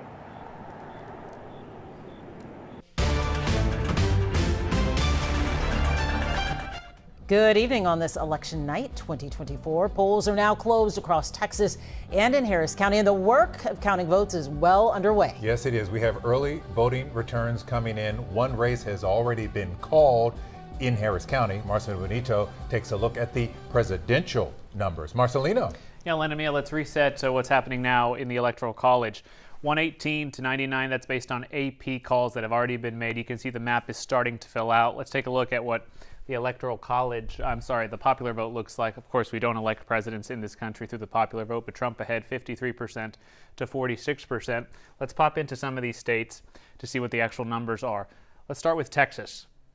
Right here, with 56% of the vote in Texas, Trump has a 54% to 45% lead. Some different outlets, including CBS News, have called the state of Texas. We are holding off on that call at the moment, but you can see where the vote stands right now. Several battlegrounds now counting underway in these critical states. 7 key states we're watching: Wisconsin, Michigan, Pennsylvania, North Carolina, and Georgia. Let's pop into Georgia. We've been watching it since polls closed there at 6 p.m.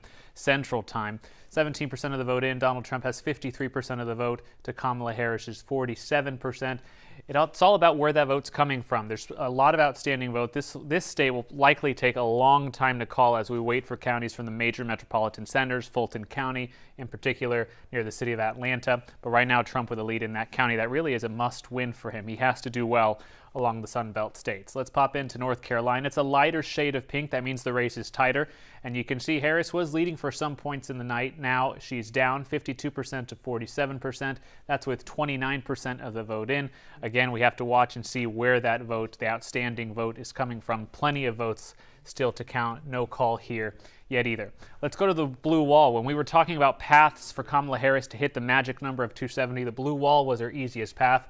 Right now, those states are blue, though they haven't been called. A lot of counting yet to go on here. Pennsylvania, 17% of the vote in. Healthy lead, 63% to 36%. That's likely a lot of the early vote, those mail-in ballots that could only start being counted today. We'll continue to watch that state. Again, really a must-win for Kamala Harris to make her life a little easier tonight. In the state of Michigan, 53% to 45% with just a little bit of the vote in. A lot of counting yet to come here. A lot of those early votes coming from Detroit, the city of Detroit, Wayne County. Something we'll continue to watch closely as this night goes on. But again, 53% nationally to 46% nationally. But again, this doesn't matter in the United States. What matters is the Electoral College, and this is where things stand at this hour, 118 to 99. The magic number 270.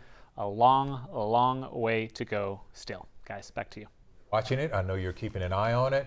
Hour by hour, we will watch the changes unfold. Marcelino, thank you. So much talk about the youth vote. Just one voting group that we're watching tonight to see how they ultimately cast their vote. Trayson Bragg has spent much of the day following those first-time and younger voters at TSU. Tonight, he is still in the 3rd Ward at a watch party with some of those students, and I expect community members as well. Trayson, how's it going?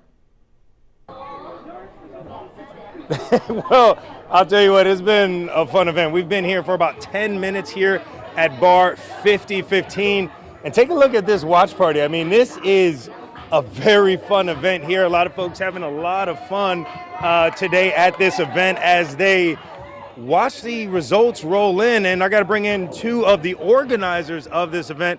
First off, tell me your name, brother. CA, Craig Alexander, CA. All right, and tell me your name as well. Janky Joe, man. How's it going? We're doing great. This is a great event. Tell us, why did you all decide to host this event here? We did this because we know this is a historical time right here for us. And we felt it was just a major time for us to do some other things. We had stuff here before with the debate, and we felt it was great to do something tonight. Man, you can't understand how important tonight is going to be for us to have Kamala and Trump going, it's really something that for us to understand that this is real. So. And tell us, I see a lot of TSU, but it's not just TSU folks here, right? because I went to University of Houston, go Cougs. Let me say that first. TSU, I'm U of H, go Cougs. So yeah, we invited the community out. Bar 5015 is about the community. This is community awareness, social awareness, political awareness. So we thought it was important to get the community out to understand how important this election is. And so, like you said, we did the debate watch party here. We did voter registration here. You can check your voter status here. So with that being said, we thought it was very important to have the election watch party here tonight. And the owner, Steve Rogers, is our business partner and our friend, even more so. So he thought it was also a great idea to have us come out tonight and bring people out so you can watch the debate, watch the election. Good food, good drinks, good people, good energy. Absolutely. Well, we're going to be here all night. And this thing, how late are we going to go? We're going to go all night? We're going to midnight. At least to midnight. Okay, you heard them. We're going to do it at least until midnight. We'll be here as well. We're going to send it back to you all for now, but we're going to have a good time out here as we watch these events roll in. Glad some folks are enjoying election night. Trace and Bragg there along Alameda at Bar 5015, a popular establishment with a lot of Houstonians. Yeah, we should leave that before things get a little too live for television. Another big race tonight, a close one in Texas, the seat for U.S. Senate. The question, can incumbent Senator Ted Cruz hold on to a seat, or will there be an upset by Congressman Colin Allred? We've been following the numbers. Now we want to check in with each campaign and the parties tonight. Jason Miles with Cruz in Houston this evening. Jason. Hey there, guys. Yeah, an increasingly larger crowd here at the Cruz Watch Party, the Marriott Marquis in downtown Houston. That stage, that podium is where Senator Cruz hopes to declare victory later tonight. And from the numbers I've seen, the margin appears to be widening a bit. In fact, there was some applause just a minute ago when the network this crowd is watching showed the latest numbers. Cruz with 51 and some change, I believe. Allred 46 and some change. Obviously still early in the evening in a race that is certainly had been tight over the last few months. Cruz used to a tight race, of course. You remember in 2018 versus Beto O'Rourke, the margin was only about 2.6%, I think, the margin of victory for Senator Cruz. He served this state for the last 12 years, hoping for another 6 years. Keep in mind, Senate terms are 6 years, and that's a long time to build a record. Cruz believes he's built a record of confidence on border security, on being lenient on taxes for corporations and others to move here, increasing the population of Texas. That means taxpayers. Obviously, he is from Houston, so he has a lot of support here locally. I've seen some elected officials in the crowd, including Kim Ogg earlier in the evening. She is a prominent Democrat, of course, but she has thrown her support behind Cruz based on, among other things, crime and illegal immigration. But we'll continue to keep tabs here in this room. When Cruz may choose to come out, who knows, but usually it's when a candidate knows the margin can't be made up by their opponent, but we'll see how it goes, guys. Actually, I'm going to toss it to my colleague, Victor Jacobo, up in Dallas, covering the Colin Allred campaign. Victor? Yeah, Jason, I'm here at the historic Longhorn Ballroom here in Dallas, and the venue now filling up with supporters and campaign volunteers and staffers. The mood here, kind of feeling a little tense. You can feel it in the air as they have monitors here where they're kind of showing in some of the results coming in, not just from this race, but from the others. They've seen kind of those early results creep in for this Senate race, and so folks have been kind of monitoring that. But they got some of the programming up and running with one of the speakers, one of the campaign members, going up to the lectern and sharing some remarks and describing this race and talking about the stakes, and also describing Texas as the largest battleground state in the country, and talking about that effort to really mobilize that last bit of percentage of voters in order to really make that historic change and try to flip Texas from red to blue. Allred aiming to be the first Democrat to win a statewide race in Texas in 3 decades. So right now that is part of the stakes in this race, but also control of the Senate, bringing those national eyes to this race. And so right now, like I said, they have those monitors up and running, watching some of the other results and really seeing what the other landscape is nationally, and how this race between Cruz and Allred is playing into that. Allred wasting really no time today. Earlier today, he was at the headquarters for the Democratic Party of Dallas and thanking supporters and volunteers as they were phone banking and knocking on doors up to the last few hours, getting voters out there. So they're watching those results slowly but surely trickle in. They're keeping a close eye on those urban centers where Allred really focused a lot of his time, a lot of his money in trying to get his message out there and mobilize that turnout for his favor. A bit of a contrast to his predecessor, Beto O'Rourke, back in 2018, who had visited every county in Texas to really spread his message and drive up voter turnout that way. We'll see how this plays out throughout the night. But again, those results slowly trickling in. The room filling in here with supporters as everybody's eyes are kind of glued to the TV as they also keep an eye on that presidential race. So mood here, very tense, and we'll keep a track on it as well as those results. I'll send it back to you. Real quick, Victor, I think, in looking at this race, and the numbers have been close, but Cruz has held the lead so far with the returns that we've seen this evening. I think we all knew that this would be an uphill battle for Colin Allred because he's attempting to do something that hasn't been done in decades in Texas.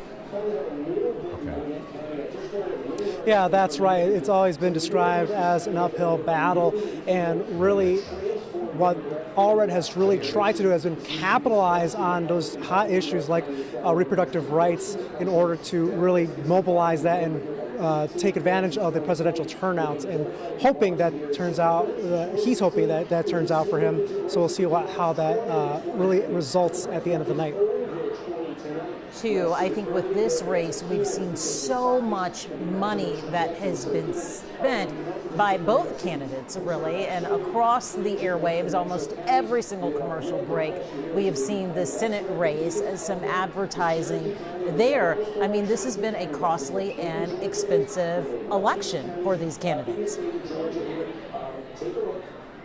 Absolutely, one of the most expensive races across the country, and it really highlights the stakes of this race because it's not just the money really coming from the ground up within the state of Texas, but it's the money flowing in from outside of the state into this race, being poured in by those national Democratic and Republican PACs and groups trying to buoy these candidates across the finish line here.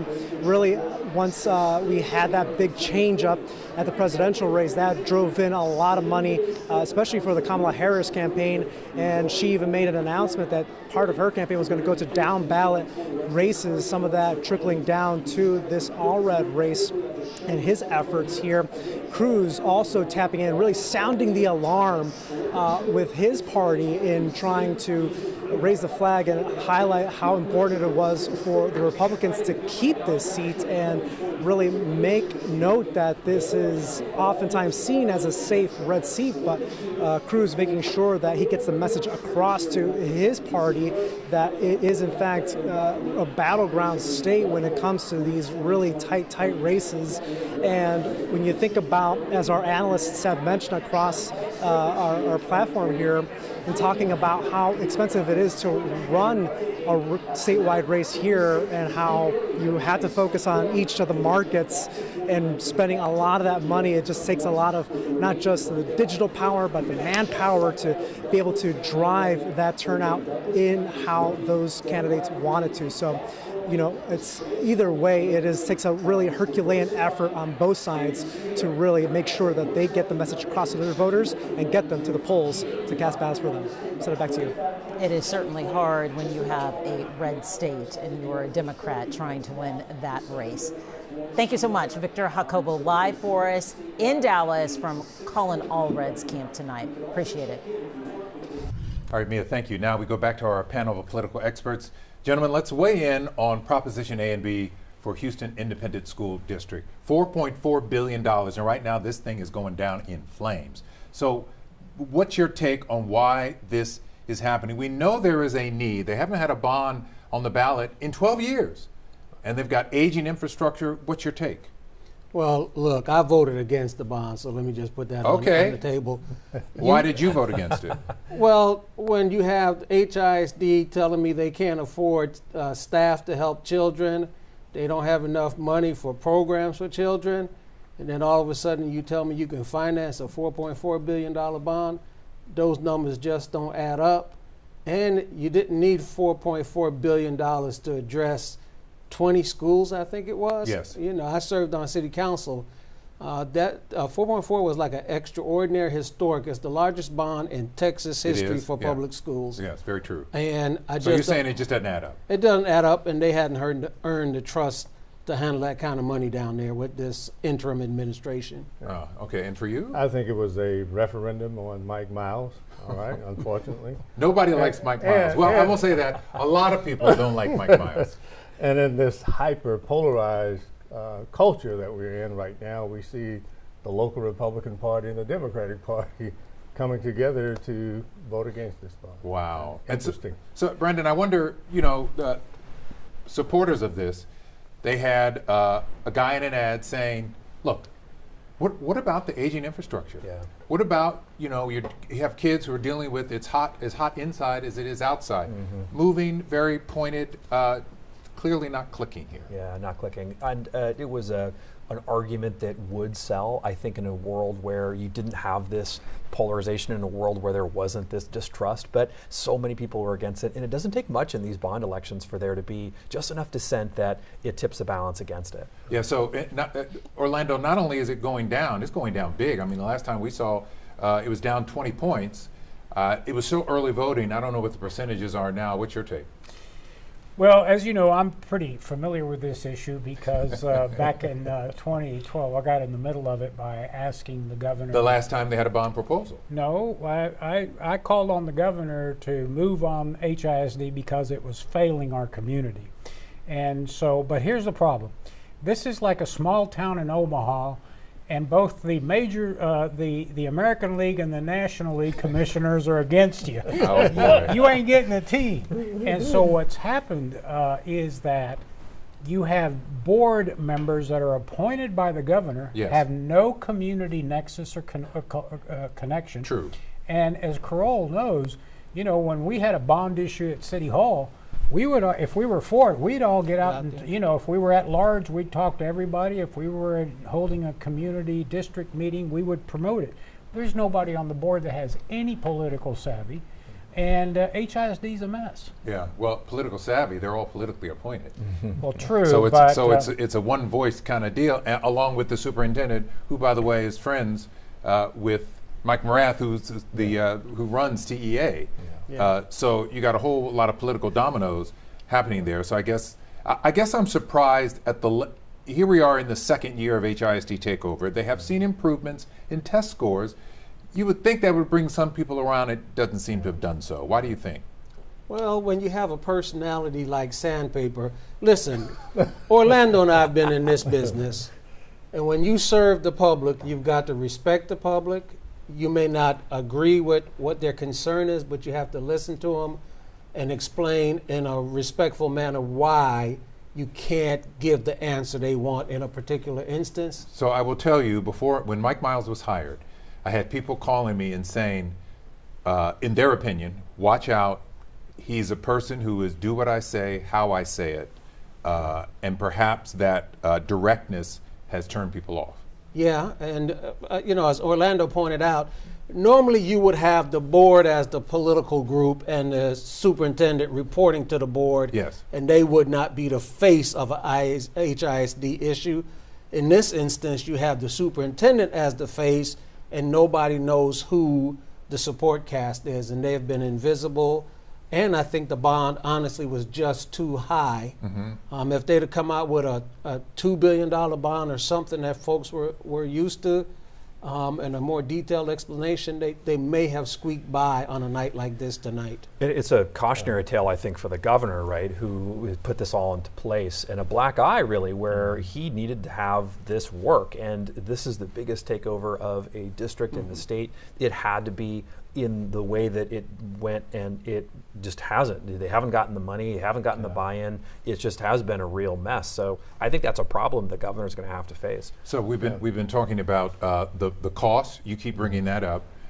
Someone mentioned, one of our reporters said, look, if it goes down to defeat, as it appears it might do tonight, I know it's early, could HISD come back with a bond with less money?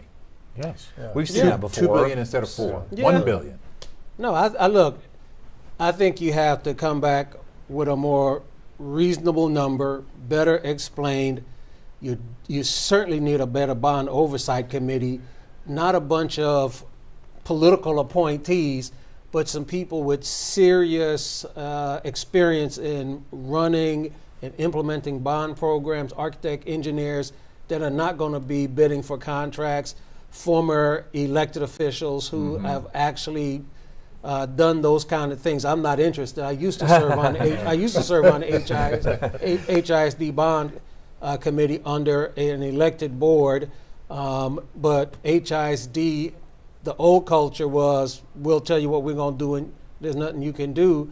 But I think the voters would support a reasonable bond because we support kids. All right, so there's something we have not talked about. What I have read is that this bond, although it's massive in terms of the ask, would not raise property taxes because of rising property values. That would seem to be a buy-in for some voters. You should, but I think the greatest tragedy here is the school kids.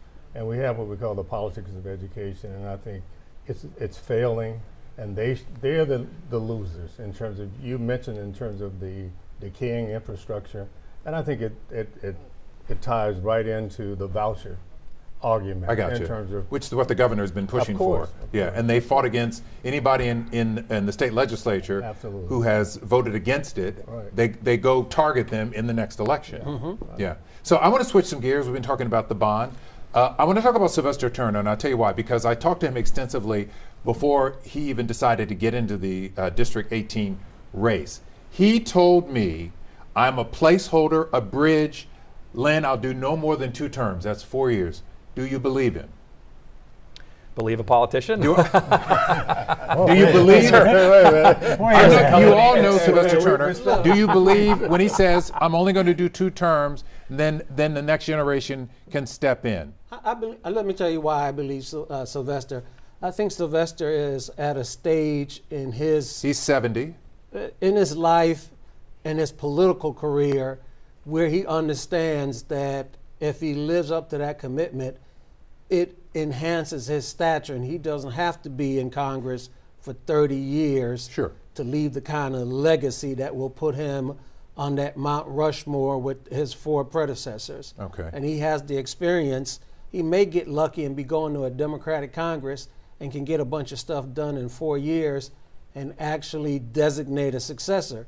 What's going to make him a superstar is if he actually comes up with a transition plan and elects a younger Democrat to replace him in 2 cycles. If he does that, I mean, he becomes even more influential and powerful in the Democratic community in this county. Yeah, he's got 4 years. It goes fast. Right. Yeah. And you know Sylvester like I know him, and I wouldn't dare say that I don't believe him because he would call me before I left. He would call you. He would call me. He would call you. Say, how could you say that? Yeah. Yes.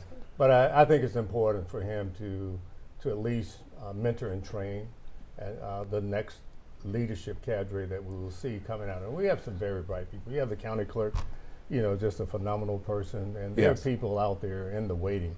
And I think Sylvester will certainly train them and take them under their So since I have you, one other race I want to talk about, and that's for Harris County DA.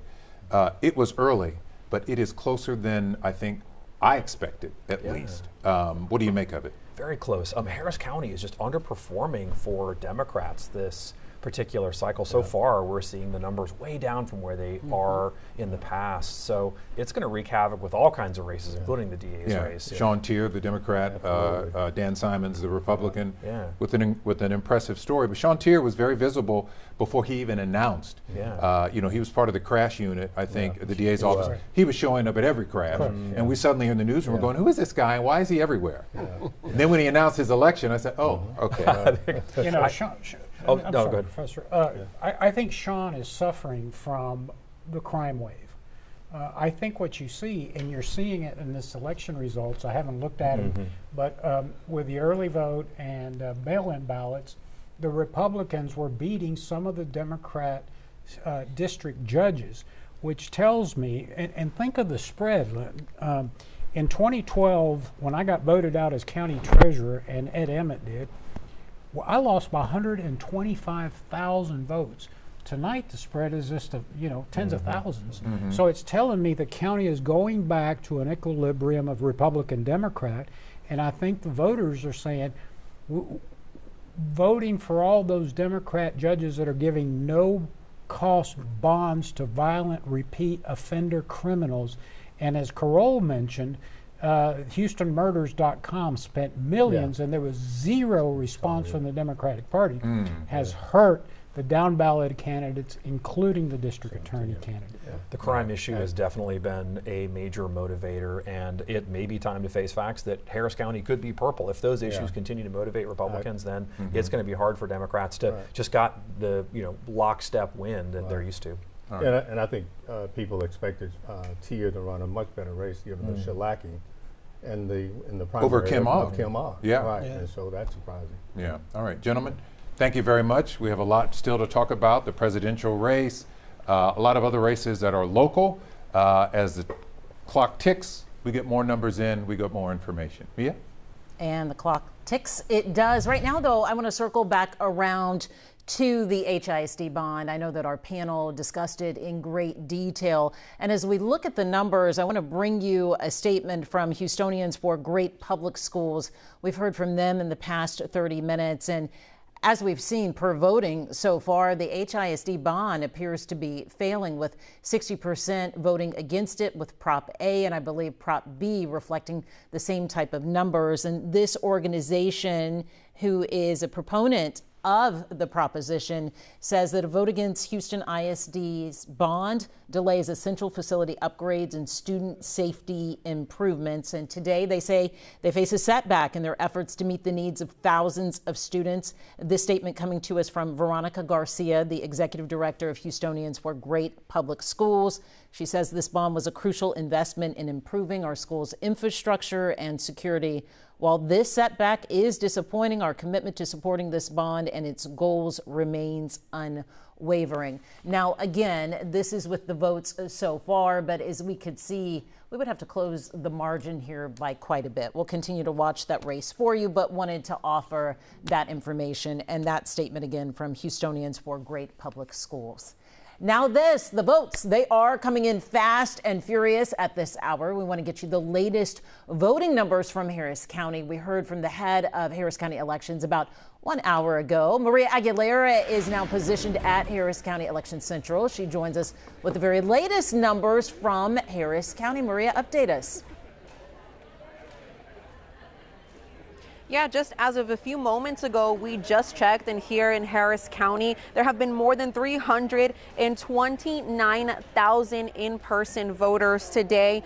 And now we are told that there are still over 360 vote centers open, and that means that they're still processing voters who were in line by 7 p.m. Of course, 700 were open today total, and now 360 of those are still processing voters. Now just take a look at what we're seeing here. This is the call center at the Harris County election headquarters, and at this location they're still taking calls from some of those a couple hundreds of centers that are still processing voters. And And really the main thing right now is they're awaiting those ballots to come in as they're making their way from all of those centers. Again, because Harris County is so large, this is going to take quite some time. We're told that the election judges have a whole process that they have to follow before they can even bring those ballots here. And once they make it here, they open it and they take out the ballots, and there's really a whole process before they even begin to count. So we're told that this is going to be a long night. There are some cameras that you can see online that they're live streaming those counts and how they're tallying those ballots in person as well as early voting. But again, just for today, more than 300,000 in-person voters. That really brings it up to about 1.5 million voters in Harris County, including early voting in person and early voting by ballot by mail, excuse me. So of course, we're going to stay here. We're going to get another update in about less than 30 minutes on really just what it's looking like here on election day, because all of the results are coming out of this location minute by minute. They're monitoring those voting centers and how many of them are still processing voters. They're telling us how many total voters are coming in today, and that's really when we're going to get more accurate numbers come later in the evening. And of course, more tomorrow is when we'll get a better picture of how many people really came out in Harris County to vote. But again, we'll stay here, bring you the latest update coming up after we get one around 9 o'clock. But for now, I'm going to toss it back to you guys in the studio. Thank you, Maria. It is a flurry of activity now at Election Central, and something that's anticipated with, of course, Harris County being the largest county. 300,000 plus votes just from today that have to be processed. The votes are adding up. So they had 1.3 million early voting, now another 300,000. So you're past 50% for registered voters in Harris County, and you still have a lot more votes to come in. I don't know how that will compare to 2020, but it'll probably be close. And of course, we're still watching the presidential race. If you're looking at the map, Trump is leading in the race, but you're still waiting on critical battleground states, absolutely. From North Carolina to Georgia, Michigan, Pennsylvania, Wisconsin, Nevada, and Arizona. We know California is going to swing blue. Traditionally, yes. So traditionally, that's what happens. So it's these other states that, they are either just closing the polls or, very close to it, that we're still waiting on. We do have some winners. Sylvester Turner. Yes. That took about, we were watching here, it took about 50 minutes to decide after the polls closed that Sylvester Turner would replace Sheila Jackson Lee in District 18. This was a very personal mission for former Mayor Turner. He told me how close he was to Sheila Jackson Lee and how he thought that it would be, he had no interest in running for Congress. I had talked to him months before Sheila Jackson Lee passed away. He had no interest. He said, but with her passing, it changed his interest for the position, and he decided to run. And then, of course, he endorsed Erica Carter Lee, Sheila Jackson Lee's daughter, for the special election to fill the unexpired term as well. Until the rest of the month. Okay, let's check in now with Stephen Goen. He is at Mayor Turner's watch party, now turned victory party tonight. I believe he even spoke with the mayor or heard from the mayor. Stephen? Yeah, we talked to the mayor a little bit earlier. He said he was very excited to get to work and carry on the legacy, he said, of Sheila Jackson Lee.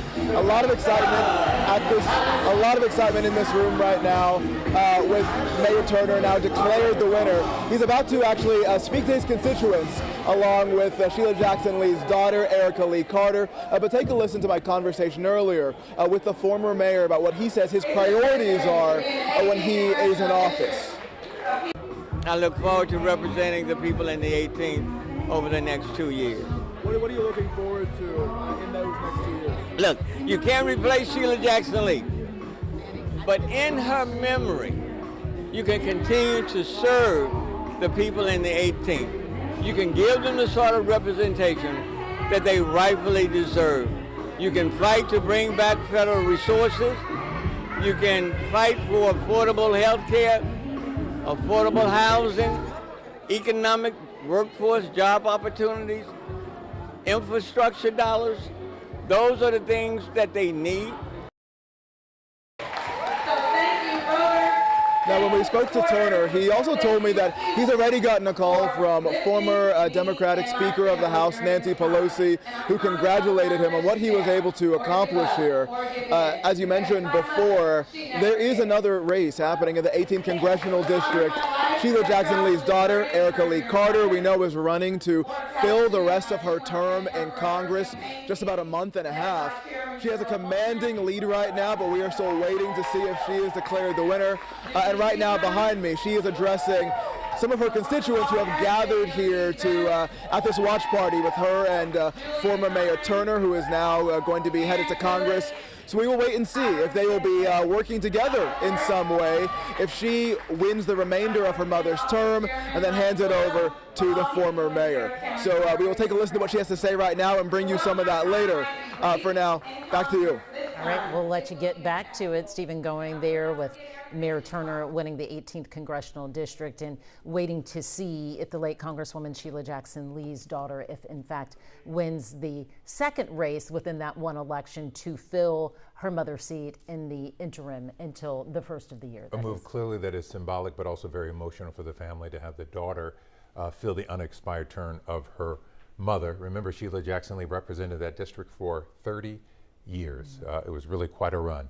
And now Sylvester Turner, her good friend, will be replacing her on a full-time basis. Okay, so it was quite the lively party there with Mayor Turner, right? Mm-hmm. Already a bit of a victory celebration. Yes. Another lively party that we were watching from earlier this evening, that is a community watch party along Alameda. Trayson Bragg joins us there live. I know we have college students, we have folks from the Houston community gathered there. How's it going, Trayson? Well, I'll tell you, we got college students, we got alumni, we got a lot of folks here at Bar 5015 having a great time watching those election results roll on in. And take a look behind me. We have the TSU National Alumni Association. Let's walk over here. Let's take a seat at their table and see how their night is going so far. We are here with the president of the association. Tell us your name. Corey Williams. And Ms. Corey Williams, why are you all here represented, and what does tonight mean for you? Well, Texas Southern University, we're a very political and civic-minded university. You know, we're the home of the Barbara Jordan, Congresswoman Barbara Jordan, and Congressman Mickey Leland, and so we're always involved in the political and civic process in some way, shape, or form. And this is our opportunity tonight to come together, watch the elections, and just see the political process unfold live, right? Absolutely. And with fellow alumni. That's also important for us to come together as one, as a TSU family, and, you know, just have a good time, but again, participate in the civic process by viewing the results. Absolutely, and this is obviously an election so many folks are speaking about. We are glad that you all are having a great time, and we're going to continue to check in with you throughout the night. Awesome. All right, thanks so much. Thank you. And we will continue to check in throughout the night. We'll see you later. I'll send it back to you all for now. All right, Trayson, thank you very much. Let's go back to Stephen Goen now. He's at the victory party for former Mayor Sylvester Turner, now Congressional-elect in District 18. Erica Lee Carter. And just think, for the 18th Congressional District, Mickey Leland, Barbara Jordan, Mickey Leland, Craig Washington, Sheila Jackson Lee, and now Erica Lee Carter. Give it up to Erica Lee Carter. And I want to say I've had the privilege of knowing both Jason and Erica pretty much all of their lives. But over the last month or so, to be on the campaign trail with Erica has just been an exceptional blessing. It's one thing to have been out there working alongside Sheila Jackson Lee, but to now have had the opportunity to work and to campaign alongside Erica has just been a special blessing. She's not trying to step into the shoes of her mom, but let me tell you, she is more than prepared to walk in her own path and to champion her own causes. And I have no doubt that tomorrow, really starting tomorrow, that she will represent the 18th Congressional District extremely well. Give it up to Erica Lee Carter one more time. And then to all of those who work very closely with Congresswoman Sheila Jackson Lee, I'm not going to call everybody's name. Erica has called them before. I do want to acknowledge Gerald. Gerald, thank you so very much. I want to especially acknowledge Gerald and Commissioner Rodney Ellis. Alicia is here in her own right, but the commissioner is out of the state. So I do want to thank Gerald and Commissioner Rodney Ellis for their support, for their encouragement. And I want to thank the Lee family for embracing me and for supporting me. They didn't have to. They could have just, dealt with their own mom's laws, wife's laws, but they embraced me and supported me. So I want to personally, Elman and all of you, I want to thank you all for being there for me on this new journey. And then I want to personally acknowledge my own family. Give it up to my daughter, Ashley Page Turner, to my son-in-law, Jimmy, Captain, and I said Ashley Page Turner, Captain, I should say, and to Jimmy, Captain, and then to the new addition,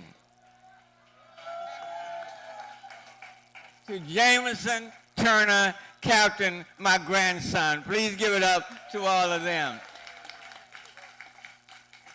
I was going to have my grandson speak tonight, but I decided, I don't want to rush him too quickly onto the main stage. So, but I want to thank all of them for the sacrifice that they are making, which is enabling me to take this step. To be honest with you, my intent was to devote much of my time to them and to my other sisters and brothers going forward. But I want to thank them for their continuous support, for always being there, for the encouragement.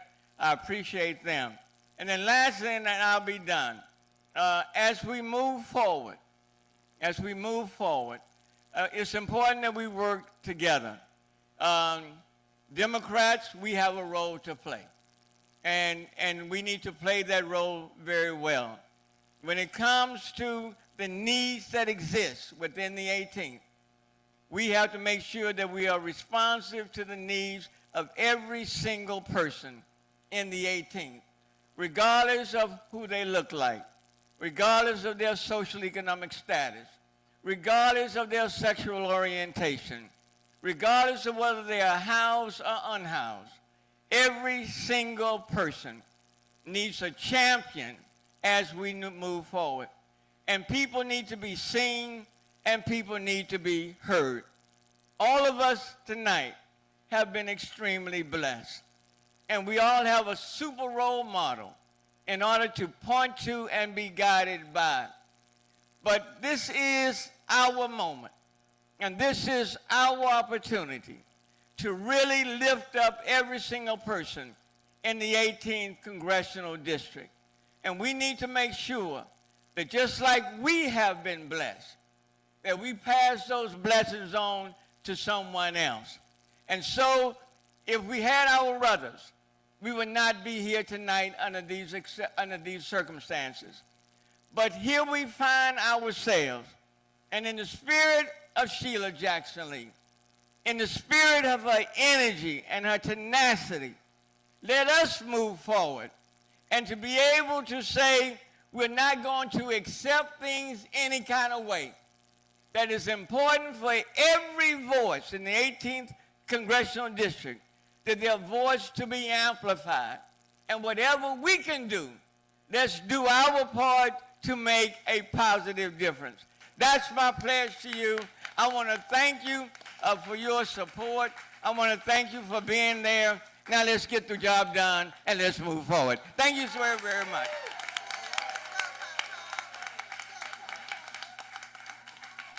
Sylvester Turner giving a victory speech there. Now the Congressman-elect for Texas 18th Congressional District, formerly held by the late Sheila Jackson Lee. So at this hour, as we close in on 9 o'clock this evening, election workers across the region are hard at work right now tabulating votes, giving you a live look at vote counting from voting centers in Harris County, where we have a reported 300,000 plus votes today. Also, we're seeing counting in Fort Bend, Montgomery, Brazoria, and Galveston counties as well. And we do have some returns coming in, some updates. Marcelino Benito has a look at the presidential numbers right now. Marcelino. Len and Mia, we're going to take a look at the state of Texas. AP and CBS News have both called the state of Texas for Donald Trump. This is where the race stands right now. 55% of the vote going to President Trump. Vice President Kamala Harris at 43%, with about 65% of the vote here in Texas. That's a 12-point margin. I want to take you back to the last presidential race when President Biden was on the ballot. And you can see Texas was a much tighter race. It was about a 5.5 percentage point win for Donald Trump. That's one thing to note as we continue counting votes. Again, still lots of votes to count, but this race in the state of Texas has been called. Let's pop into Harris County and see how Trump is doing here with 72% of the vote in. Kamala Harris with the lead, 52.1% to 46.6%, about a 6% margin. I want to take you back to the presidential race in 2020, and Biden back then won Harris County by about 14 percentage points, so almost doubling how Harris is performing at this time. Not a good sign for the Harris campaign. Texas not likely to be as close as Biden made it several years ago. Let's pop in and look at Senate results here in the state of Texas. 64.5% of the vote in Texas. Cruz with about an 8% lead. That's 53% to 45%. Over 4 million votes, 4.3 million votes for Cruz, 3.6 million votes for Colin Allred. Again, similar story. We want to pop in here to Harris County and give you a look at how Colin Allred is performing. 72% of the vote is in. You can see he has a lead. It's about a 9 percentage point lead. But let's compare that to the last time Ted Cruz was on the ballot against Beto O'Rourke. And you can see Beto O'Rourke won Harris County by 17 percentage points. So he's definitely not outperforming what Beto O'Rourke was able to do back in 2018. Notice Tarrant County was blue back in 2018. Narrowly a win for Beto O'Rourke back then, 50% to 49%. Let's get back to today's current results as they're coming in. And you can see Cruz is the one with a slight lead in Tarrant County with about 69% of the vote in. Let's head on over and talk to our political experts, our panel of analysts. Texas has been called. No real surprise there, gentlemen, but what can we read about how Colin Allred and both Kamala Harris really underperforming what was done 4 and 6 years ago? I'm honestly surprised, not at Trump's number, but I thought Democrats would do better tonight statewide. Harris County honestly has been probably the shock of the night for Democrats at the underperformance in terms of Democratic numbers. The talk all year was Democrats were going to get to 1.1 million in Harris County. Nowhere near that number. And depending on what the election day pool looks like, it could be more than just a few Democrats in the judicial races going home. I mean, we could lose the DA. We could lose the Harris County attorney. I think the election day mix should be good enough for them to hold on, but Harris County's just been too close. Dr. Adams, what does that tell us about Harris County? Not as blue as we thought? It's not as blue, and we were thinking that it would be more purplish, but I don't think that's the case given this margin tonight in terms of Trump, his performance. Obviously, we're still waiting for a call on the Allred Cruz race, but what in the numbers are you saying you think it's a done deal?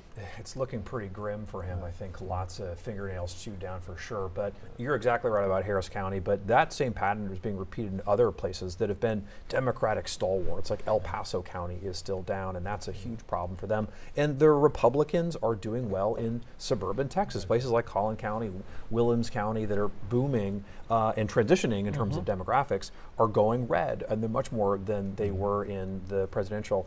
Part of it is about the border. I think Cruz made a good case there. But part of it is about the economy, and that's really been a huge factor. People are paying more, and although it's not all President Biden's fault, people are taking it out on Joe Biden. Orlando, as a Republican, you got to be happy with what you're seeing in Harris County in particular. Well, I am, Marcelino, and look, there's a lot of issues, but I continue to believe in Texas that shares the largest border with Mexico. Illegal immigration continues to be a topic that was a winning topic for Republicans. You take the crime situation with all the Democrat judges giving no-cost bonds to violent criminals, and then layer that with the fact that our county sheriff will not work with the federal government on 287G, which simply says, let ICE know when you have a violent criminal in your prison and we'll process them out of the country. The Democrat county sheriff says, no, we're not going to help you. And so I think the economy, immigration, and even on the abortion issue, I know there was talk about a lot of women turning out and support and you know, being angry about that federal Supreme Court case. I am not smart enough to tell you, maybe some of the professors here can do some analysis, but what did that do to the evangelical vote in rural Texas, up in the Panhandle in Midland, Odessa, and areas like that? I think there's some interesting forces working back here. Well, thank you, gentlemen. And to your point, Brandon, the trends we're seeing here in Texas, we're seeing nationally in some of these battleground states. We'll continue watching the votes. We'll send it back to you, Len and Mia. All right, Marcelino, thank you. We're going to leave you with a live look at the area voting centers tonight, where the all-important counting is continuing. Up next, Sherman Chow and Rika Mudaraj continue our special election coverage. Len and I will see you back here on the streaming side at 10:30 tonight. Be sure to also join us for KHOU 11 News at 10 on your TV.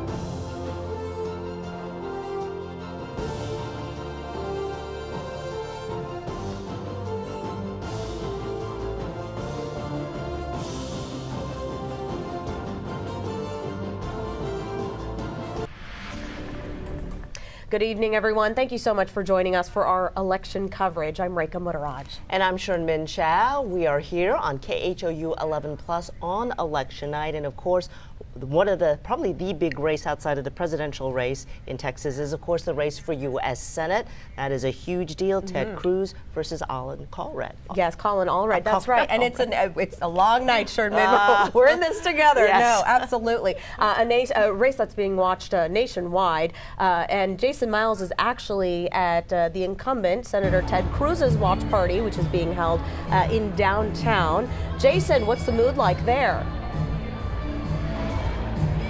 Very jubilant. That has happened in the last few minutes. The margin, as you know, has widened over the evening. One of the networks, I understand, has called this race for incumbent Ted Cruz. Music is blasting. People are very happy. There have been cheers every time new numbers come up on the screen. And we were given a 5-minute warning from the Cruz team, I'd say more than 5 minutes ago. So any moment now, we expect him to take the stage here at the Marriott Marquis, and here cheering. And I believe I may be seeing an entourage heading toward the stage. We've had a very excited crowd here for the last 20 or 30 minutes especially. This crowd has grown over the last few hours. The doors opening at 7 o'clock. The Cruz team telling us that more than 1,000 people actually RSVP'd. I see Democrat District Attorney Kim Ogg waiting off stage. I can't tell if Senator Cruz is over there as well. So we may hear from a couple of people before Senator Cruz takes the stage to, we anticipate, accept victory. Already on social media, I believe Senator John Cornyn and others congratulating him already, even as we have yet to see the totality of votes and results come in statewide. Obviously, this has been a close race with Ted Cruz and challenger Colin Allred. He had a close race against his last challenger 6 years ago. But in my perspective, in my opinion, the margin of victory may be wider than many had thought, or that many expected based on some of the polling we saw, especially over the last few weeks. Obviously, there are many people here with those Keep Texas, Texas signs. That's been a main theme of Ted Cruz's campaign. He's crisscrossed the state over the last few weeks, if not months, making some 150 stops in cities from as far away as El Paso, up in the Panhandle, ending that bus tour last night in our area up in Cypress, where he was joined by Lieutenant Governor Dan Patrick and others. If you guys have any questions or other insight as we await Ted Cruz to take the stage, we can talk about that, or we can come back. You can come back to me once we get a good gauge on whether he will be making an appearance immediately. All right, thanks, Jason. And, we're just looking at what we do have are the early vote totals in, and we're hearing that it is 53% for Ted Cruz and 45% for Colin Allred. So that is certainly a decisive margin, at least for the early vote. Yeah, to be clear, as we've been saying, that we don't have any day of votes in just yet. Precincts, many of them still open because voters got in line just ahead of that 7 p.m. deadline. They are still waiting to vote. So at least in Harris County, we're waiting for those votes to come in. But we can see right there on our screen, Ted Cruz has a sizable lead over Colin Allred in early voting numbers. All right, and we are expecting him to take the stage here in a couple of minutes. But in the meantime, we're going to head up over to Dallas and Colin Allred, where our Victor Jacobo is, and he is got a big crowd behind him as well. How are things out there, Victor? Yeah, a lot of nervous energy in this room here in Dallas, where the Colin Allred campaign is holding their campaign election night watch party. Just a few minutes ago, former state senator and former gubernatorial candidate for the Democrats, Wendy Davis, took to the podium here to address the crowd here, saying, hey, I know everyone's nervous. We're all refreshing the phones and seeing the results comes in. But she pointed out that there are many places around the state that have not yet reported some of their first numbers of the night. So she cautioned some of the nervousness that maybe is kind of spreading throughout the room right now. But she spoke and kind of reminded folks that even regardless of the results tonight, the fight continues in this state for this party to continue to make gains in this state. So she spoke and addressed the folks. They have the monitors up here with some networks showing the results from other races across the country. And each time there's a projection for some Democrats, there are cheers. Whenever there's a projection for some of the Republicans, it's kind of dead quiet, silence. So right now, there's a bit of a buzz in the room, but also that nervous energy that Wendy Davis was referring to earlier when she spoke. We do expect at some point that Colin Allred may speak to address the crowd here, but before that we're going to hear from family and some other campaign staff as well. So again, kind of a nervous feeling here as more and more numbers trickle in, but a lot of folks have their phones out, checking their social media feeds, checking numbers as those numbers come in. Again, the Allred campaign really focusing on the urban centers as part of their campaign strategy, hoping that turnout in those areas can boost them closer to Ted Cruz. So we're kind of waiting for those numbers to really come in and track those, and we are tracking that as well. So I'll send it back to you. Will make in all of this. Cruz narrowly beat Beto O'Rourke in 2018. It was a much smaller margin, but again, as we've been reporting, we don't have day of numbers just yet, so only early voting numbers as of now. That's right, and so they, like everybody else, watching their screens, whether it's the big screen, the small screen, on air or digital. All right, so let's take a look at that early vote, what numbers we do have for Harris County. And I think we can put that up on the screen. Obviously, the main race, the main attraction, if you will, is the presidential race. So the early vote has Donald Trump ahead at 56% versus Kamala Harris at 43%. That is on your screen there. All right, let's see what we've got next. I bet that's going to be the Senate race. Yeah. As we reported, Ted Cruz leading with 53% of the early votes. We just heard from Victor Jacobo in Dallas at Colin Allred's watch party. They are not losing hope there just yet, as again, we wait for the numbers from today on Election Day. And of course, just a friendly reminder, these are the Harris County early vote numbers. That's right. Obviously, Texas is a very large state, so many other locations coming in. Now, this is for U.S. Representative District 18, Sheila Jackson Lee's seat. Sylvester Turner, as expected, dominating that race with 70%. The former mayor of Houston leading and projected the winner by AP at this point. Absolutely, and that would be for the full 2-year term that starts in January. In the meantime, this is for the special election for U.S. Representative District 18 to complete late Congresswoman Sheila Jackson Lee's term. This is her daughter, Erica Lee Carter, versus Maria Dunn. Her daughter leading essentially by a landslide. Again, early voting numbers with 69% of the early votes in this special election, so she could finish her mother's term. And Harris County District Attorney, Democrat Sean Teare versus Republican Dan Simons. And you can look at that. That's a fairly narrow margin right now, 51% to 49%. And the interesting backstory on that, of course, it was Sean Teare had gone up against his old boss, DA Kim Ogg, also a Democrat, obviously, in the primary. She lost to him there. She had a falling out with the Democratic Party, and there were some other issues. All of that assisting Teare to win that nomination. So this will be an interesting race, closely watched tonight. Dan Simons, also a former prosecutor, now a defense attorney with his own law firm.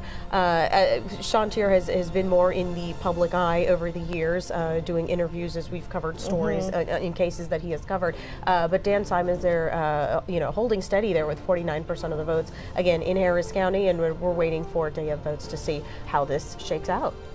And up next, we have the HISD bond proposal. This is the historic $4.4 billion bond package. It came in two parts. Proposition A, $3.96 billion for new school buildings, renovations, expansions of current buildings, and then Proposition B, which was $440 million for technology upgrades. And both of those, at least in the early vote, failing markedly, 60% against, 40% for. So we'll see how that plays out once the day of votes come on in. But as we've been talking about, that has certainly been an interesting vote, because there has been so much response to the state-appointed superintendent and the board as well. There's certainly been a vocal faction that has spoken out against him, and so there's a lot of blending, conflating of the proposition with the personalities. Yeah, absolutely. So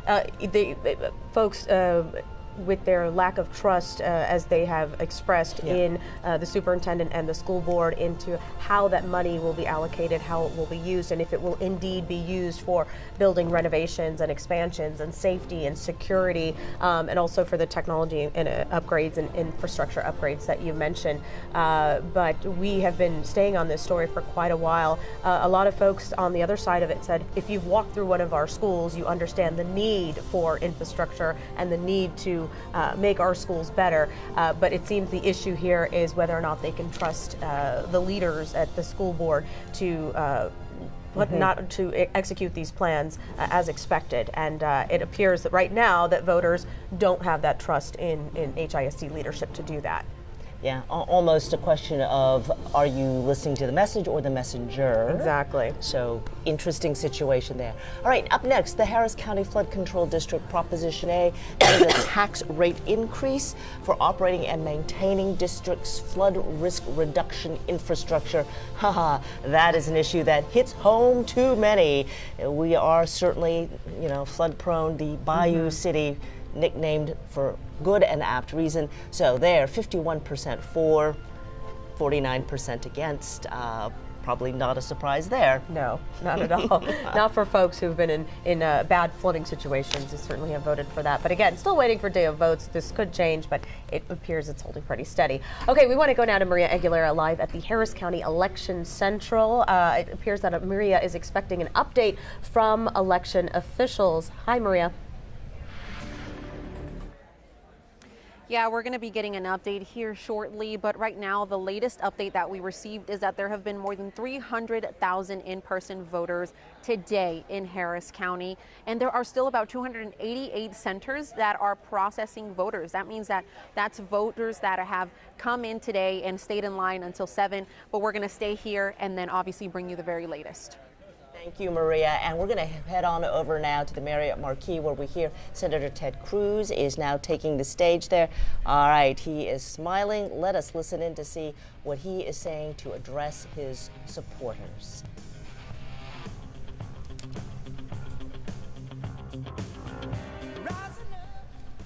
All right, Ted Cruz getting ready to speak to his supporters. It has been quite the race here. Over $160 million raised between the two candidates, and making it the most expensive Senate race. I think he's about to speak. Let's take a listen. God be the glory.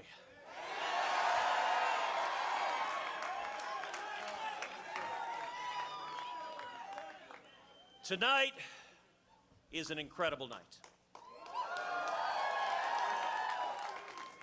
A huge victory here in Texas. Right now, we're up by 8 points at over 600,000 votes. And they're still counting votes. It also looks very likely that we're going to have a Republican Senate next year.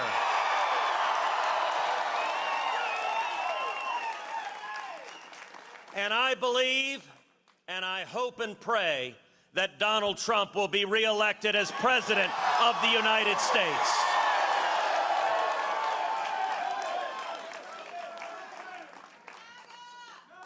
I want to say thank you, number one, to my extraordinary wife, Heidi, my best friend in the world. Such an amazing partner on this magic carpet ride of life. And I want to say thank you to our two beautiful and amazing girls, Caroline and Catherine.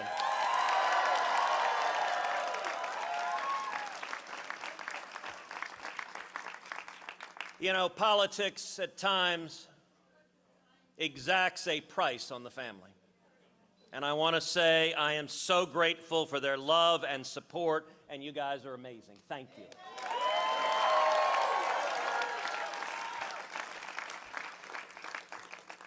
I also want to give a special shout out to Alexis Nungary.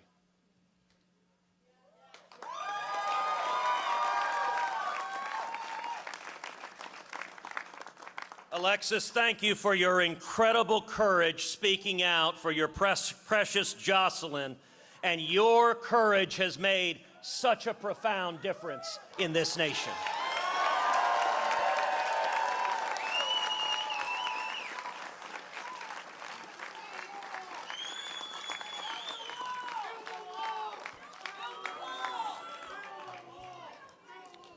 We're going to. I also want to thank all the Democrats across Texas who crossed over and supported my campaign.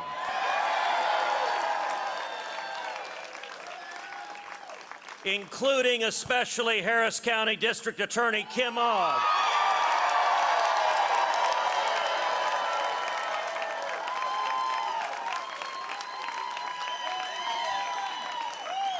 who has stood strong for prosecuting violent criminals.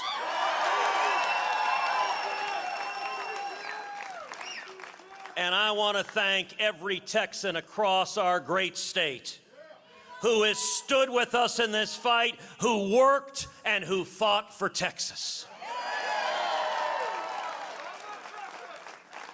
I want to congratulate Colin Allred on a hard-fought campaign. And I want to say to all of those who didn't support me, you have my word that I will fight for you, for your jobs, for your safety, and for your constitutional rights.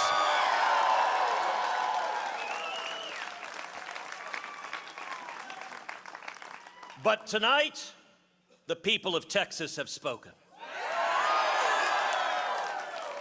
And their message rings clear as a bell across our great state. Texas will remain Texas.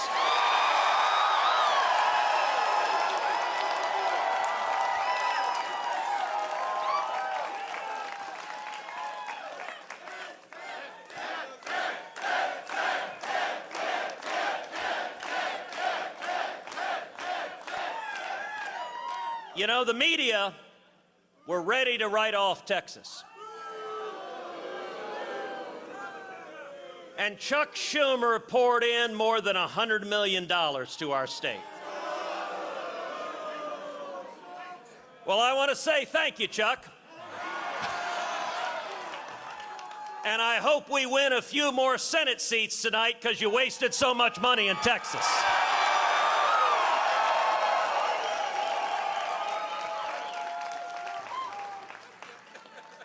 They deployed every trick, every lie, and every Hollywood celebrity they could find. Chuck Schumer tried to buy this Senate seat like it was a piece of Manhattan real estate. But he learned what we've always known, that Texas isn't for sale.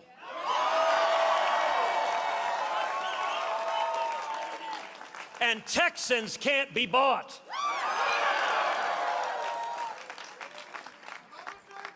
Amen. Over the last 2 years, I've traveled every corner of this state, from the Panhandle to the Valley, from deep East Texas to far in West Texas. We have traveled 9,094 miles, 53 rallies all over the state of Texas.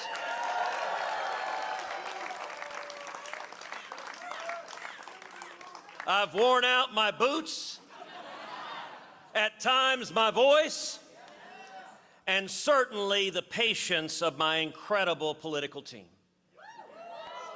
who did an amazing job on this campaign, and I think is the very best team in all of politics.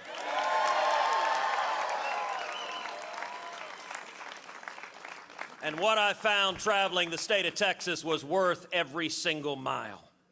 Because everywhere I went, I found something that gives me profound hope. Common sense isn't dead. It is alive and well in Texas. Everywhere I went, I met Texans who share a simple dream: to keep their families safe, to keep their freedom secure, and to keep their Texas values strong. Tonight, we are witnessing incredible results, especially with Hispanics across the state of Texas.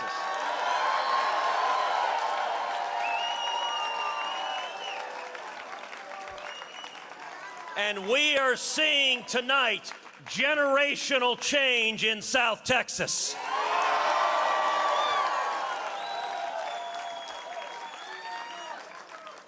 The results tonight, this decisive victory, should shake the Democrat establishment to its core.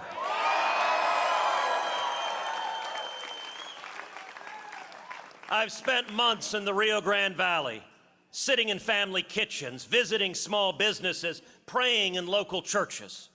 And let me tell you what I learned. Our Hispanic communities aren't just leaving the Democrat Party. They're coming home to conservative values they never left.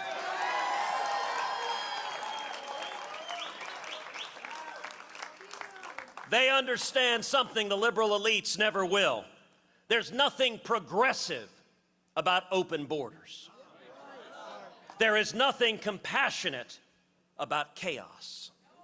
And there is nothing Latino about letting criminals roam free.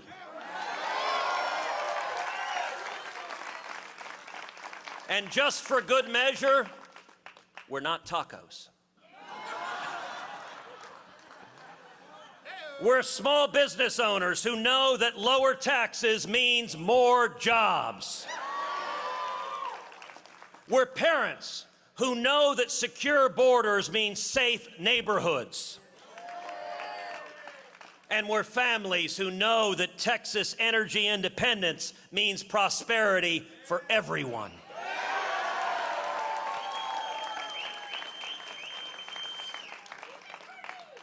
And I found this same awakening to common sense everywhere I traveled. I saw it in the eyes of Texas mothers, tired of being lectured to about their values, their faith, and their children's education. I heard it from energy workers in the Permian Basin and the Eagle Ford Shale, men and women who know that American energy independence isn't just about dollars and cents. It's about national security and freedom. It's about families being able to fill their gas tanks without emptying their bank accounts. Look, common sense isn't complicated. It tells us that borders have to mean something. It tells us that laws must be enforced, that children deserve innocence, and that prosperity comes from work, not a handout.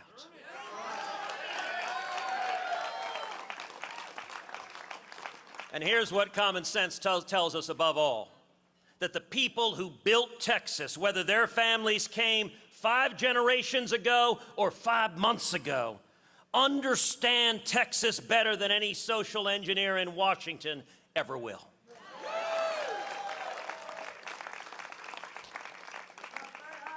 When I return to the Senate, I carry with me not just a victory, but a mandate. A mandate from the people of Texas. And let me be crystal clear about what that mandate means. First, we must secure the border.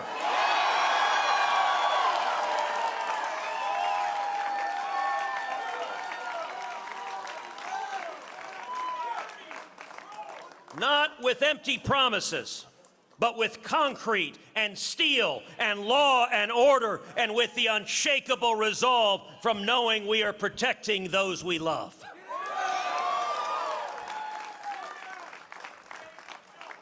The cartels who poison our communities, the traffickers who prey on the innocent, their days are numbered. Second, we must unleash Texas energy. The answer to America's energy needs isn't Venezuelans, oil fields, or the Ayatollah in Iran. but rather it is right here in Texas, in the Permian Basin, and throughout the state of Texas.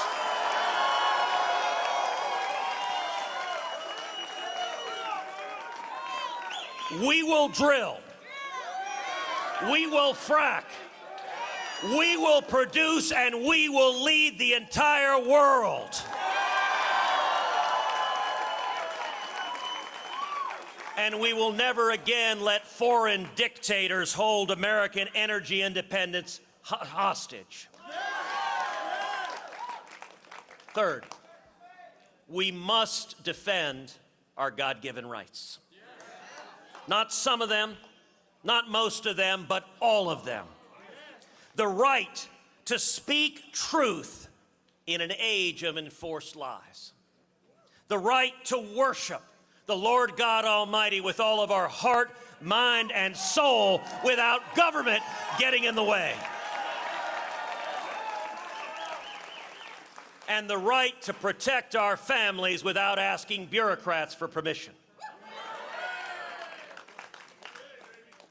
But above all, this mandate means fighting for what we believe in. Fighting every day, in every way that matters, fighting for Texas jobs, for Texas values, for Texas families, fighting for the Constitution and the Bill of Rights. And fighting without retreat and without apology. Because this isn't just about politics. It's about preserving a way of life that has made Texas the last best hope for freedom for mankind.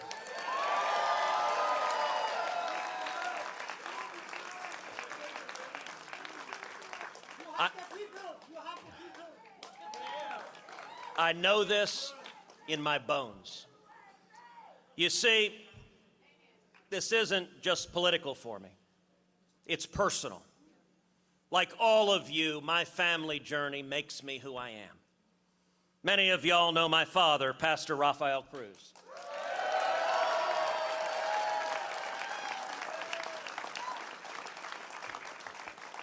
My dad arrived here from Cuba with nothing but $100 sewn into his underwear. He washed dishes for 50 cents an hour. He learned English watching John Wayne movies. And he worked his way through the university, graduating class of '61. That journey from a Cuban prison to Texas freedom, from a dishwasher to a small business owner here in Houston to today a pastor spreading the gospel across the state.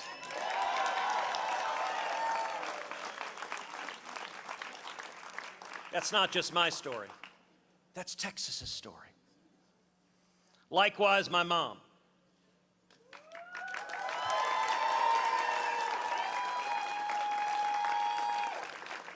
Who's Irish and Italian, born to a working class family in Delaware, who became the first person in her family ever to go to college.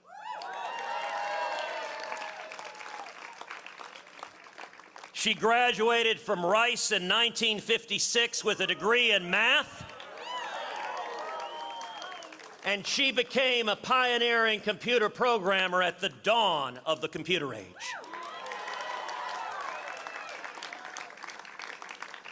My dad is 85. My mom turns 90 this month.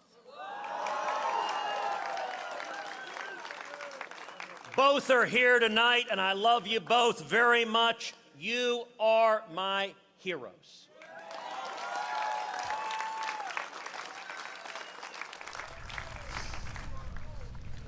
And here...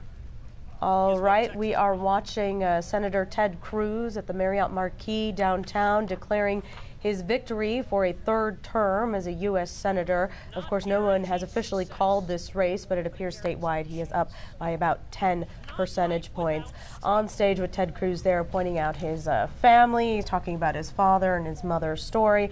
Also referring to Alexis Nungaray. It's a local family that we have done stories on, whose story he used, the murder of their daughter Jocelyn, as sort of an example of border crime and fighting those issues there.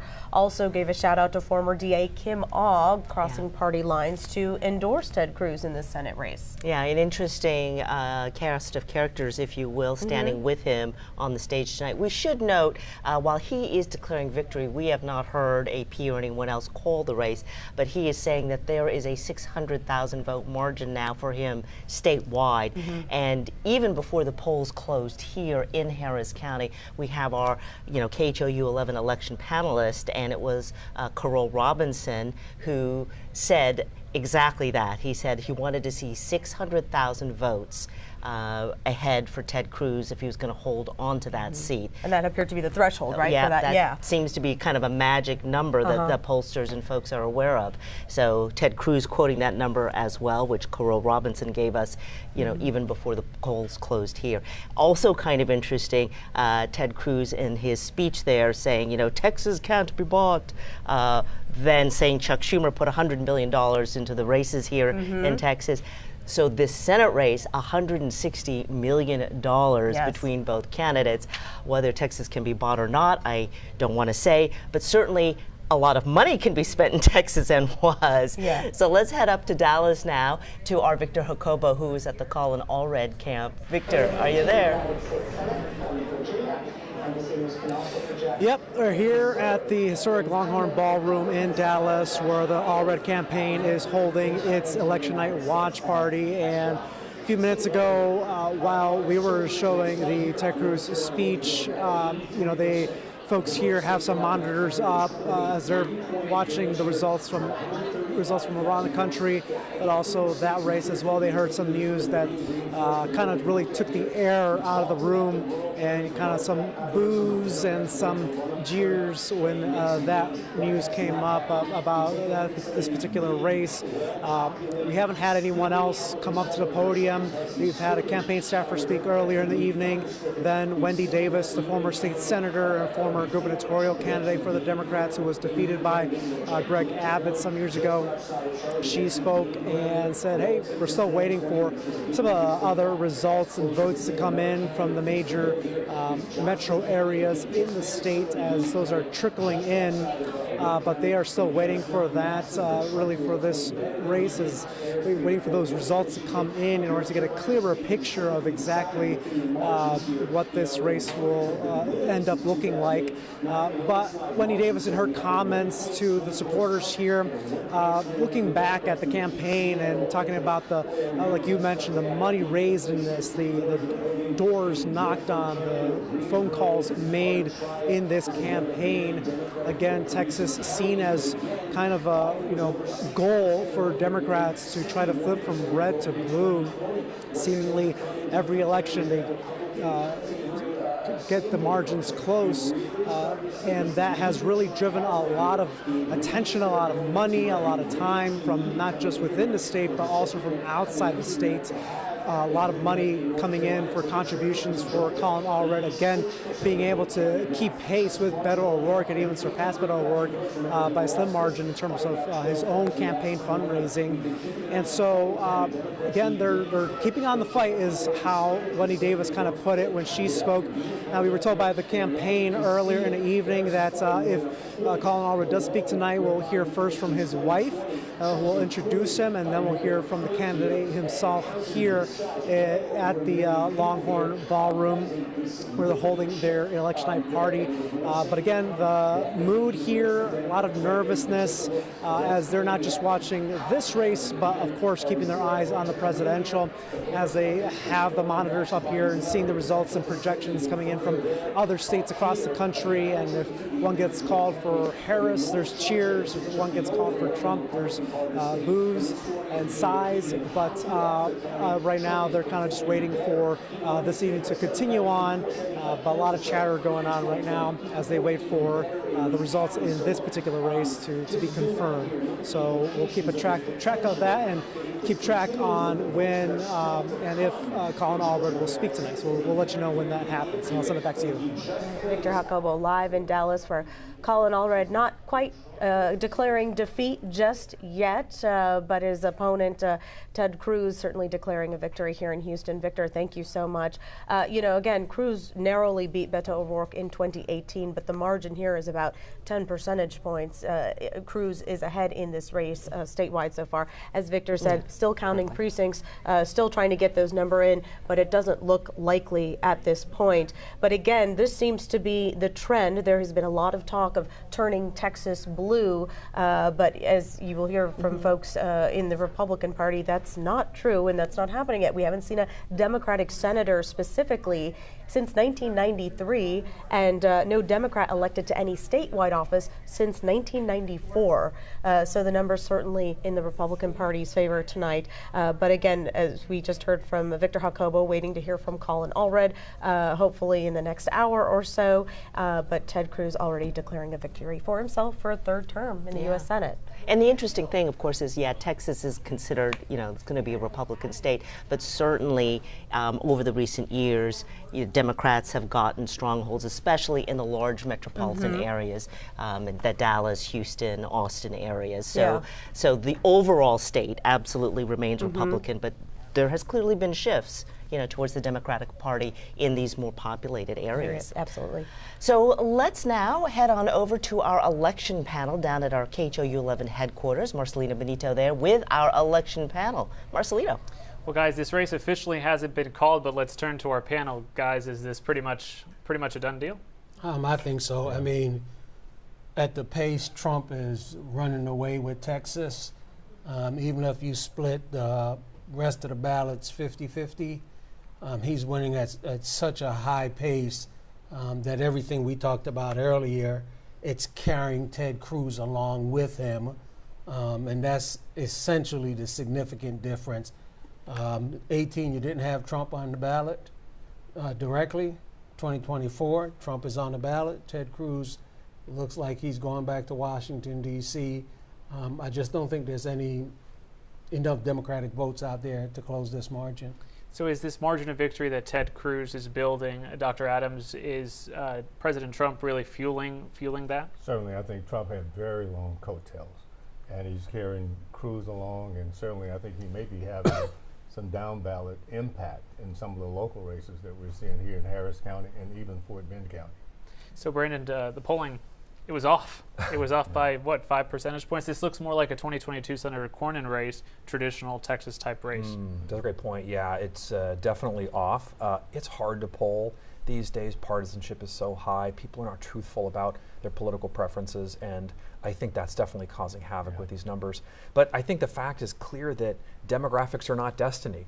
Democrats have been talking about this for years, and it simply hasn't materialized. If you look at the exit polling, Republicans are winning white women by 60%. They're winning white women with college degrees by 53%. They're winning people who were born in Texas 61%. So the win set that the Democrats were hoping would come out because of the reproductive freedom issue, because of the fate of democracy, aren't really materializing. So that's really where we are now. Orlando, we just heard from Senator Ted Cruz declaring victory before the race is called. I think he has a good reason to come out and speak. He addressed the Latino voter issue. He addressed Latino voters in general across Texas and how he performed among them, how the Republican Party is performing among them. I know you're very interested in this type of issue with the group that you lead. Tell me about your thoughts on his comments tonight in terms of the Latino vote. Well, I think they're spot on. I mean, people come here, whether they come here with documents or undocumented, and they follow the law, they don't break the law, they have a family, they're making a contribution, paying taxes, they're interested in succeeding in the economy. They want better for their children. They don't care about voting, running for office. It's the story of every immigrant. Now, it's not, he did a fairly good job down in the RGV, but all Republicans have run down to the RGV now to start, oh my God, there are Latino voters that are coming our way. So if Republicans can sustain that sort of contact, but not just contact, because Professor Rottenhouse and I were just talking, there are issues Republicans need to address in areas with high Hispanic population and even in urban Texas. For example, childhood diabetes and obesity is running rampant in Texas among African Americans and Hispanic kids. That's a great issue. If Republicans can tap into that, address those health care issues, which we end up paying for anyway, they'll do well. But if they rest on their laurels, we won't do so well. Orlando, for many years, we thought the Latino voter would be the ones that would help Texas turn blue. If Republicans continue on this path, appealing to these voters, it could very well be the opposite. Latino voters supporting Hispanics could keep Texas red. Yeah. The history of Tejanos in Texas is intertwined with the history of Texas. This is not California. In fact, there's music all over, don't California my Texas. We're not Pete Wilson's California. Governor Perry, when he was governor and decided to give undocumented children wanting a college education in-state tuition, he was pilloried by some in the Republican Party. But I'm saying that was the right move. George W. Bush reached out to Hispanics in Texas and did very well when he ran for governor. And so as long as there's that nexus between Tejanos and Texans, they're going to keep coming to the conservative side. And not coming, those are their values naturally. Just the Republicans had not done in the past a good job of reaching out. We're happy to play a small part in that with our organization, but we're seeing the results tonight. Yeah, Republicans were getting about 35 to 40% of the Latino vote for most of the 2000s through Governor Bush and Governor Perry. That's flipped. Now exit polling suggests Republicans are getting 64% of the Latino male vote. That's a tremendous sea change. If that happens, the Democrats are going to have to find votes elsewhere, but they're not finding it in college-educated suburbs. They're not finding it in these fast-growing suburbs, in these counties that are booming. So they've got to find it someplace, and it's so far been absent. Message matters. Exactly, and don't diminish. We talk about Hispanics, but even among African Americans, we were talking a minute ago about my personal friends that I've known that I'm just like, I can't believe this is the different person than what you were talking about 10 years ago. You're now a conservative, and so that's an interesting phenomenon. Look, you have to ask people for their vote, and if you don't start early, and if you don't talk to them about the issues they care most about, it's hard to sell a product to a consumer that's not interested in the product. And sadly, I think what we're seeing in Texas is just a reminder that Democrats have got to become much better at speaking to voters in this state about the issues of most concern to them, and it's not always national issues. Guys, Len and Mia have a question for you, so Len and Mia, go ahead. Yeah, actually, Sherman and Rick, I'm sorry. Just a quick question, because you guys were talking about the Latino vote and some Republican trends there. We know that reproductive rights was a huge issue for Allred in this race. But of course, the Hispanic population has strong ties with the Catholic Church, which obviously has opinions about, abortion, reproductive rights. Does the panel think that there may have been some kind of crossover there, that the Hispanic community might have felt like, maybe they were not swayed by, reproductive rights as an issue? Yeah, Sherman, I talked about that earlier in that Hispanics care about the economy and putting food on the table and filling their tanks so they can get to work. Our polling has revealed that Hispanics are evenly split on abortion, 50-50. Yeah. And so it's not a big issue for the Latino community. Yeah, let me say this. The thing that people don't seem to understand, it moves voters on a referendum on abortion. But then they'll vote to protect reproductive rights, then come down, and when they start picking candidates, it's a different thing. There was no vote to have a referendum in Texas that, you were going to move people on that. We saw what happened over in Florida. This was just a straight up Donald Trump, Kamala Harris, Ted Cruz, Colin Allred. And even if people were sympathetic to the abortion argument, that wasn't the issue that they were going to decide. They weren't going to be a single issue voter in Texas. And, Democrats got caught, Texas Democrat got caught in the national trend that was the primary issue. As was just pointed out, we're losing white women by, extraordinary margins tonight in Texas. It just tells you that you can't be a one-trick pony. And Dr. Adams, do you see that Republicans are? Go ahead. You had a point. I think it's clear that the message here in Texas tonight was the economy, the border, and linking that to crime. If you look at the message and the ads that were put out, I think they were very effective in terms of moving the needle in favor of the Republicans. Republicans have done obviously a better job lately with Latino voters. Nationally, we've seen Republicans appeal to African American voters as well. Are we seeing any of that in Texas tonight? Hey, according to the exit poll, yeah, Trump went home with 13% of the African American vote. That's significant. And how do you react to that? Well, I'm not surprised. I have spent years trying to talk to Democrats in leadership in Texas, that you've got to talk about issues that people care about to get to the issues you care about. And like the Hispanic community, you got to take care of your family. You got to have money in your pocketbook. You want to buy a house. After you take care of the basic issues, then you can get to what my dad would call the highfalutin issues. And they want to do highfalutin first. They want to put the roof up before they put the foundation down. And it's not working. And tonight, Democrats have got to go home and do a lot of reconsideration. Honestly, I wish Colin Allred would come out and speak to Texans and acknowledge that it doesn't look like he's going to win tonight, and let us know if he's going to stay around, stay active, travel the state, and learn. I hope Beto stays around and comes back at some point in the next few years. But they got to take away lessons from tonight. They can't be afraid to acknowledge that they got it wrong. And last question for the group this go around, but is what we're seeing in Texas any warning signs for the Harris campaign nationally? Are we seeing similar trends across the country?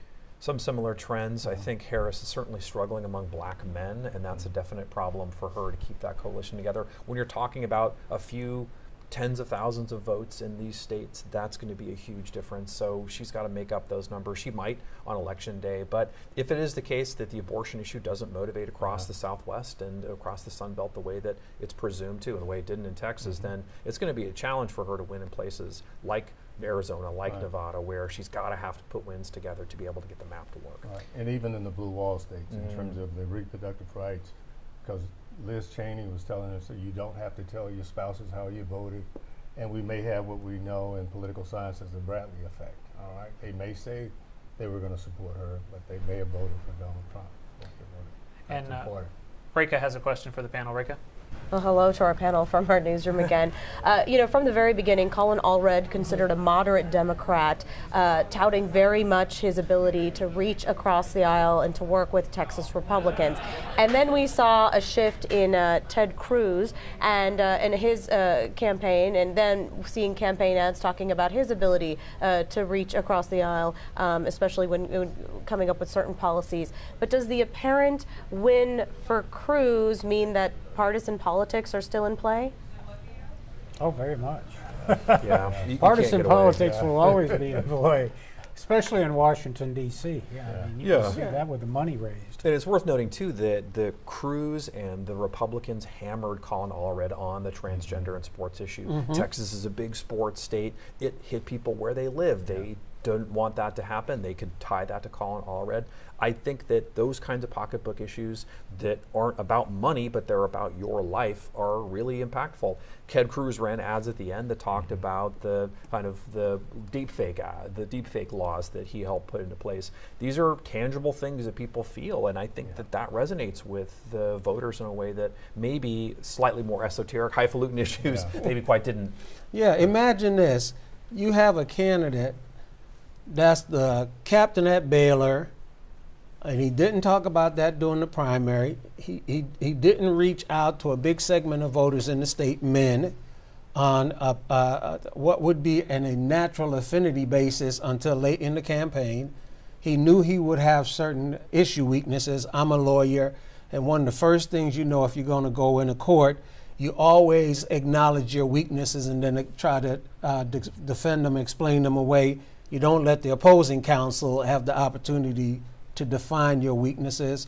And then something that won't get talked about a lot until after this campaign, man, we are in 2024 and these numbers look like 2020. We're barely ahead. So there are a lot of voters in Texas who Colin Allred and the Democratic operation didn't convince to come out.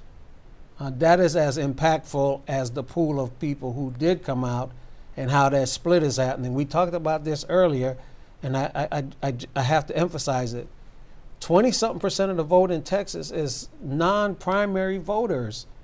They don't vote all Democrats. They don't vote all Republicans. They're up, but you can't only focus on them. You gotta get your base out. And Colin was, I think, being too moderate early and forgot to go energize the Democratic base, and then, like a presidential campaign, you run right or left, and then in the general election you run back to the center. And he didn't run much of a primary campaign to energize the Democratic base. I mean, I did not see one Colin Allred bumper sticker in Harris County. It was in the last 2 weeks that I saw Colin Allred yard signs. I never saw a 4x4 or 4x8 from Colin Allred. And so when you didn't motivate your base for them to be excited like it was with Beto, I think some of that is what you're seeing here tonight. So quick yes or no, the table believes Beto O'Rourke clearly ran the better campaign, better strategic campaign? Yes. I think he did. He was all over. He tried to get to as many counties. He held a lot of rallies. But I think the other question, in terms of the polarization question, I think regardless of the outcome tonight, we still will have a polarized society. However, if the Republicans are able to control both chambers of the Congress, they'll be able to pass a very conservative agenda. And perhaps the presidency as well. There you go. Still a lot of votes to count. Yep. All right, Ray Kinsterman, we'll send it back to you. Panel go back and forth on these issues and give us some of these insights, especially with, you know, some of the trends with the Latino voters and the abortion issue, and what one of our panelists called the one-trick pony, or the single issue voter. Sounds like what they are seeing and saying is that it's the bread and butter issues. Feed my family, house my family, where I live. Then I worry about the, quote, highfalutin issues after that. Yeah, it was the everyday issues that really resonated with voters. We're going to take a look at some current numbers right now. These are numbers from the state of Texas as precincts are closing, and we are getting results right now. Of course, looking at the presidential race, voters here in Texas, 56% going to former President Donald Trump. Kamala Harris trailing behind at 43%. This was somewhat expected, but again, we are waiting for more results to come in, but it looks like this is 72% of precincts reporting with Donald Trump in the lead. Next, I think we're going to have the U.S. Senate race. There it is. Ted Cruz, 10 percentage points ahead of Colin Allred. That has been the big talker. Ted Cruz already coming out to give a victory speech. We have not yet heard from Colin Allred, but the numbers are fairly dominant with 73% of the precincts responding. So it seems a little unlikely that Allred is going to be able to overturn that number and catch out Cruz there. We have not heard from him yet. Cruz we've heard from. Allred we have not heard from. And we do want to note that while Cruz has declared himself the victor, nobody else has called the race. The AP has not. But, he has, obviously a very substantial margin. We're looking at almost 800,000 votes there, just under that. And not officially called, but our panel of experts certainly calling this race. Sylvester Turner here winning for the U.S. Representative District 18 spot, the position that was held by late Congresswoman Sheila Jackson Lee. No surprises there really, as most people were expecting this result. We are standing by, though, to hear from Tanisha Hudspeth, the Harris County Clerk, to hear about numbers here in Harris County as those come in tonight.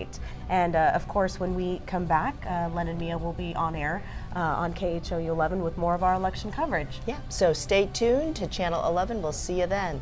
Thanks for being with us.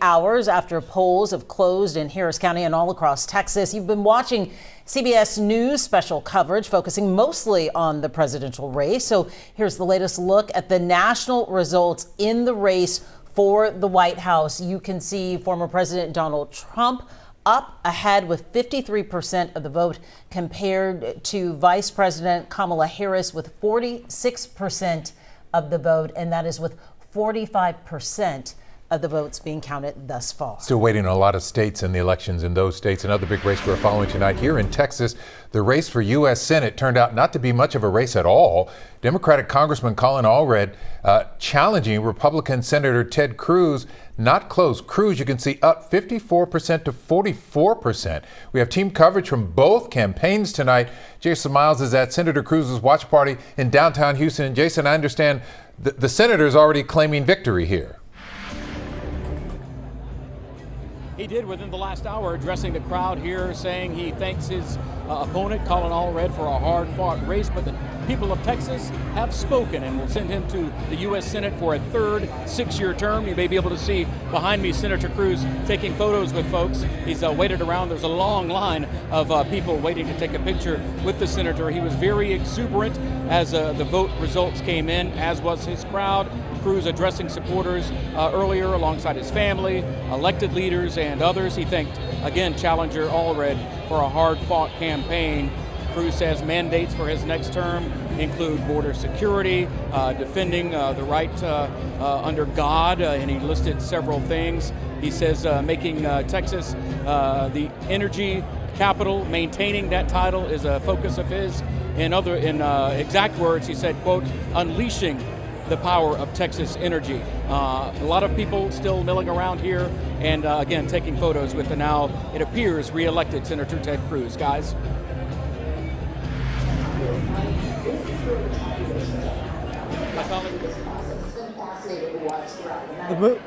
The mood here, quiet and a little nervous and disappointing here as some of the news of this race has kind of trickled into the Longhorn Ballroom here in Dallas. Once some of that announcement was made and kind of filtered its way through the room, the air kind of went out of the room here at the election night watch party for the Colin Allred campaign.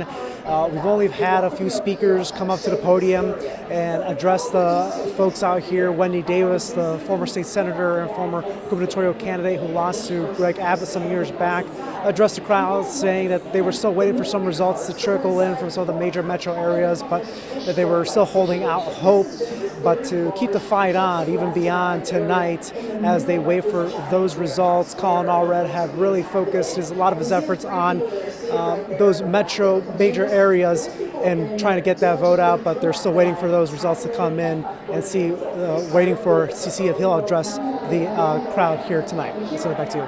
Victor Jacobo in Dallas tonight with the Allred campaign. Thank you. Now let's take a look at Houston ISD's $4.4 billion bond, the largest school bond in Texas history.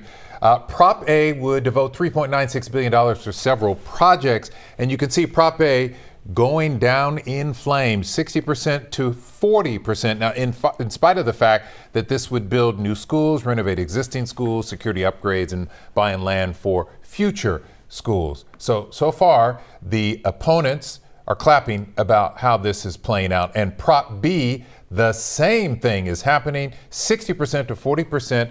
This would be $440 million for new technology, equipment, and staff, and students, and improve cyber security. So the mistrust of the state-appointed superintendent and the state-appointed school board is living up and translating to votes against Propositions A and B. Yes. All right. We have much more ahead for you, from reports on both presidential campaigns to a deeper dive into local races that will impact your local leadership. It's all next on KHOU 11 News at 10. Tonight, it's decision time. Americans are voting in one of the most pivotal presidential races in recent history. And here in the Lone Star State, a Texas-sized showdown, a high-stakes Senate race that could decide the balance of power in Congress with Ted Cruz or Colin Allred. Plus, Harris County votes a new district attorney in another closely watched race. And a multi-billion-dollar bond that could shape the future of Houston public schools. KHOU 11 News at 10 special election night coverage starts right now. And thank you for joining KHOU 11 News at 10 on this historic election night. Votes are being counted as we speak on races that impact your county and the nation. Let's get the very latest numbers on the biggest race of all, the race for president, and taking a closer look right now at where things stand. Former President Donald Trump leading the race with 53%. Kamala Harris trailing with 46%. This is with 45% of the vote count in thus far. And from the presidential race to all of the biggest races tonight, we have team coverage for you. Yeah, we start with reporters Natalie Brand and Bradley Blackburn are covering the Harris and Trump campaigns tonight. CBS News projects early wins for former President Donald Trump in several Republican-leaning states, including his adopted home state of Florida. Earlier, Trump and former First Lady Melania Trump cast their ballots in Palm Beach. I would say this was the best campaign we ran. But he later cast doubt on the integrity of the election, writing on social media a lot of talk about massive cheating in Philadelphia without providing any evidence. If I lose an election, if it's a fair election, I'd be the first one to acknowledge it. CBS News exit polls show more than half of Trump voters aren't confident that elections are being conducted fairly, while their top issue is the economy. I think when you look at the end of the day, fiscally, you look at our country, the budget was better, the taxes were better. Trump's signature issue, immigration, was also a top concern for his voters. Trump is watching the results tonight with an inner circle, including billionaire Elon Musk. They're gathered just a few miles from here at his Mar-a-Lago estate. Bradley Blackburn, CBS News, West Palm Beach. I'm Natalie Brand at Howard University, Vice President Kamala Harris's alma mater, where she's holding her election night watch party. She says the HBCU has shaped her into the person she is today. Supporters of Vice President Kamala Harris gathered at Howard University Tuesday night to watch the election results pour in. Earlier in the day, she stopped by DNC headquarters in Washington, D.C. to thank staffers and volunteers. This truly represents the best of who we are. She also made phone calls to try and boost turnout. Have you voted already? Early CBS News exit polls showed democracy was the top concern for Harris voters, followed by abortion. I tend to agree with her policies and stances and the things that come out of her mouth. The exit polls also showed men breaking for Trump while women backed Harris in margins similar to 2020. Natalie Brand, CBS News, Washington, D.C. Texas is not considered one of the battleground states. However, both candidates certainly tried to treat us like we were, hoping the messages they shared with supporters here late in their campaigns would resonate across the country. Our Marcelino Benito is taking a closer look at the number to see exactly how things have played out so far in this race. Marcelino, right now, Trump is doing quite well. Yeah, Lenamia, this was a big win for Donald Trump in the state of Texas. The state was called relatively early tonight. This is where things stand right now with 74% of the vote in. Donald Trump up 56% to 42%. I want to give you some historical context, take you back to the last presidential election, Trump on the ballot against Biden. Trump won Texas, but he only won it by about 6 percentage points. Let's go back to 2016. He won that one against Clinton about 9 percentage points. So this time around in 2024, he's having the strongest showing yet that he's had in the state of Texas, a 14% win with a lot more voting, about 25% of the vote still outstanding. How did he do it? Well, Harris County is not performing for Democrats. Yes, Kamala Harris is winning it by about 6 percentage points right now, 52% to 46%. But let's go back to 2020 and see what President Biden was able to do in 2020. Let's see if the board will cooperate. There we go. 14% win for Biden back in 2020 here in Harris County. If we come down to Fort Bend County, Biden won that county by 10%. This time around, Kamala Harris is only winning Fort Bend County by 1 percentage point. These type of numbers just don't bode well for Democrats. You can't keep Texas as close as it's been in past years with this type of showing in the major metropolitan centers. Guys. All right, Marcelino Benito with the very latest on Trump and how he's doing in Texas exceedingly well, better than the last 2 elections. Marcelino, thank you. Now let's take a look at the race for U.S. Senate here in Texas. Republican Senator Ted Cruz being challenged by Democratic Congressman Colin Allred. And right now, I'll look at those numbers for you. Ted Cruz with 54% of the vote, Colin Allred with 44%. This is with 74% of the votes in. You can see Cruz with the 10% lead here, and Cruz himself declaring himself the winner despite an official call yet. Yeah, it looks like he's going to go on and win and get his third term in Congress. We have team coverage on both campaigns tonight. Jason Miles at the Cruz Watch Party in downtown Houston. Jason, got to be a party going on. Yeah, I think Cruz was pretty confident in this, no matter who's called it yet, given that margin. He's still here in the ballroom, a very exuberant crowd still sticking around. I'm going to leave it to Sergio, my photographer tonight, to find Cruz in that crowd. There he is, crowd taking photos with some of these folks. He took the stage within the last hour alongside family, fellow elected leaders, even thanking Colin Allred for that hard-fought race. Here's a little bit of what Cruz had to tell this crowd. They deployed every trick, every lie, and every Hollywood celebrity they could find. Chuck Schumer tried to buy this Senate seat like it was a piece of Manhattan real estate. But he learned what we've always known, that Texas isn't for sale.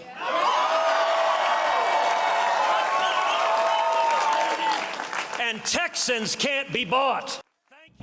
Cruz, it appears, going to his third 6-year term in the U.S. Senate. People still here taking pictures again with Cruz. He says 3 mandates for his next term include border security, unleashing Texas energy, and defending God-given rights. That's the latest from the Marriott Marquis downtown.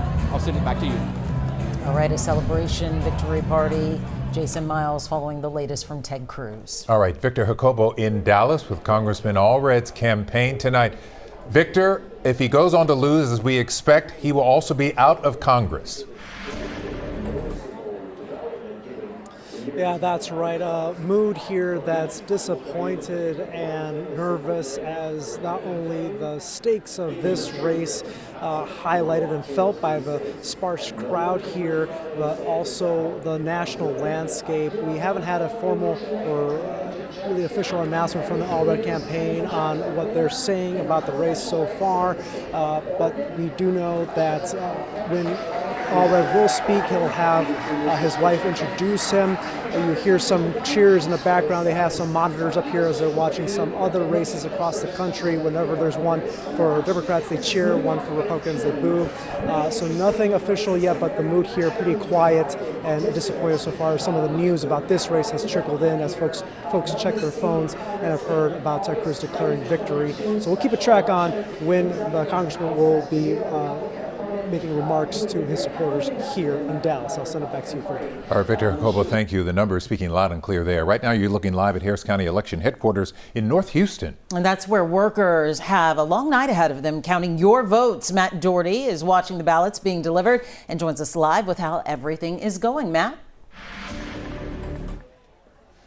Yeah, we got an update from the Harris County clerk about 5 minutes ago. I want to give you some of the numbers that she's telling us. She's saying that 12 voting centers have ballots that have been counted so far. Just to put that into perspective, there are 700 polling locations in Harris County. The clerk says this, of course, is going to be a very long night. Now, here's some of the video of the boxes getting dropped off here to Election Central. So a little more than an hour ago. Harris County is the 3rd largest county in the country with those 700 polling sites this election. More than 1.3 million residents cast early ballots. More than 300,000 voted in person today. And that number, of course, continues to rise. The Harris County clerk described Election Day as running smoothly here. All polling sites have closed, she has told us. Now, of course, this is going to be a long night, but we are going to be here. We're going to continue to follow those ballots as they move in here to Election HQ and get counted. We'll be with you throughout the night, bringing you more updates from here. Back to you. Busy station there. Thank you, Matt. Our election night coverage continues. We're back in just 60 seconds with Houstonians' rejection of HISD's $4.4 billion bond. Look at just how badly it's failing so far.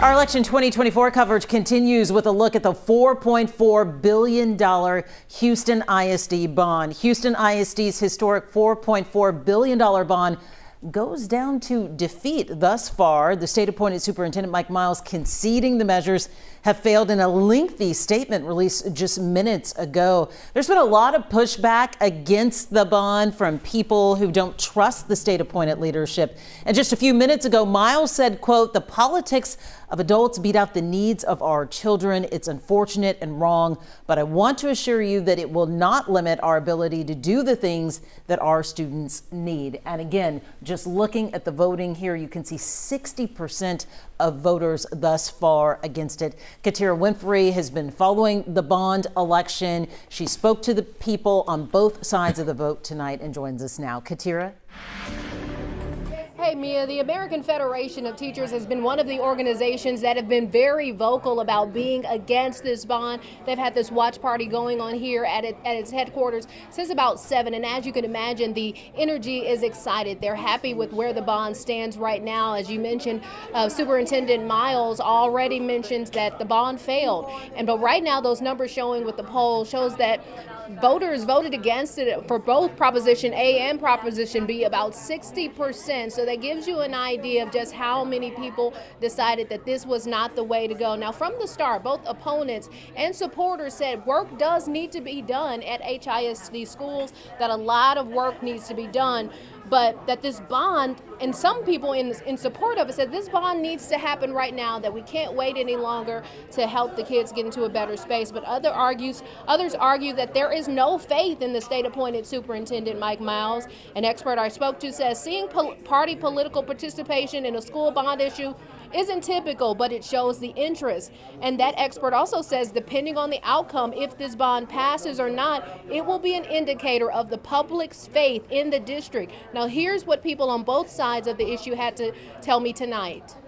We cannot entrust someone who is so untrustworthy to manage huge amounts of money to do that, those upgrades and those needed repairs, and in some cases rebuilds, when there is just no trusting relationship with the community. And so that's really why we've been against it. I worry, I guess, about what it means that we've passed by this opportunity to make a much needed investment in our schools today. But I deeply hope that there's an opportunity sooner than later to make this big investment that our kids deserve. And as always, there's a lot of happy people and a lot of people who are disappointed with this outcome. But for now, I'll send it back to you all in the studio. Katira Winfrey tonight, thank you. Former Mayor Sylvester Turner is celebrating a victory tonight in an election with deep meaning and purpose. We'll hear from him about winning Congressional District 18.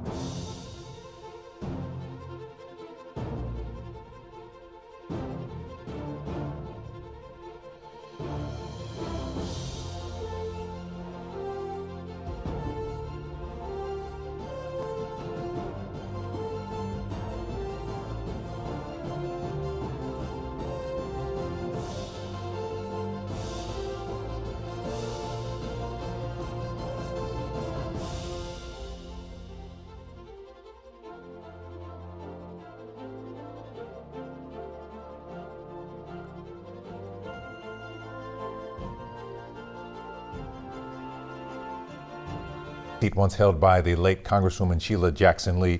There are actually two races we're following here. First, Jackson Lee's daughter, Erica Lee Carter, on the left there, is hoping to fill the remainder of her mother's term in a special election she would serve approximately 6 more weeks.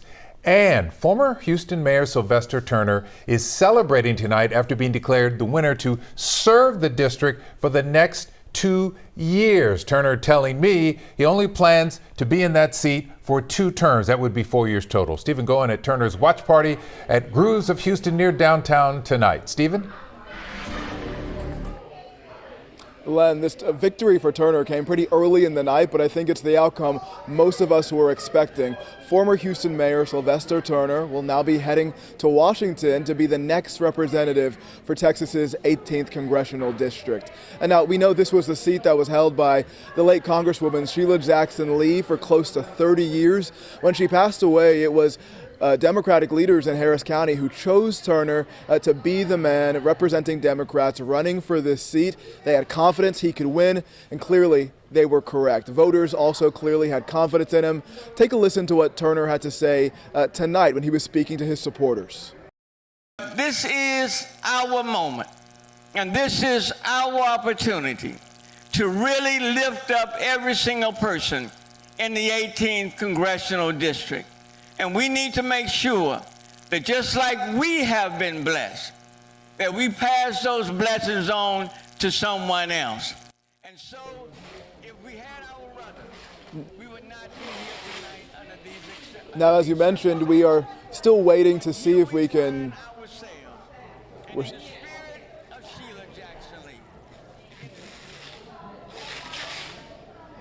Now, we are still waiting to see what the outcome of the special election is, to see who is going to be filling the rest of Congresswoman Jackson Lee's term.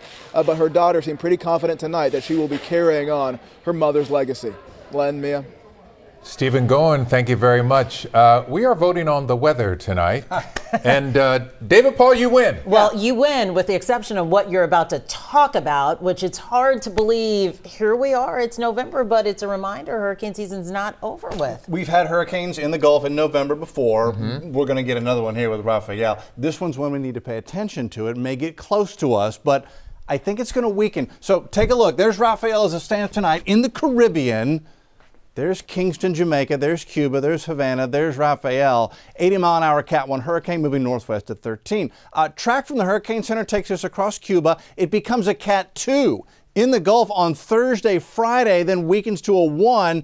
And then as it turns toward perhaps Louisiana, perhaps Texas, perhaps Mississippi, it weakens rapidly down to a minimal 40-mile-an-hour tropical storm.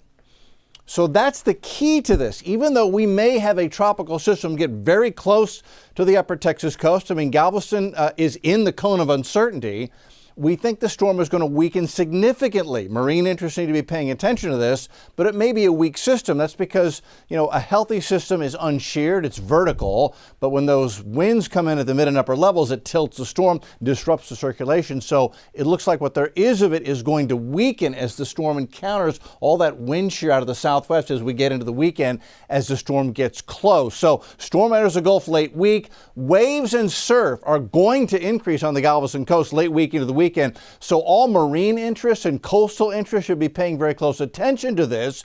But at the moment, we think it's going to weaken significantly as it gets close to our area over the weekend. Outside right now, all's quiet. 58 in Brenham, 73 in Galveston. It's a nice evening. Wednesday's forecast, we start cool at 62 in Houston. High temp goes to 86. A nice warm day tomorrow. The extended forecast, I think things are going to be rather quiet and nice for the next several days. 30% rain chance for the weekend. And we'll watch carefully how Rafael evolves as he moves into the Gulf later in the week, guys. Back to you. Sounds like a plan. Thank you, Dave. Our special election night coverage continues after the break. We'll be right back with a look at the race for Harris County District Attorney.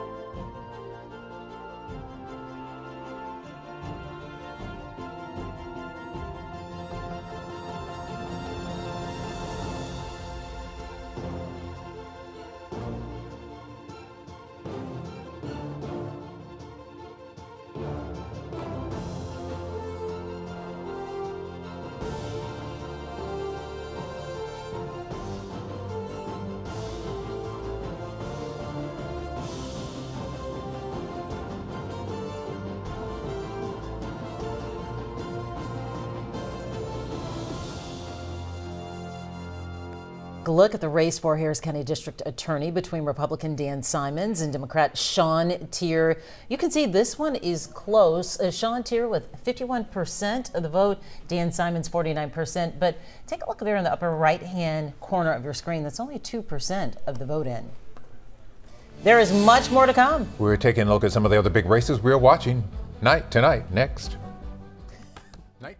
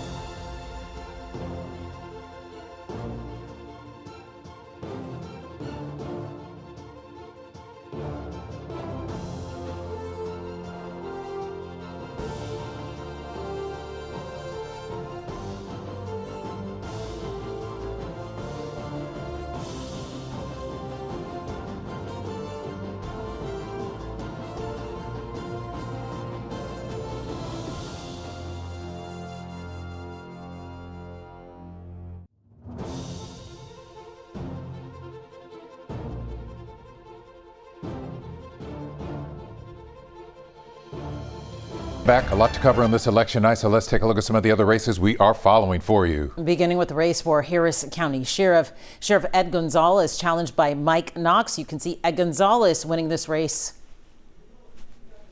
And there's a race that's been in the news. Fort Bend Precinct 3 Commissioner incumbent Republican Andy Myers. He's had that position for several years, being challenged by Democrat Taral Patel. You can see not even close, 59% to 41%. We'll be right back. She said be quick.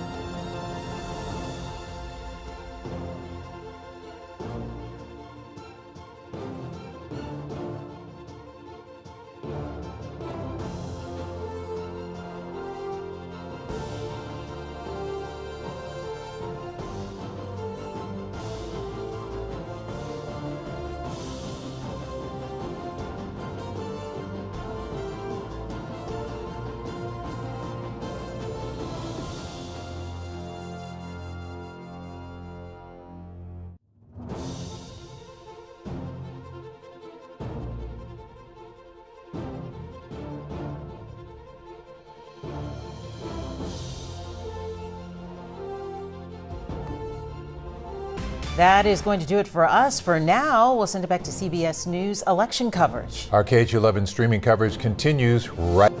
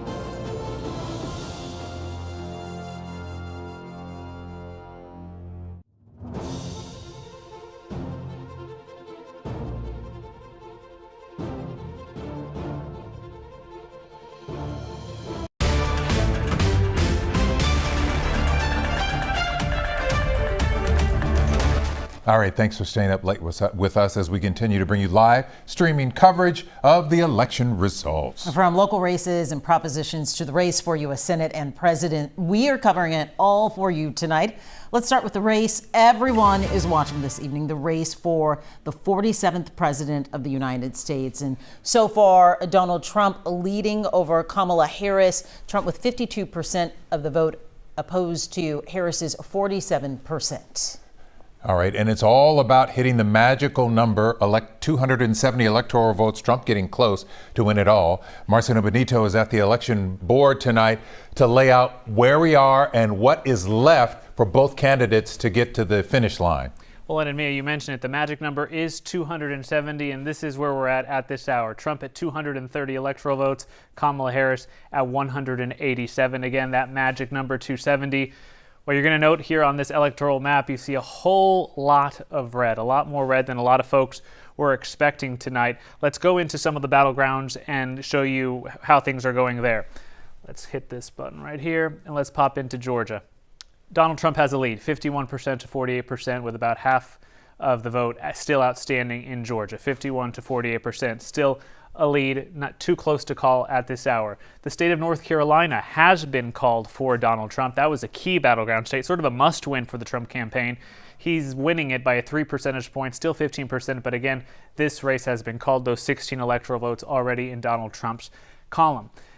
Now, we're back up here in the blue wall, the critical blue wall that at the moment is not blue at all. Donald Trump has leads in each one of these states. In Pennsylvania, he's leading by 3 percentage points with about 23% of the vote still outstanding. Let's come over here to Michigan, a must-win for Kamala Harris. She's down by 4% she's down by 4% here in Michigan. We come over to Wisconsin, again, shaded red. Donald Trump has a lead there with 61% of the vote. So let's play through some scenarios to see what has to happen for each of the candidates. With Donald Trump at 230, if this continues, watch what happens. 16 votes there for Donald Trump if he wins Georgia. We give him Pennsylvania. We give him Michigan. If he does that, he's already at 280 without even needing to win Wisconsin. Just go ahead and give him Wisconsin. If this holds, he gets up to 290. We're still not even talking about Arizona or Nevada. Let's wipe this out. We talked several days before this race, before the counting began. Kamala Harris's best path to 270 was right here in the blue wall. She needed to hold these 3 states. If she does, it at least gives her a shot at doing that. Let's give her Pennsylvania. She would have to come back. Let's give her Michigan. Let's give her Wisconsin. New Hampshire, she's leading, but it has not been called yet. Let's give her New Mexico. She's leading, has not been called yet. Let's give her Nevada, 246. Give her Hawaii there. And in a couple more other states that she would have to win. Virginia, still too close to call at this hour. That only gets her to 263. Bottom line, guys, Kamala Harris has a lot of work to do. And if she were to lose one of these blue wall states, she has to win at least 2 other of the states in the Sun Belt. She's already lost North Carolina. She'd have to win Georgia or Nevada, something to make up for the 19 electoral votes she might lose in Pennsylvania. But again, at this rate, it's looking like she may lose the entire blue wall. Still more votes to count. Let's head on over to our political panel of experts. Guys, some night, a lot of red. A lot of red on that map. Still some counting to be done. But what's your take on what we're seeing? Let's go around the table. My goodness. I mean, if this holds, Donald Trump is running stronger tonight than he did in 2016 when he first won. He could win the popular vote at this point.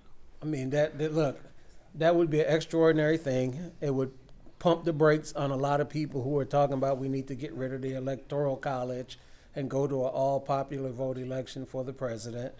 But look, I honestly can't explain it other than, Dr. Adams talked about the Bradley effect. Maybe the polling was off on Vice President Harris and really underestimated Trump and overestimated her. And that's been a thing historically for President Trump. Pollsters can't get it right.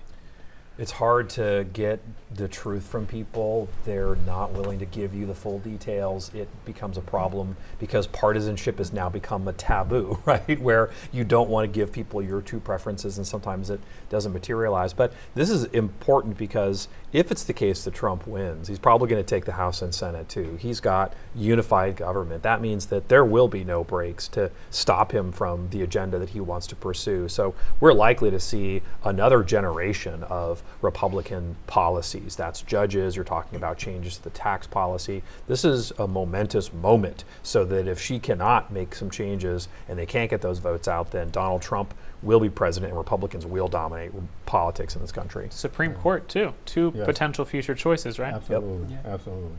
I want to go back to the polling because I think what we've seen, polling, first of all, is not an exact science, all right?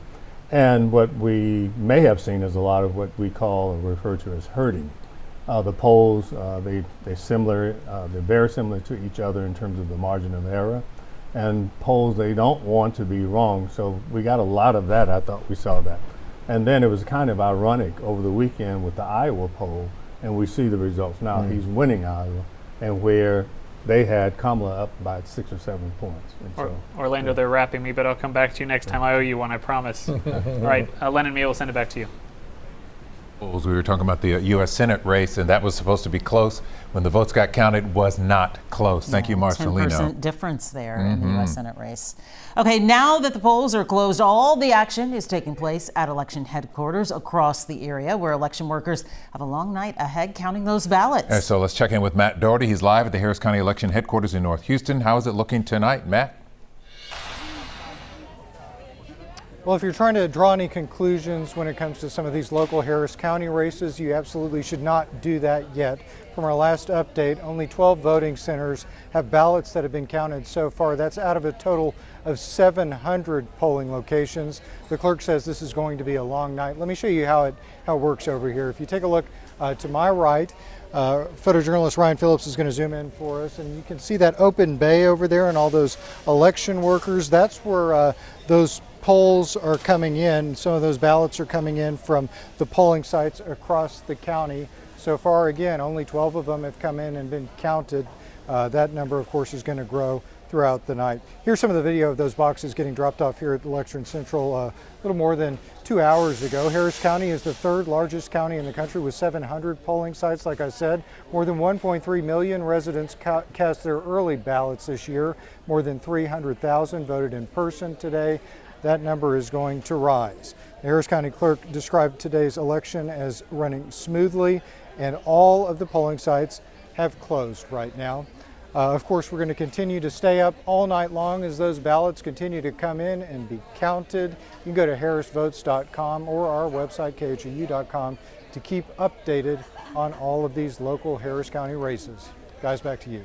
A lot of votes still to be counted. Matt, thank you. Let's take a look at the race for U.S. Senate here in Texas. Republican Senator Ted Cruz being challenged by Democratic Congressman Colin Allred, and taking a closer look at those voting returns, and quite a bit of the vote back in, with 76% of the vote reporting Cruz leads significantly, at least by 10%, with 54% of the vote as opposed to Allred's 44%. Victor Jacobo in Dallas, where Congressman Allred is hosting his watch party.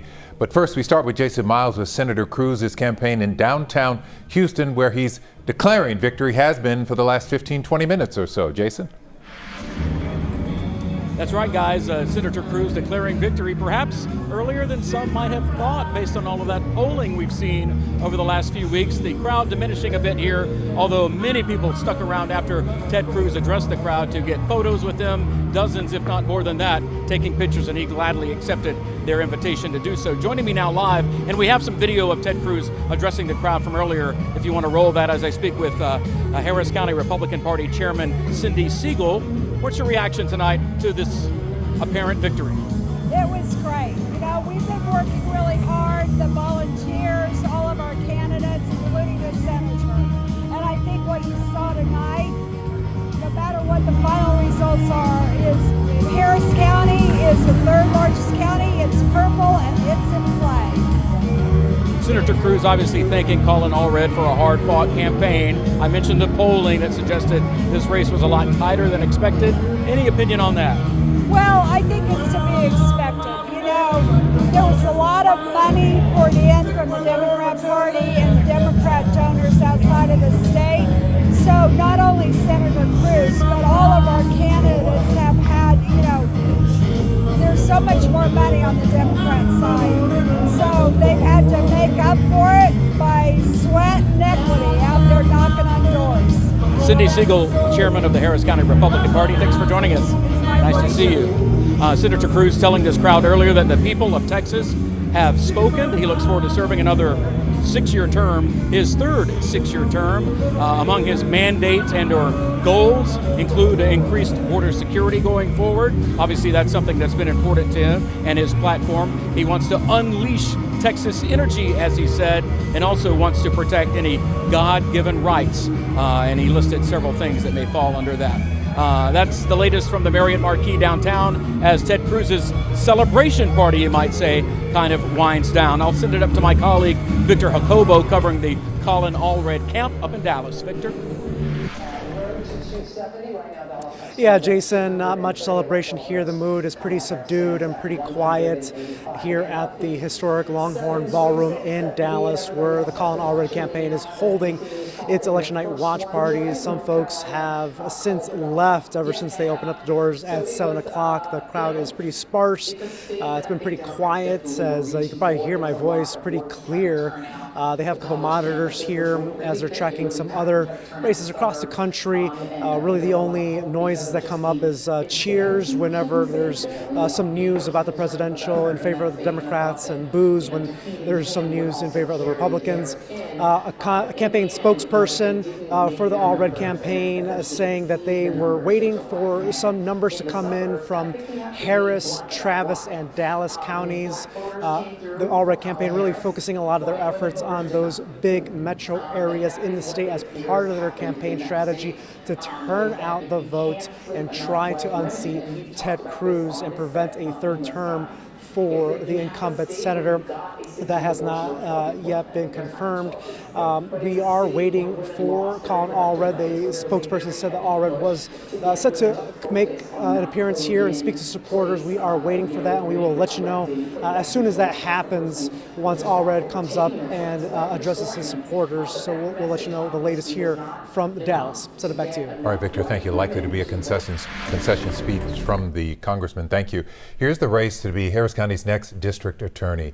And right now, Sean Tier, former prosecutor who worked under the current DA who was on her way out, Kim Ogg, is up 51% to 49% over Dan Simons, but only 1% reporting. And we heard Matt Doherty say only 12 polling locations out of 700 have been delivered to Election Central. So still a long way to go in this race. Aniela Ruiz is covering the Harris County DA's race for us. She is live at Sean Tier's watch party at 8th Wonder Brewery. Aniela, what's the mood like there? Well, hey guys, yes, still not all the polls have been reported, but it's still a very tight race. People have been trickling in and out of the party here. Sean Tier is mingling with a lot of his supporters that have come out here. Now, earlier today, we did catch up with both candidates as they were going out, speaking to voters, trying to get them to vote for each of the candidates. Now, Dan Simons, he is the Republican who's running also for this same office. Now, Tier is the Democrat. He was at the DA's office and left in 2023 to work for a private firm. Then he announced he was running for district attorney. Sean Tier defeated the incumbent, Kim Ogg, during the primary earlier this year. Ogg was his former boss. His opponent, Simons, a Republican running, who worked also at the DA's office for 3 years, and he left in 2017. He said he opened up his own private practice. He's a veteran, went to law school here, and was in foster care. Again, we spoke with both candidates as they were out and about today, as they were speaking with lots of the people here in the area. Here's what they had to say on what they would do if they were elected. It's about working together, mending bridges with law enforcement, the judges, the commissioners court, creating a positive work environment for prosecutors to work, and also recruit. We do all that. I think we can fix the backlog. We can make Harris County a safer place, and it's probably not a better person to do it with me, with my background. It has been mismanaged for years, and so we've got to start internally before we even look outwards. We've got to fix the way we accept charges from law enforcement. We've got to fix the way that we end cases. And whoever wins tonight will have to manage a budget of over more than $110 million and about 800 employees. They also have that big task that both of those candidates actually talked about, the backlog that they've been dealing for years here in Harris County with a lot of the cases that haven't really moved forward. And of course, everyone keeping a very close eye. Like we said earlier, this is a very tight race, but hopefully we're able to get some results here soon. Reporting live, Aniela Ruiz, KHOU 11 News. From the DA's race, now to Congressional District 18, the seat held by the late Congresswoman Sheila Jackson Lee. But right now, let's turn and go to Colin Allred up in Dallas to his watch party tonight, likely looking to hear a concession speech. Let's take that camera live now. It shouldn't be remarkable to have to admit defeat. But in today's politics, it's becoming rarer and rarer. I was inspired to run partly because of what I saw on January 6th. What happened when people lie about a free and fair election because they weren't happy with the results. I said then, and I'll say it now, you can't just be a patriot when your side wins. So tonight, we didn't win, but we will continue to be patriots. Is that right?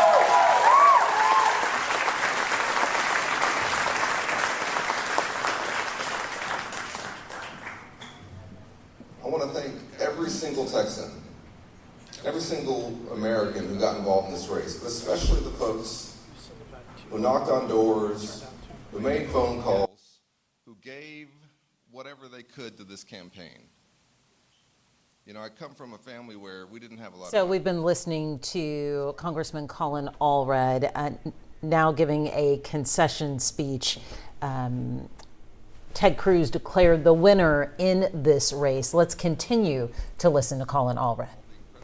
brave Texas women who've come forward and told their stories.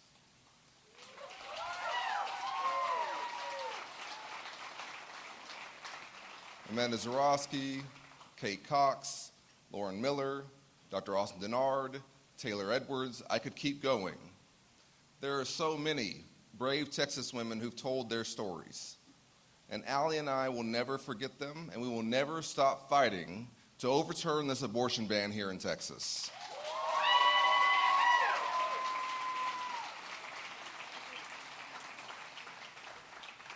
I carry 3 little rocks with me that my sons picked out. on the playground. They represent my 2 kids and my wife, Allie. My boys are little. They're 3 and 5. I haven't seen them as much as I'd like to, and as for someone who grew up not knowing their father, that's a big deal to me. So I want to say a special thank you to my family, to my mother and father-in-law who have done so much child care, to the folks who mean the most to me. I ran for my boys, and I'm going to keep fighting for my boys' future and for every Texas kid's future. And I hope you all will too. There's a quote from Churchill that's been kicking around in my head that I'll probably mess up. But it said that courage is rightly esteemed as the first of human qualities, because as has been said, it's the quality that guarantees all others. You have to have courage. It took courage, and I'm not tooting my own horn here, but it took courage for me to come from a single-parent household without a lot of money to the United States Congress. It took courage for these, thank you. It took courage for these Texas women to come forward and talk about the most difficult moment of their lives in front of thousands of people. It took courage for each and every one of you and everyone who got involved in this campaign, to, even though we haven't won here in Texas in some time, to believe in this election and to put everything you had into it. And it's going to take courage for whatever comes tomorrow and the day after. This country is worth fighting for. Understand that. This state is worth fighting for. We are a great country. Nobody needs to make us great again. We are great because we are good. And we are good because that's who we are as a people. And so I don't want to see anybody putting their heads down. I want you to put your shoulders back and your head up and walk out of here tall that you participated in an American election. That's what we do. Because in this country, we don't settle our differences in the streets. We don't settle it with violence. We settle it at the ballot box. And if we don't win, then we dust ourselves off and we come back the next time. Okay? I don't know what's going to happen in any of the other races around the country, but I know this. It's going to require patriots like all of you and people all across our state and our country to stay engaged. This 250-year project of ours is one that is very tenuous. Every generation of Americans is responsible for keeping it going for another generation. We are not going to be the ones who drop the baton. And whatever happens in this election, I want you all to remember who we are. Don't ever lose sight of it. Don't ever let anybody tell you that it's not who we are. And I want to thank you again. God bless you.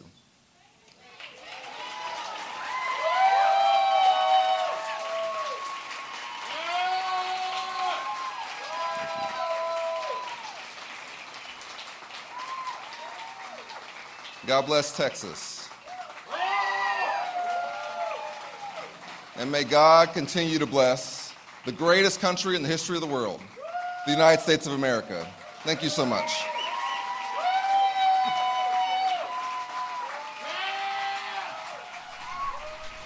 We've just been listening to Congressman Colin Allred basically conceding to Senator Ted Cruz tonight. Allred down by 10 points with, I guess about 60-some% was the last check of votes in around the state, 54% to 44%.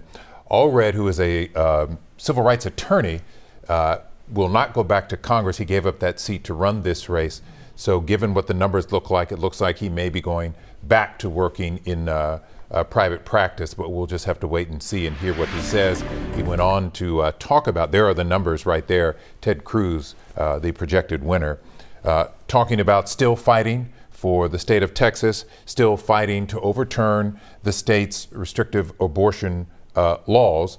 How he would do that now would be very difficult, but that's what he's telling his voters tonight. conceding the race but not giving up the fight. Exactly. It sounded like was the notion of his speech that he just gave this evening. If you're just joining us, our special election coverage continues tonight. We have followed all of the races for you from U.S. Senate here, and this was a race that has been watched nationally as well because of the implications that it could have in Congress. So we've been talking about, our experts are talking about polling, being off. It was off in the Senate race between Allred and Cruz. It was not close, even though the polling had Allred anywhere from 1 to 5 points down at best. So all that money was poured in, and it did not turn out that way. Cruz walking away and going to his third term in the Senate. All right. Stay with us. Our coverage continues right after this.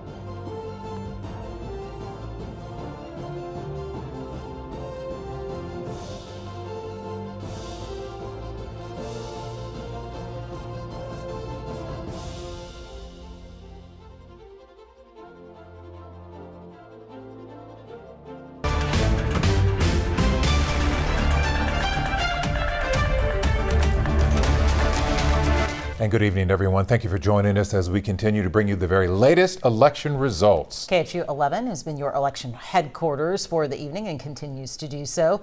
Let's start with the U.S. Senate when it comes to looking at races where the Associated Press and CBS News have projected Republican Ted Cruz the winner over Democratic challenger Congressman Colin Allred.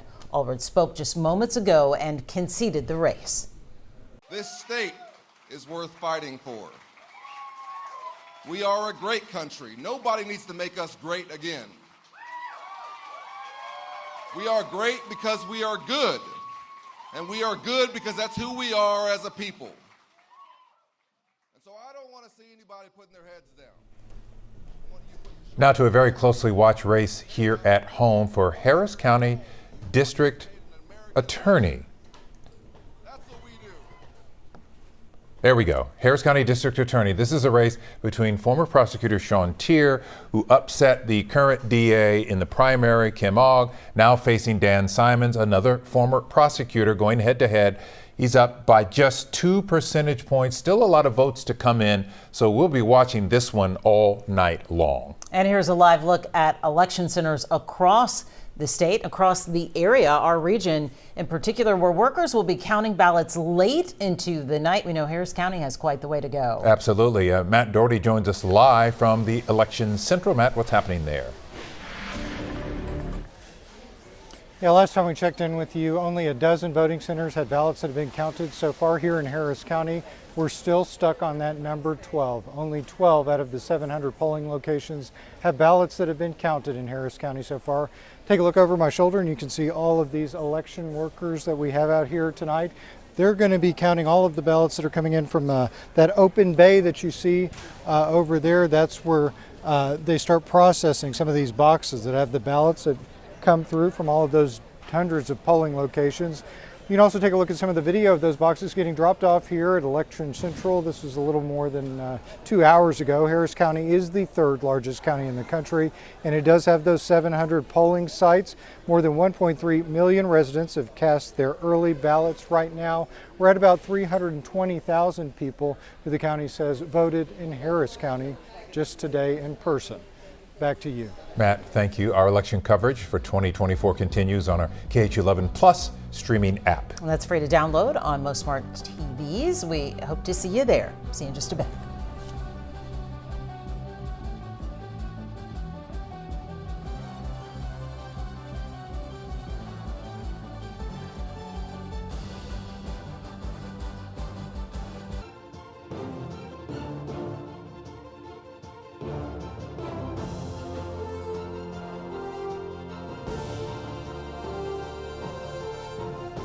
morning. You are watching your special election night coverage live from election headquarters, your KHOU 11 election headquarters. Yeah, thanks for staying up late with us as we continue to bring you live streaming coverage of all the election results. We've been talking, of course, about the U.S. Senate race, which turned out not to be so close, even in spite of the polling. The DA's race still up for grabs. We have a new congressman in District 18. No surprise there, former Mayor Sylvester Turner. A new but familiar congressman, right? Very familiar face, yes, who's been around a long time. He says Sylvester Turner says he's going to be a bridge holder, and former Congresswoman Sheila Jackson Lee, who passed away in July, her daughter is going to take over the unexpired term for the next 2 months approximately in District 18 for her mother. Let's talk about the biggest race of them all, the presidential race. President Trump taking Texas, no surprise there at all, but we have been closely monitoring the rest of the country and how those votes are shaping up, and especially the road to 270. But taking a look at the vote right now, former President Trump leading with 51% over Vice President Kamala Harris. And I know our Marcelina Benito has been studying on his election boards tonight. He's looked at historical data. He's looked at the road to 270, watched it so closely for us, and we are still ticking it off and counting to see who is where. We have team coverage for you tonight on the presidential race. Natalie Brand is with Harris' campaign in Washington, and Bradley Blackburn is at Trump's watch party in West Palm Beach, Florida. CBS News projects early wins for former President Donald Trump in several Republican-leaning states, including his adopted home state of Florida. Earlier, Trump and former First Lady Melania Trump cast their ballots in Palm Beach. I would say this was the best campaign we ran. But he later cast doubt on the integrity of the election, writing on social media a lot of talk about massive cheating in Philadelphia without providing any evidence. If I lose an election, if it's a fair election, I'd be the first one to acknowledge it. CBS News exit polls show more than half of Trump voters aren't confident that elections are being conducted fairly, while their top issue is the economy. I think when you look at the end of the day, fiscally, you look at our country, the budget was better, the taxes were better. Trump's signature issue, immigration, was also a top concern for his voters. Trump is watching the results tonight with an inner circle, including billionaire Elon Musk. They're gathered just a few miles from here at his Mar-a-Lago estate. Bradley Blackburn, CBS News, West Palm Beach. I'm Natalie Brand at Howard University, Vice President Kamala Harris's alma mater, where she's holding her election night watch party. She says the HBCU has shaped her into the person she is today. Supporters of Vice President Kamala Harris gathered at Howard University Tuesday night to watch the election results pour in. Earlier in the day, she stopped by DNC headquarters in Washington, D.C. to thank staffers and volunteers. This truly represents the best of who we are. She also made phone calls to try and boost turnout. Have you voted already? Early CBS News exit polls showed democracy was the top concern for Harris voters, followed by abortion. I tend to agree with her policies and stances and the things that come out of her mouth. The exit polls also showed men breaking for Trump while women backed Harris in margins similar to 2020. Natalie Brand, CBS News, Washington, D.C. Which camera is this? Okay, I'm waving it. Waving it. All right, so as for the race for the White House, Marcelina Benito has been looking at the Electoral College numbers. The race to the finish is to 270 electoral votes, Marcelino. And right now, President Trump is closing in on that number. The question is, can he get there? That is the question, Len. I forgot what time it is. It's been a long day. Trump is at 230. Harris is at 205. A lot more counting to happen. This is the state of the race on the electoral map. Again, you see a whole lot of red across the country, a whole lot more red than blue. Let's circle these battleground states, draw your attention to them, the ones we've been watching for almost a year now. And now we're counting votes. Wisconsin, Michigan, Pennsylvania, North Carolina, Georgia, Arizona, and Nevada. Now, of these 7 battleground states, only one has been called at this hour. That's the state of North Carolina. Those 16 electoral votes are already in Trump's column. Let's count them, though. Wisconsin, Michigan, Pennsylvania, Georgia, 4 of those are red right now. That means Trump is leading by some small margins there. In Arizona, that's purple because it's a really tight race there at the moment, and we have no results coming in from Nevada at this time. So right now Trump is in pretty good position to hit 270. If nothing changes, let's play out through some of these scenarios and watch what happens. If he maintains his lead in Georgia, let's give him that. That gets him to 246. If he wins Pennsylvania, that gets him to 19. He's going to win Alaska. We know that. That gets him to 268. He's already won North Carolina. If he maintains his lead in Arizona, there you go, 279. He hits 270. He's leading in Michigan. Give him that. Give him Wisconsin. I mean, this could end up being a blowout in the Electoral College, a bigger win than Trump potentially could have this time around than he did in 2016 versus Hillary Clinton. Now, does that mean Kamala Harris is a done deal? Not necessarily, not yet, but her path to victory, her path to 270 is narrowing and narrowing very quickly. What the Harris campaign needs to watch and is hoping for tonight is that they can turn this around in Wisconsin, that they can make that blue, make Michigan blue, Pennsylvania. She's losing by about 3 percentage points in most, 3 to 5 percentage points in each of these states, but there's large metropolitan centers where we are waiting on large amounts of ballots to come in. In Pennsylvania, that's Philadelphia, some in Pittsburgh. In Michigan, that's Detroit. A lot of votes still outstanding in the city of Detroit. Wisconsin, we're talking about cities like Milwaukee. Kamala Harris is going to need a huge African-American voter turnout to turn these states blue. Just doing that gets her to 249. We'd have to add Minnesota, which has not been called yet, expected to go towards the vice president. Hawaii, we expect that to go in her column as well. And then Nevada, let's give her that. That gets her to 269. She'd have to win. Here we have New Hampshire, which has not been called. That would get her to 273. But again, her easiest path, and easy in quotation marks, nothing's easy tonight for the vice president, would be to hold that blue wall. And at this point, there's a lot of cracks in it at 11:06 Central Time. Let's head on over and talk to our panel. Guys, we checked in with you about half an hour ago. The situation hasn't really improved much for the vice president in the Electoral College. Do you think she can make it up in these major metropolitan centers with votes outstanding in these key blue wall states? Well, my quick look is there's still, multi-millions of votes out in each of the remaining battleground states. So when you're talking about 2-3 million votes still to be counted, the 100,000 vote margin can be made up. So it's going to be a long night tonight in Pennsylvania, Wisconsin, Michigan, Georgia, Arizona. I hate to say it this late in the night, but it's still too early to call. I think we stay up all night. I think so. Sorry, folks, you got to stay up with us. But if you're in the Harris campaign, you have to be feeling a little uneasy about what you're seeing, right, Orlando? Absolutely. I'm looking at Georgia, 98% of the vote.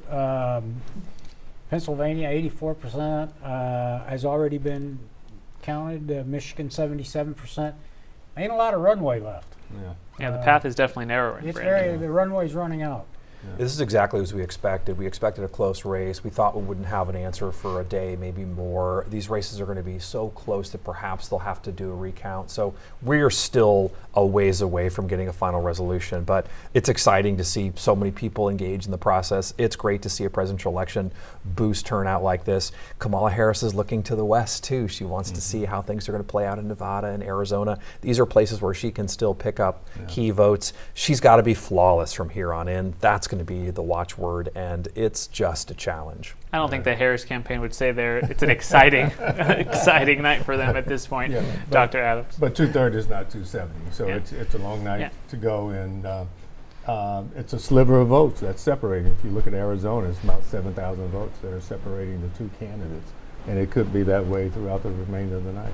Right, so. What do you think, this question goes to any of you, but what do you think has been the difference or the problem with polling? What have pollsters missed? I guess we knew the blue wall would be tight, but again, we see a lot more red on that map than perhaps most political pundits and pollsters really expected.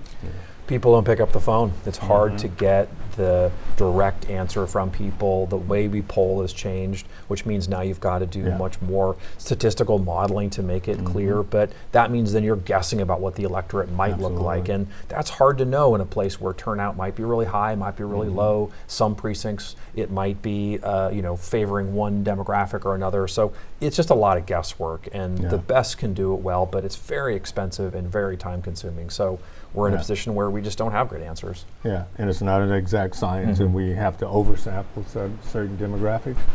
And there are some surprises that will arise, and as we've seen, 13% of African Americans are supporting Trump. All right.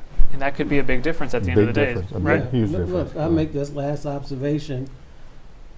We as political science alleged experts are going to have a conversation. There may truly not be undecided voters, and we have got to do something in terms of trying to figure out how to truly characterize them, or we're having a problem with our margin of errors in some of these polls. I think it's fixable to get us to a better range, but we're going to have to sit down and have a real serious, objective, technical conversation to fix the issues we're seeing, because it looks like every state so far tonight, the vast majority of undecided and the margin of error is so far breaking Trump's way. And polling told us that the undecideds, at least the last few weeks of the campaign last week, were breaking towards Harris. So it's been quite the opposite. Orlando, you've touched on all night about the important issues for voters. At the end of the day, it was whether the economy was more important to you, or maybe different issues like reproductive rights. And other issues that were important to voters, like protecting democracy. And if you look at exit polling, it was protecting democracy and the economy that were the top two issues for voters. At this point, it seems, I know there's a lot of vote to happen, but it looks like the economy is what drove people to the polls, or at least towards Trump, an issue he was winning on, according to the polls. Yeah, I mean, I was looking through social media, and a year ago I said if Americans vote the economy, Trump gets reelected. I mean, you can't go to Pennsylvania, a state that has a lot of fossil fuel exploration. You can't go into, coal mining, and you can't go into Texas, and you can't go to Wyoming, and just threaten people's livelihood. And that's what, I remember that Kamala Harris went to the Biden campaign when Biden decided not to seek the presidency, and said we've spent $10 billion on climate, and people are looking around. How does that put tamales on the table? And so the issues weren't connecting. I mean, when you can't feed the family, democracy doesn't matter. Climate doesn't matter. And so I just think that the issues were way off the, course for the Democrats. A lot of the results tonight also show that Kamala Harris really underperforming with Latino voters compared to Biden. A lot of those Latino voters shifting over to Trump. Could that be a huge thing at the end of the day? I mean, I've been on social media, and a lot of people posting, ironically, that Latino voters may be the ones that are delivering the White House to President Trump this time around. Seems very likely, and it's been a slow progression away from the Democratic Party towards the Republican Party. It could be a Trump phenomenon where they just like him and the economy is particularly bad, and so they're choosing this election and the last election to kind of migrate to a different party. We'll see if it's durable in time, but it definitely is very real for Democrats right now who are looking at the bottom line saying, our coalition is dissipating and we need to find a new way to get that path. And as far as we've seen, at least here in Texas in particular, that path is really narrow, and they didn't get the numbers they needed from the places that they needed to get them from. It's amazing. I think there have been 4 major realignments in American political history, and we're in the midst of one right now where you see non-college educated, middle class, Hispanics, African Americans moving to the Republican Party, and college graduates moving over to the Democrats. It's an amazing process to watch. I'm certainly not smart enough, and I'm not a PhD in politics, but I'm going to be real interested to read your next book and see what you guys. I'll help you out on that. I don't think it's necessarily it's a realignment, but it could be de-alignment, a growing disinterest, all right, in terms of a party, in terms of looking at the messaging, the platforms. You're talking about democracy, and people are really hurting, and it's about those kitchen table issues. When you talk about whether or not you can afford bread when you go to the local market. And another thing, Latinos are concerned about the border and immigration, because again, if you look at economics of jobs, it's better to come here legal as opposed to illegal, and there's a threat to the jobs in terms of people who are working as undocumented workers. And that's important, and we don't ever talk about that. And Carl, do you think we hear from the candidates tonight? I think we hear from Trump. I'm not sure if we hear from Harris, but we should, regardless of where we are. At some point, they should come out and talk to the nation. And, you know, I just think Democrats have, you got to sell the people the thing they want to buy first.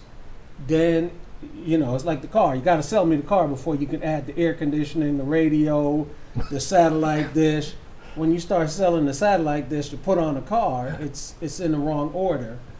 And, you know, it's not just the Hispanic community. Orlando and I have both been public office holders. And this has been my experience being a candidate and a public office holder. You gotta find the things that cuts across race, geography, and gender, and push those first, and then you build on those. And abortion is an important issue, but it's not the only issue. The economy was important, and we didn't hear from Democrats, not just Kamala Harris, but as a party, a real coherent message about how they were going to make life better going forward. Bill Clinton used to tell the story about going to the State Farm in Arkansas, and the guy said, "Good what you did, but what are you going to do for me now? What's next?"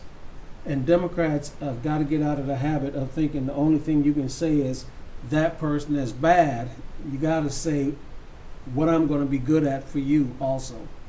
Alrighty, thank you guys. Len and Mia, plenty more votes to count, but again, if you're in the Trump campaign, you're feeling a whole lot better than the Harris campaign at this hour. Back to you.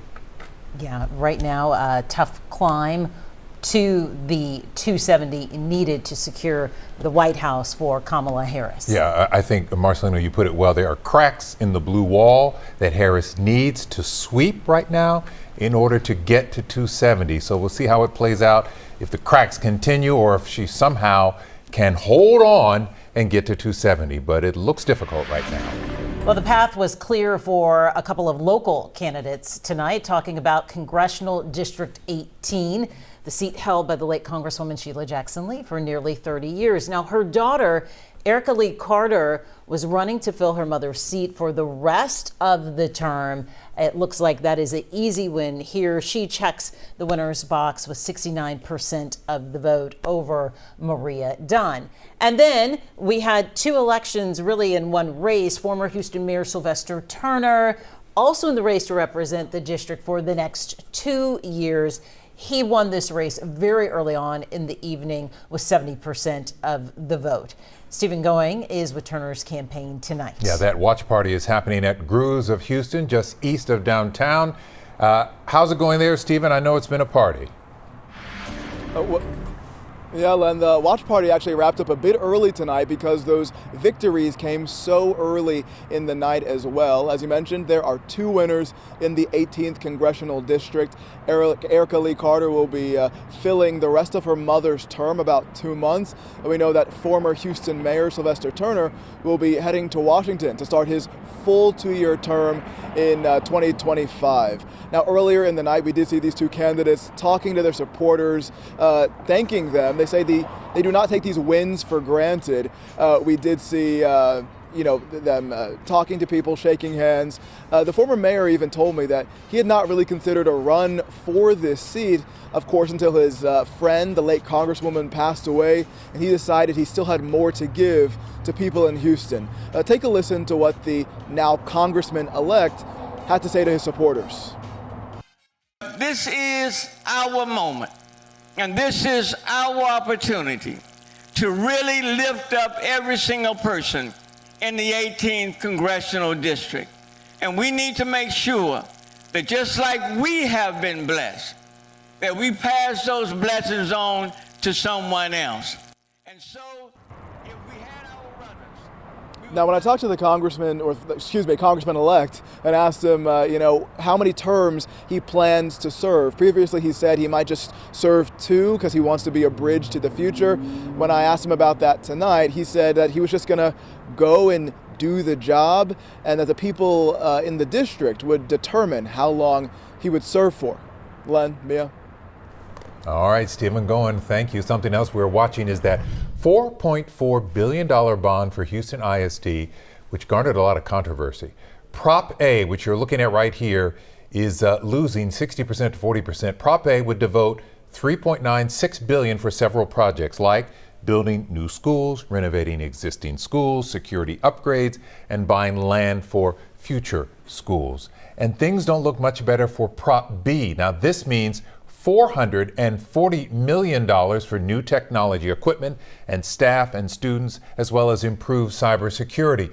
Prop B also losing by the same margin, 60% to 40%. And in fact, we've also heard from the superintendent about all of this. Katira Winfrey is following all of the latest developments with the $4.4 billion bust practically at this point of a bond. Katira?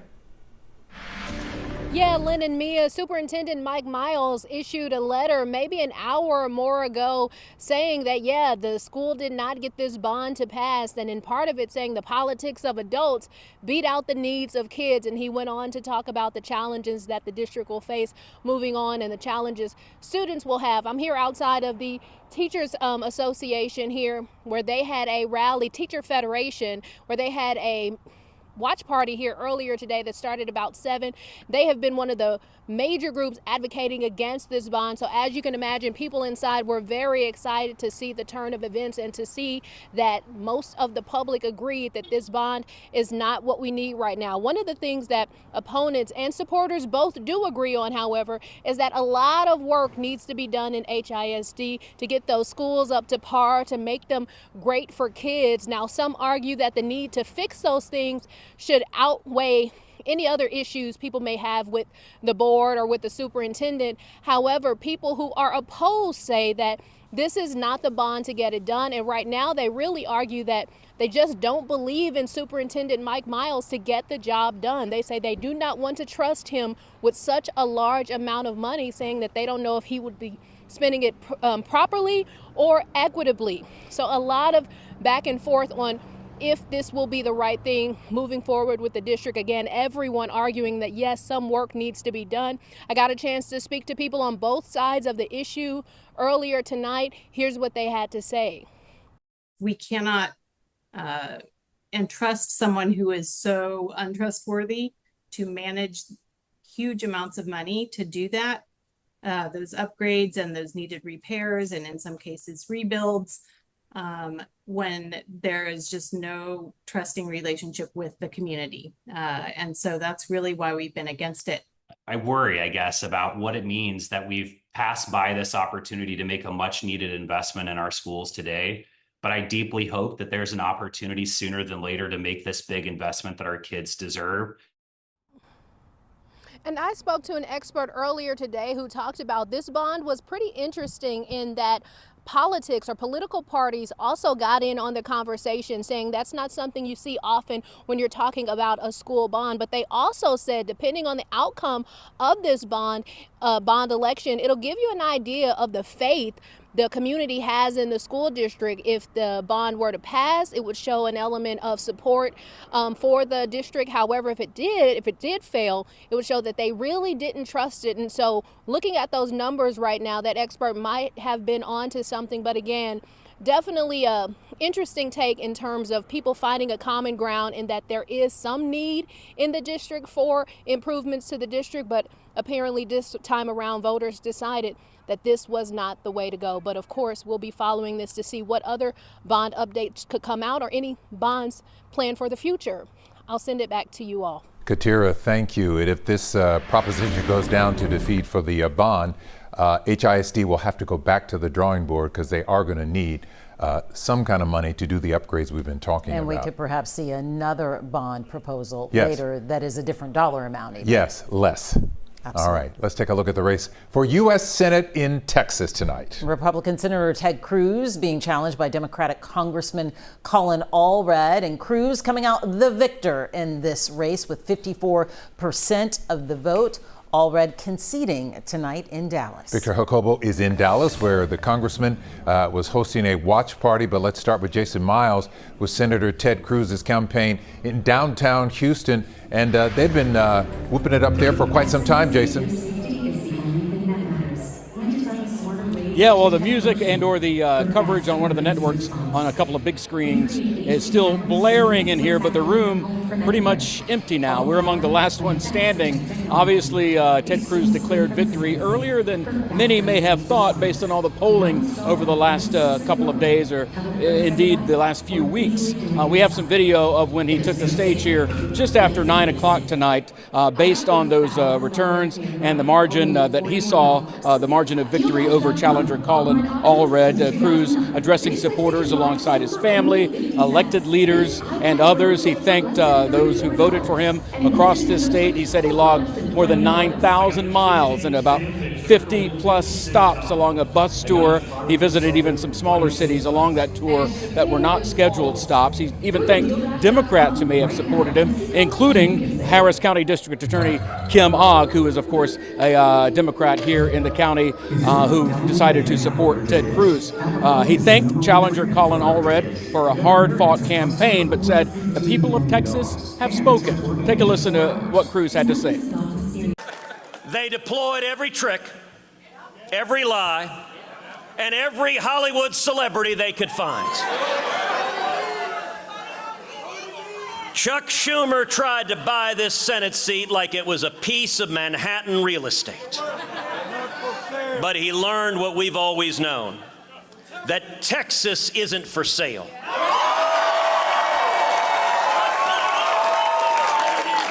And Texans can't be bought. And I had a quick chat with the chair of the Harris County Republican Party a short time ago. I asked her about the polling that put this race so close, despite what we saw tonight. She says, well, it's further proof, perhaps, that you can't put all of your faith into these polls. People may tell you they're going to vote one way, and they vote differently. As for Cruz, he said he looks forward to a third 6-year term that will put him in office at the end of that term, in office for 18 years, representing the state of Texas. He says he plans to represent the entire state, whether you voted for him tonight or not. That's the latest from the Marriott Marquis downtown. I'll send it up to Dallas to my colleague Victor Jacobo, who's covering the Colin Allred campaign. Victor? Yeah, Jason, the venue here in Dallas has pretty much emptied out completely as all the supporters have gone away, as well as staff. They're now cleaning crews just clearing out the venue. Colin Allred addressing his supporters a short while ago. He conceded the race a little before 11 o'clock tonight. He said that he shared in the disappointment with his supporters, but he thanked them, thanked his campaign staff for a hard-fought race throughout all this. But he said that while they are disappointed, to keep their heads up and that the fight for democratic causes continues here in Texas. Things that he had spoken about on the campaign trail, that includes the issue of reproductive rights that he really had highlighted during the campaign. So he says for supporters to keep fighting on even after tonight and after tonight's disappointing results. Here's what he had to tell them during his concession speech. It's going to take courage for whatever comes tomorrow and the day after. This country is worth fighting for. Understand that. This state is worth fighting for.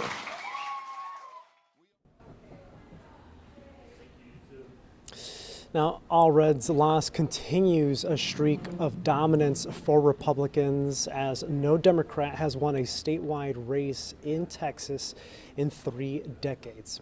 In Dallas, Victor Jacobo, KHOU 11 News. All right, Victor. Back to you guys. Thank you. And obviously could end up giving the Senate the edge in Congress as well. Let's take a look at the race to become Harris County's next district attorney. Sean Tier on the left, who beat Kim Ogg, the incumbent, during the primaries, facing off against Dan Simons. This race, as of now, too close to call.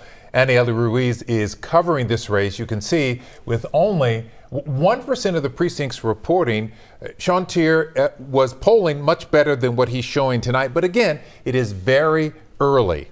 It is very early. Interestingly, if you look there in the right-hand corner of your screen, it says 1% of votes reported. This is in Harris County. We know that Harris County has 700 different polling locations that they have to have those precinct judges bring those ballots to Election Central and for those to be counted. And I know when we got a check on just how many of those voting locations 12. were in, there were 12. Now, granted, that was closer to 9 o'clock. I'm sure they've had more since then. Sure. But, you know, Tanisha Hudspeth, the head of Harris County Elections, said that they were going to be very efficient, very methodical, and work to get the job done with accuracy. So perhaps that takes time, and especially in the largest county in the state of Texas. Our Matt Doherty was at Election Central watching some of the polling votes come in. As he mentioned, only 12.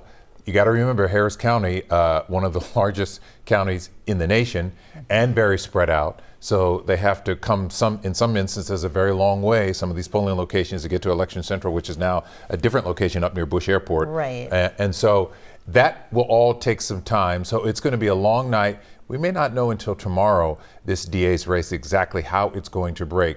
Based on early voting, it is very tight.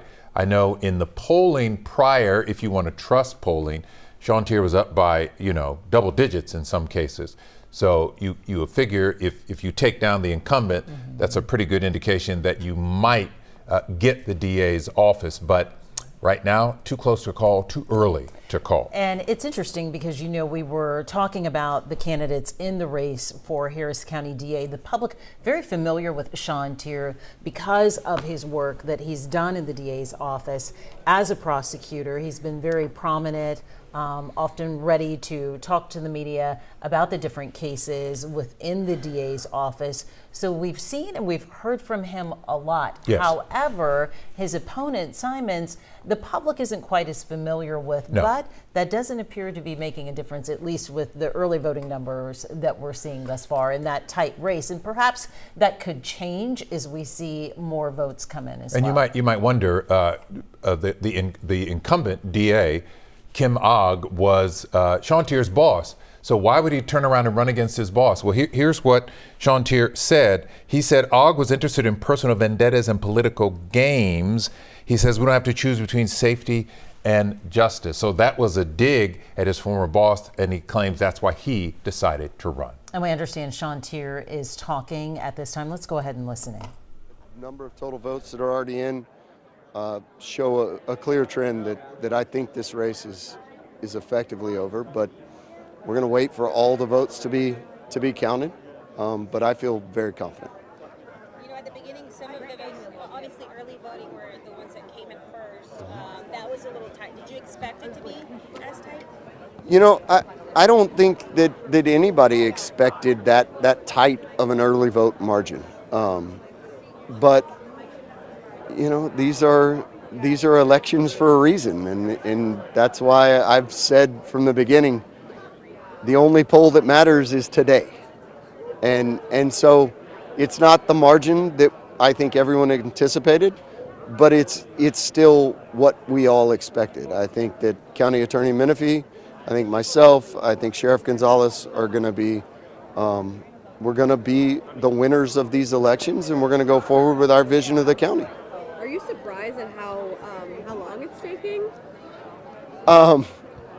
Look, I became a lawyer because math is not a strong suit for me. So I don't know what all is entailed in getting the ballots processed and getting them counted. I know that our county clerk has run an incredibly smooth election with almost 2 million votes total. So I would rather it be slow and get it right than rush anything out. So I have the utmost confidence in her and her team to make sure that this election and elections across this country are safe and to be trusted. And I believe every one of them are. Have you had any words with Dan Simons tonight? Not tonight. We randomly saw each other around the courthouse this morning.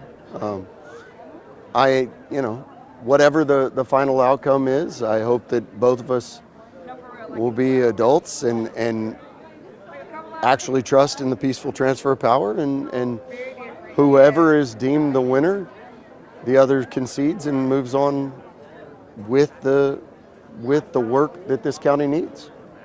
And speaking of that, why was it important for you to leave the office and then decide to run for the office? In a very short answer, I knew who my boss was. And I don't know if there's a more vindictive person in Harris County politics. And I was not going to be in a position where she was signing my timesheet while I was running and campaigning against her. If you're elected tonight, what is it that you're going to do first? What do you hope to accomplish while you're in office? A complete overhaul of the office, which is not something that you can do immediately. The office has been truly broken. And so we're going to have to incrementally change it and work through that. The first things we do are we're going to fix intake. We're going to change the way that we accept charges so that when we accept charges, they're more ready to be prosecuted. They're in a position where we can go forward with the case in a timely manner. The other thing that we're going to do day one is begin to create a domestic violence bureau where every intimate partner violence case is handled under the same umbrella with the same trauma-informed prosecutors and social workers so that we can ensure that these survivors get not just the prosecution of the abuser, but also the social help that we know so many of them need to fully recover from this. And we're going to start that day one as well. I anticipate somewhere between 6 months and a year of really focusing on those two projects will then allow us to move on to the other pressing needs that we need at the office. You know, one of the biggest issues that has taken over, I think that's on a lot of people's mind here in Harris County is the backlog. You know, started in Harvey, COVID. Do you think that you'll be able to tackle that? That is, as confident as I am that I've won this election, I'm as confident in that this backlog will be able to start being reduced day one. And it has been a huge set of events coming together to create the backlog. But the worst part of that was the inefficiencies inside the office that contributed to it. And as we remove those, we're going to start to see the numbers decrease. And it's not just something that is out there because a number looks bad. The backlog is the direct correlation and reason that Harris County Jail is a public health crisis right now. We have people dying in there at unseen numbers. And so the only way that gets fixed is by fixing the backlog so that victims and defendants can have their day in court in a timely manner and get on with whatever the next step is. Prison, probation, diversions, or dismissals. Whatever the disposition, we've got to do it quicker so that we don't have the overcrowding that we have. Sean, I'm so sorry. Sean, one of the biggest concerns also for people has been, you know, you're a Democrat. Are you going to be kind to the criminals? You know, are you going to be more lenient to them? I think that's a big concern that a lot of people have on the other side. Sure. I've heard that I'm going to open the jail doors and I'm going to do a lot of things. My entire career tells you that's not who I am. I have done nothing in my career other than prosecute violent criminals and if appropriate, send them to jail for long sentences. I believe that is one of the ways that we protect the community, and it's something that we're going to do in a much more efficient and better manner under my leadership. I believe in the system. What we're not going to do is create the next generation of violent criminals by giving young individuals a criminal record when it's not necessary. If we can put younger people and people who've never been given a chance on a different path, on a different career path, give them some hope other ways, we're going to try that. And I'm not naive enough to think that we're going to save all of them, but if we incrementally start reducing the recidivism down in misdemeanor and down in lower level felonies, we are going to change the way that Harris County looks. And while we're doing it, we're going to prosecute the real predators out there as vigorously as we've ever done. I know there's a lot of budget issues under this administration. I know you kind of have an unprecedented plan when you go in as far as how you handle Money. Yeah. For the first time in the history of this office, we're going to hire a real chief financial officer. We're going to have someone that understands the Harris County budget model, that understands how to communicate and work with Commissioners Court, and that has a background in this. We're not going to ask some lawyer who likes math to go be the person in charge of a $126 million budget. We're going to have someone that tells us what we can and can't spend, when we can and can't spend it, and then be able to communicate that vision and our desires to Commissioners Court, which is, quite frankly, all they've ever asked for. You know, if you look at it, despite the acrimonious relationship between the prior administration and Commissioners Court, they have increased funding for that office every year that she has been in office.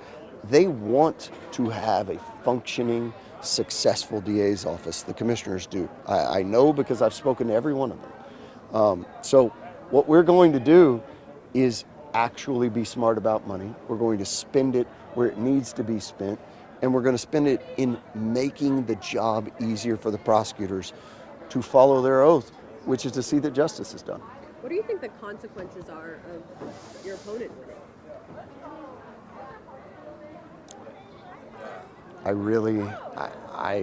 I hope if he is declared the winner of this, that he can be successful, because I was born and raised in this community. I love Houston. I love Harris County. I'm raising 4 children here. I truly hope that he would be successful. I have some pretty significant concerns about that, but I also really believe that's not a scenario we have to worry about. As far as being able to retain attorneys and to be able to retain prosecutors, what will you do to be able to keep, because I know it's kind of a revolving door sometimes? Not sometimes. Right now it is a revolving door. We've lost countless hundreds of years of prosecutorial experience over the last 8 years. As a first step, we're going to bring a number of those prosecutors back. We're going to bring hundreds of years of prosecutorial experience back into the top levels to impart the confidence and knowledge and training that we've been missing for 8 years. That's going to help. That's going to give young prosecutors and our line prosecutors the confidence to go forward into these cases that they don't have right now. But that's a really short-sighted solution. We've got to do that, but we've also got to go from the bottom, and we've got to let prosecutors that are there now and the next generation of prosecutors know how much we care about them, and that they are free to make mistakes as long as they learn from them. They are going to have the power to follow their oath the right way. And when you do that, and one of the reasons you can do that is that the leadership has all been in their positions. They're going to feel confidence about that. But when you make prosecutors feel safe to make a mistake, when you make prosecutors feel like they can lawfully follow their oath, you're going to start to see prosecutors want to stay. Because what I think has been lost over the last decade is this is the coolest job you can have as an attorney. You get to stand up there every day and do the right thing, whatever that is. If it's a dismissal, if it's a maximum punishment, whatever the right thing is, that's your oath. You don't represent anyone. You represent justice. And so we're going to make prosecuting cool again. Perfect. You mentioned the margin is not what you thought it would be. Do you have an idea of what caused that? You know, I think it is. I think it's premature to even speculate on that. I know that as we go forward in the next week and months, we're going to do a full postmortem. I think one thing is abundantly clear, that we've been listening to District Attorney in Harris County candidate Sean Tier. He's up slightly in the race. He says he expects to win. He's been talking for quite some time, and we'll continue to follow this, and we'll know more about this probably not till early in the morning. Yes, in the meantime, the voting count continues this evening. The vote count continues. Rather, it is getting late. 11:44. Our Matt Doherty is at Election Central with an update for us now. Matt? It is late, Mia, and it's getting late here. People are tired, but those votes are continuing to come in and be counted. We've got a new update for you. 73 of those polling site ballots from those polling sites have been counted so far. That's out of 700. You know, we talked a little bit earlier about the number of early voters that we had here in Harris County. It's over 1.2 million people who voted early this time around. That's it's a lot more than the people who voted in person today. But anyway, we took a look at some of the numbers to see, you know, how Harris County voted for president this time around, and 46.5% of those early voters voted for former President Trump. 52% voted for Vice President Harris. Those are just the early votes that came in today, but those are the bulk of the votes that were made here in Harris County. I want you to take a look at some of the video that we shot a couple of hours ago now. These are some of those big boxes of ballots that are coming in from those polling sites. Like I said just a minute ago, 73 polling sites out of 700 have ballots that have been counted so far. Of course, all of them are closed. They closed hours ago, and all of the people who were standing in those lines were processed and able to cast their votes tonight. Harris County is the third largest county in the country. More than 300,000 people decided to vote in person today. And, you know, the Harris County clerk is telling us that today's election went very smoothly. That's compared to some of the other elections that we had here in Harris County, particularly the last time when they ran out of some of those paper ballots and everything, and you know, they're just mired with problems. This one, in contrast, has gone very smoothly. That is according to the Harris County clerk. Of course, we're going to continue to stay up here all night long as these ballots continue to come in and be counted here in Harris County. Back to you. All right, Matt Doherty at Election Central tonight. Harris County, the work underway there and continuing likely through the evening. Thank you for staying up late with us as we continue to bring you live streaming coverage of the election results. From local races and propositions to the race for U.S. Senate, the U.S. House and President, we're covering it all for you tonight. And here's the latest on the race everyone is watching this evening, the race for president. And right now, Donald Trump continues to lead with 51% of the vote compared to Kamala Harris's 47%. And as we look at the big picture now, control of the White House is just part of the story on this election night. Also, races for House and Senate will decide which party holds the majorities in Congress. Danya Bacchus reports from the battleground state of Arizona tonight. Florida, we did it! Florida voters re-elected Republican Senator Rick Scott. CBS News projects the incumbent fought off a challenge from Democrat Debbie Mucarsel-Powell. Together we get to celebrate a great victory tonight. In West Virginia, CBS News projects Republican Jim Justice has flipped the seat to red, replacing retiring Democrat Joe Manchin. And in deep red Montana, Democrat John Tester is in a fight for political survival against former Navy SEAL Tim Sheehy. 34 seats are at stake for the Senate, which Democrats currently control by a slim 2-seat margin. 12 key races could decide the balance. Here in Arizona, Republican Carrie Lake fought an uphill battle against Ruben Gallego. I want to go to Washington, D.C. and make you proud. Over in the House, Democrats are trying to chip away at the Republican majority in razor-thin races in California and New York. Also on the ballot this year, the fallout to the Supreme Court's decision to overturn Roe v. Wade. Millions of Americans were asked to weigh in on abortion access. My individual rights are super important, as are my girls. I don't think women's rights is the #1 issue for America right now. 10 states are weighing ballot measures that would guarantee a right to abortion. That includes Florida, where supporters would need 60% of the vote to roll back the state's 6-week ban. It's a right the woman to choose. It's an issue that has mobilized voters and could boost turnout at the polls. Danya Bacchus, CBS News, Phoenix, Arizona. All right, let's dig into the balance of power, particularly in the White House. Marcelo Benito was at the board to show us the map and break it down for us.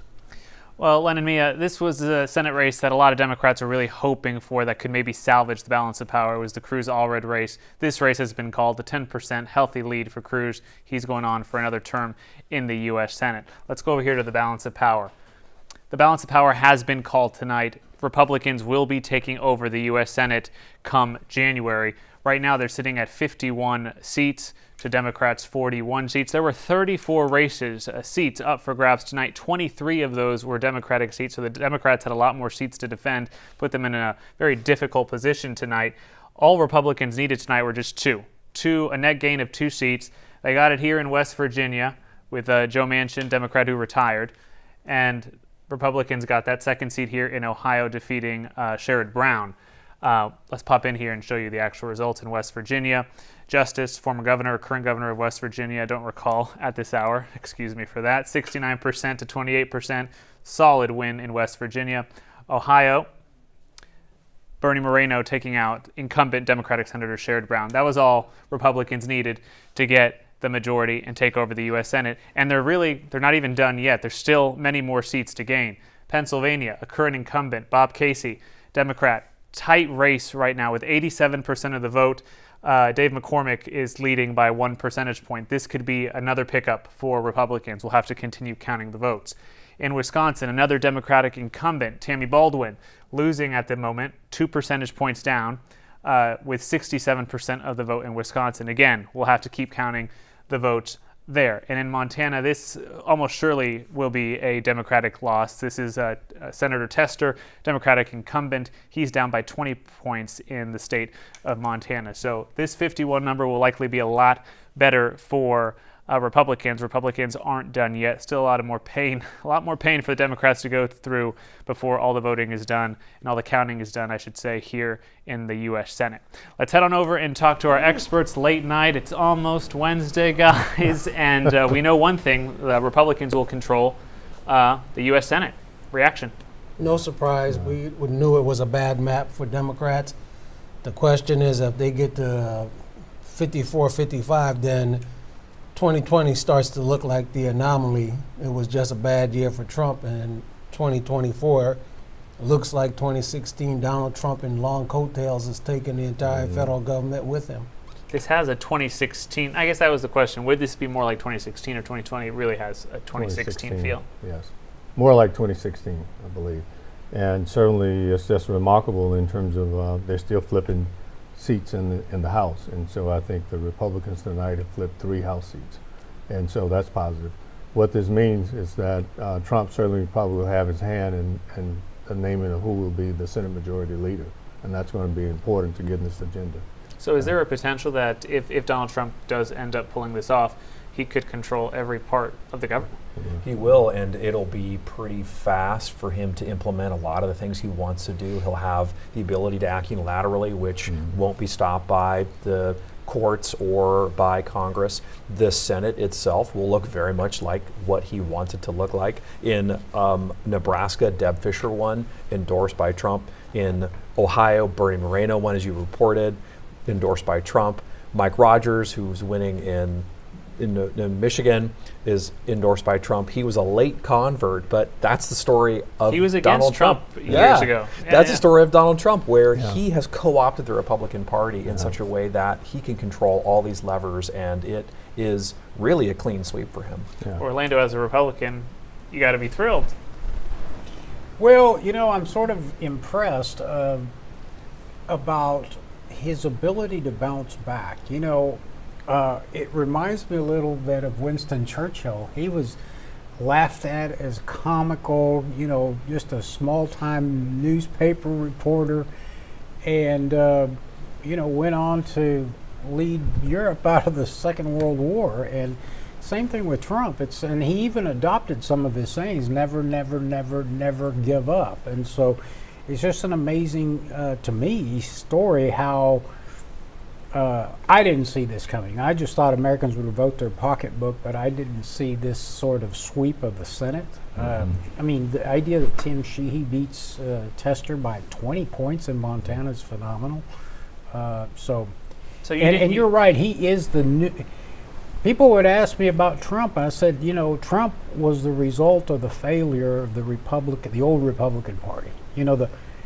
As much as I hate to say this, the old Bush family supported Kamala Harris, and those days are gone. This is Trump's party, and I'm interested to see, because there's a lot of responsibilities come with these super majorities. When you control the Senate, the House of Representatives, your judicial appointments on the Supreme Court, and the executive branch, and you better get it right. No excuses now. No excuses. Nothing gets done. No. What do you think it says about the Republican Party now? I think that Trump read the American people correctly. I just thought, I used to hear it called the Uniparty in Washington. There was really not a big difference between the Democrats and the Republicans. And Trump just had his pulse on the heartbeat of the average American, and it's proven to be correct. What did the Democrats do wrong, Brandon? I don't think they did a lot wrong. I mean, you could certainly talk about issue prioritization. You could talk about candidate selection, but they just had a tough map. I mean, I think Carl's right that it's just the case that they were going to defend too much territory, and it was just too hard for them to do. They didn't have enough of a coattail either from the top of the ticket. That's a major problem, and that couldn't be helped.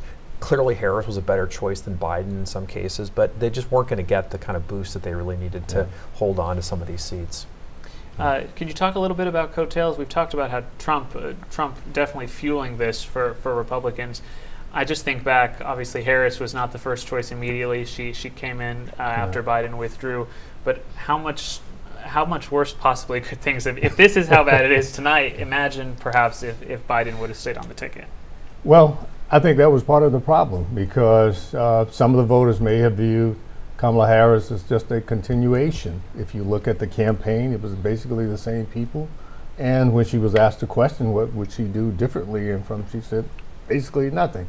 And I think there's something we haven't talked about. We haven't talked about the conflict in Gaza and how that may have impacted on what we've seen tonight and some of these things. And we have Pennsylvania, we have a very large Jewish population there.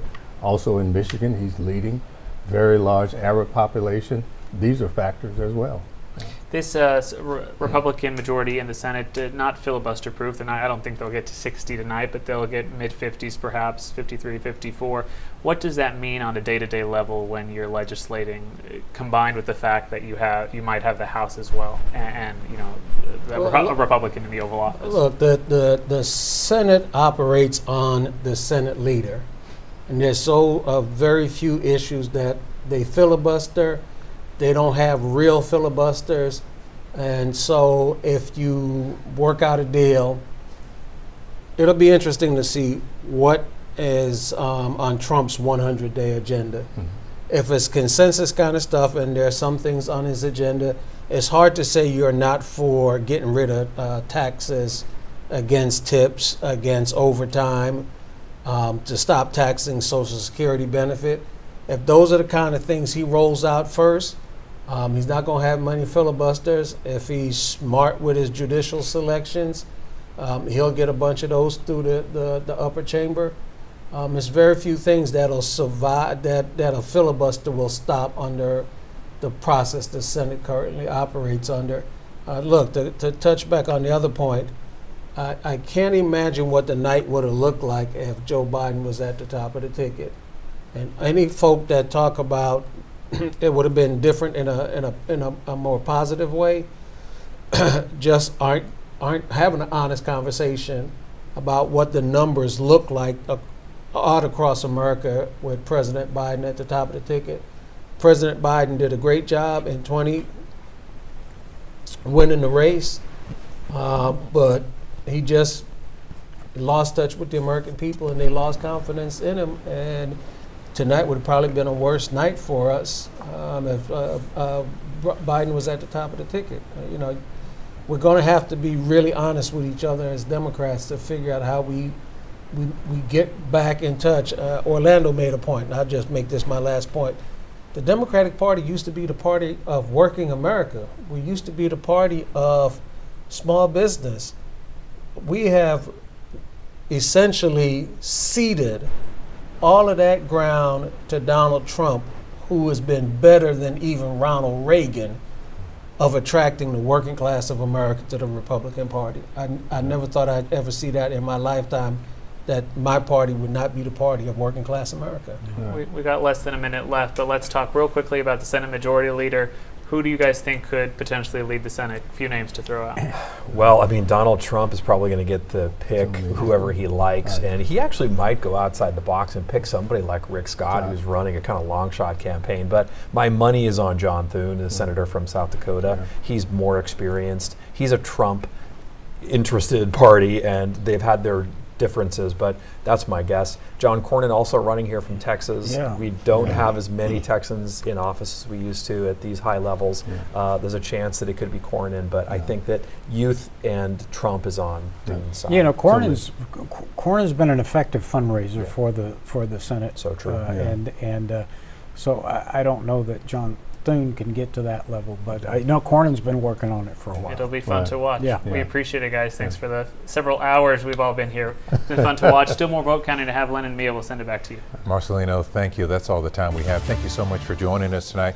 We'll continue to bring you the very latest election results. They're still coming in on our website, KHOU.com. And our team coverage continues nice and early with you tomorrow with KHOU 11 Morning News at 4:30. Have a good night.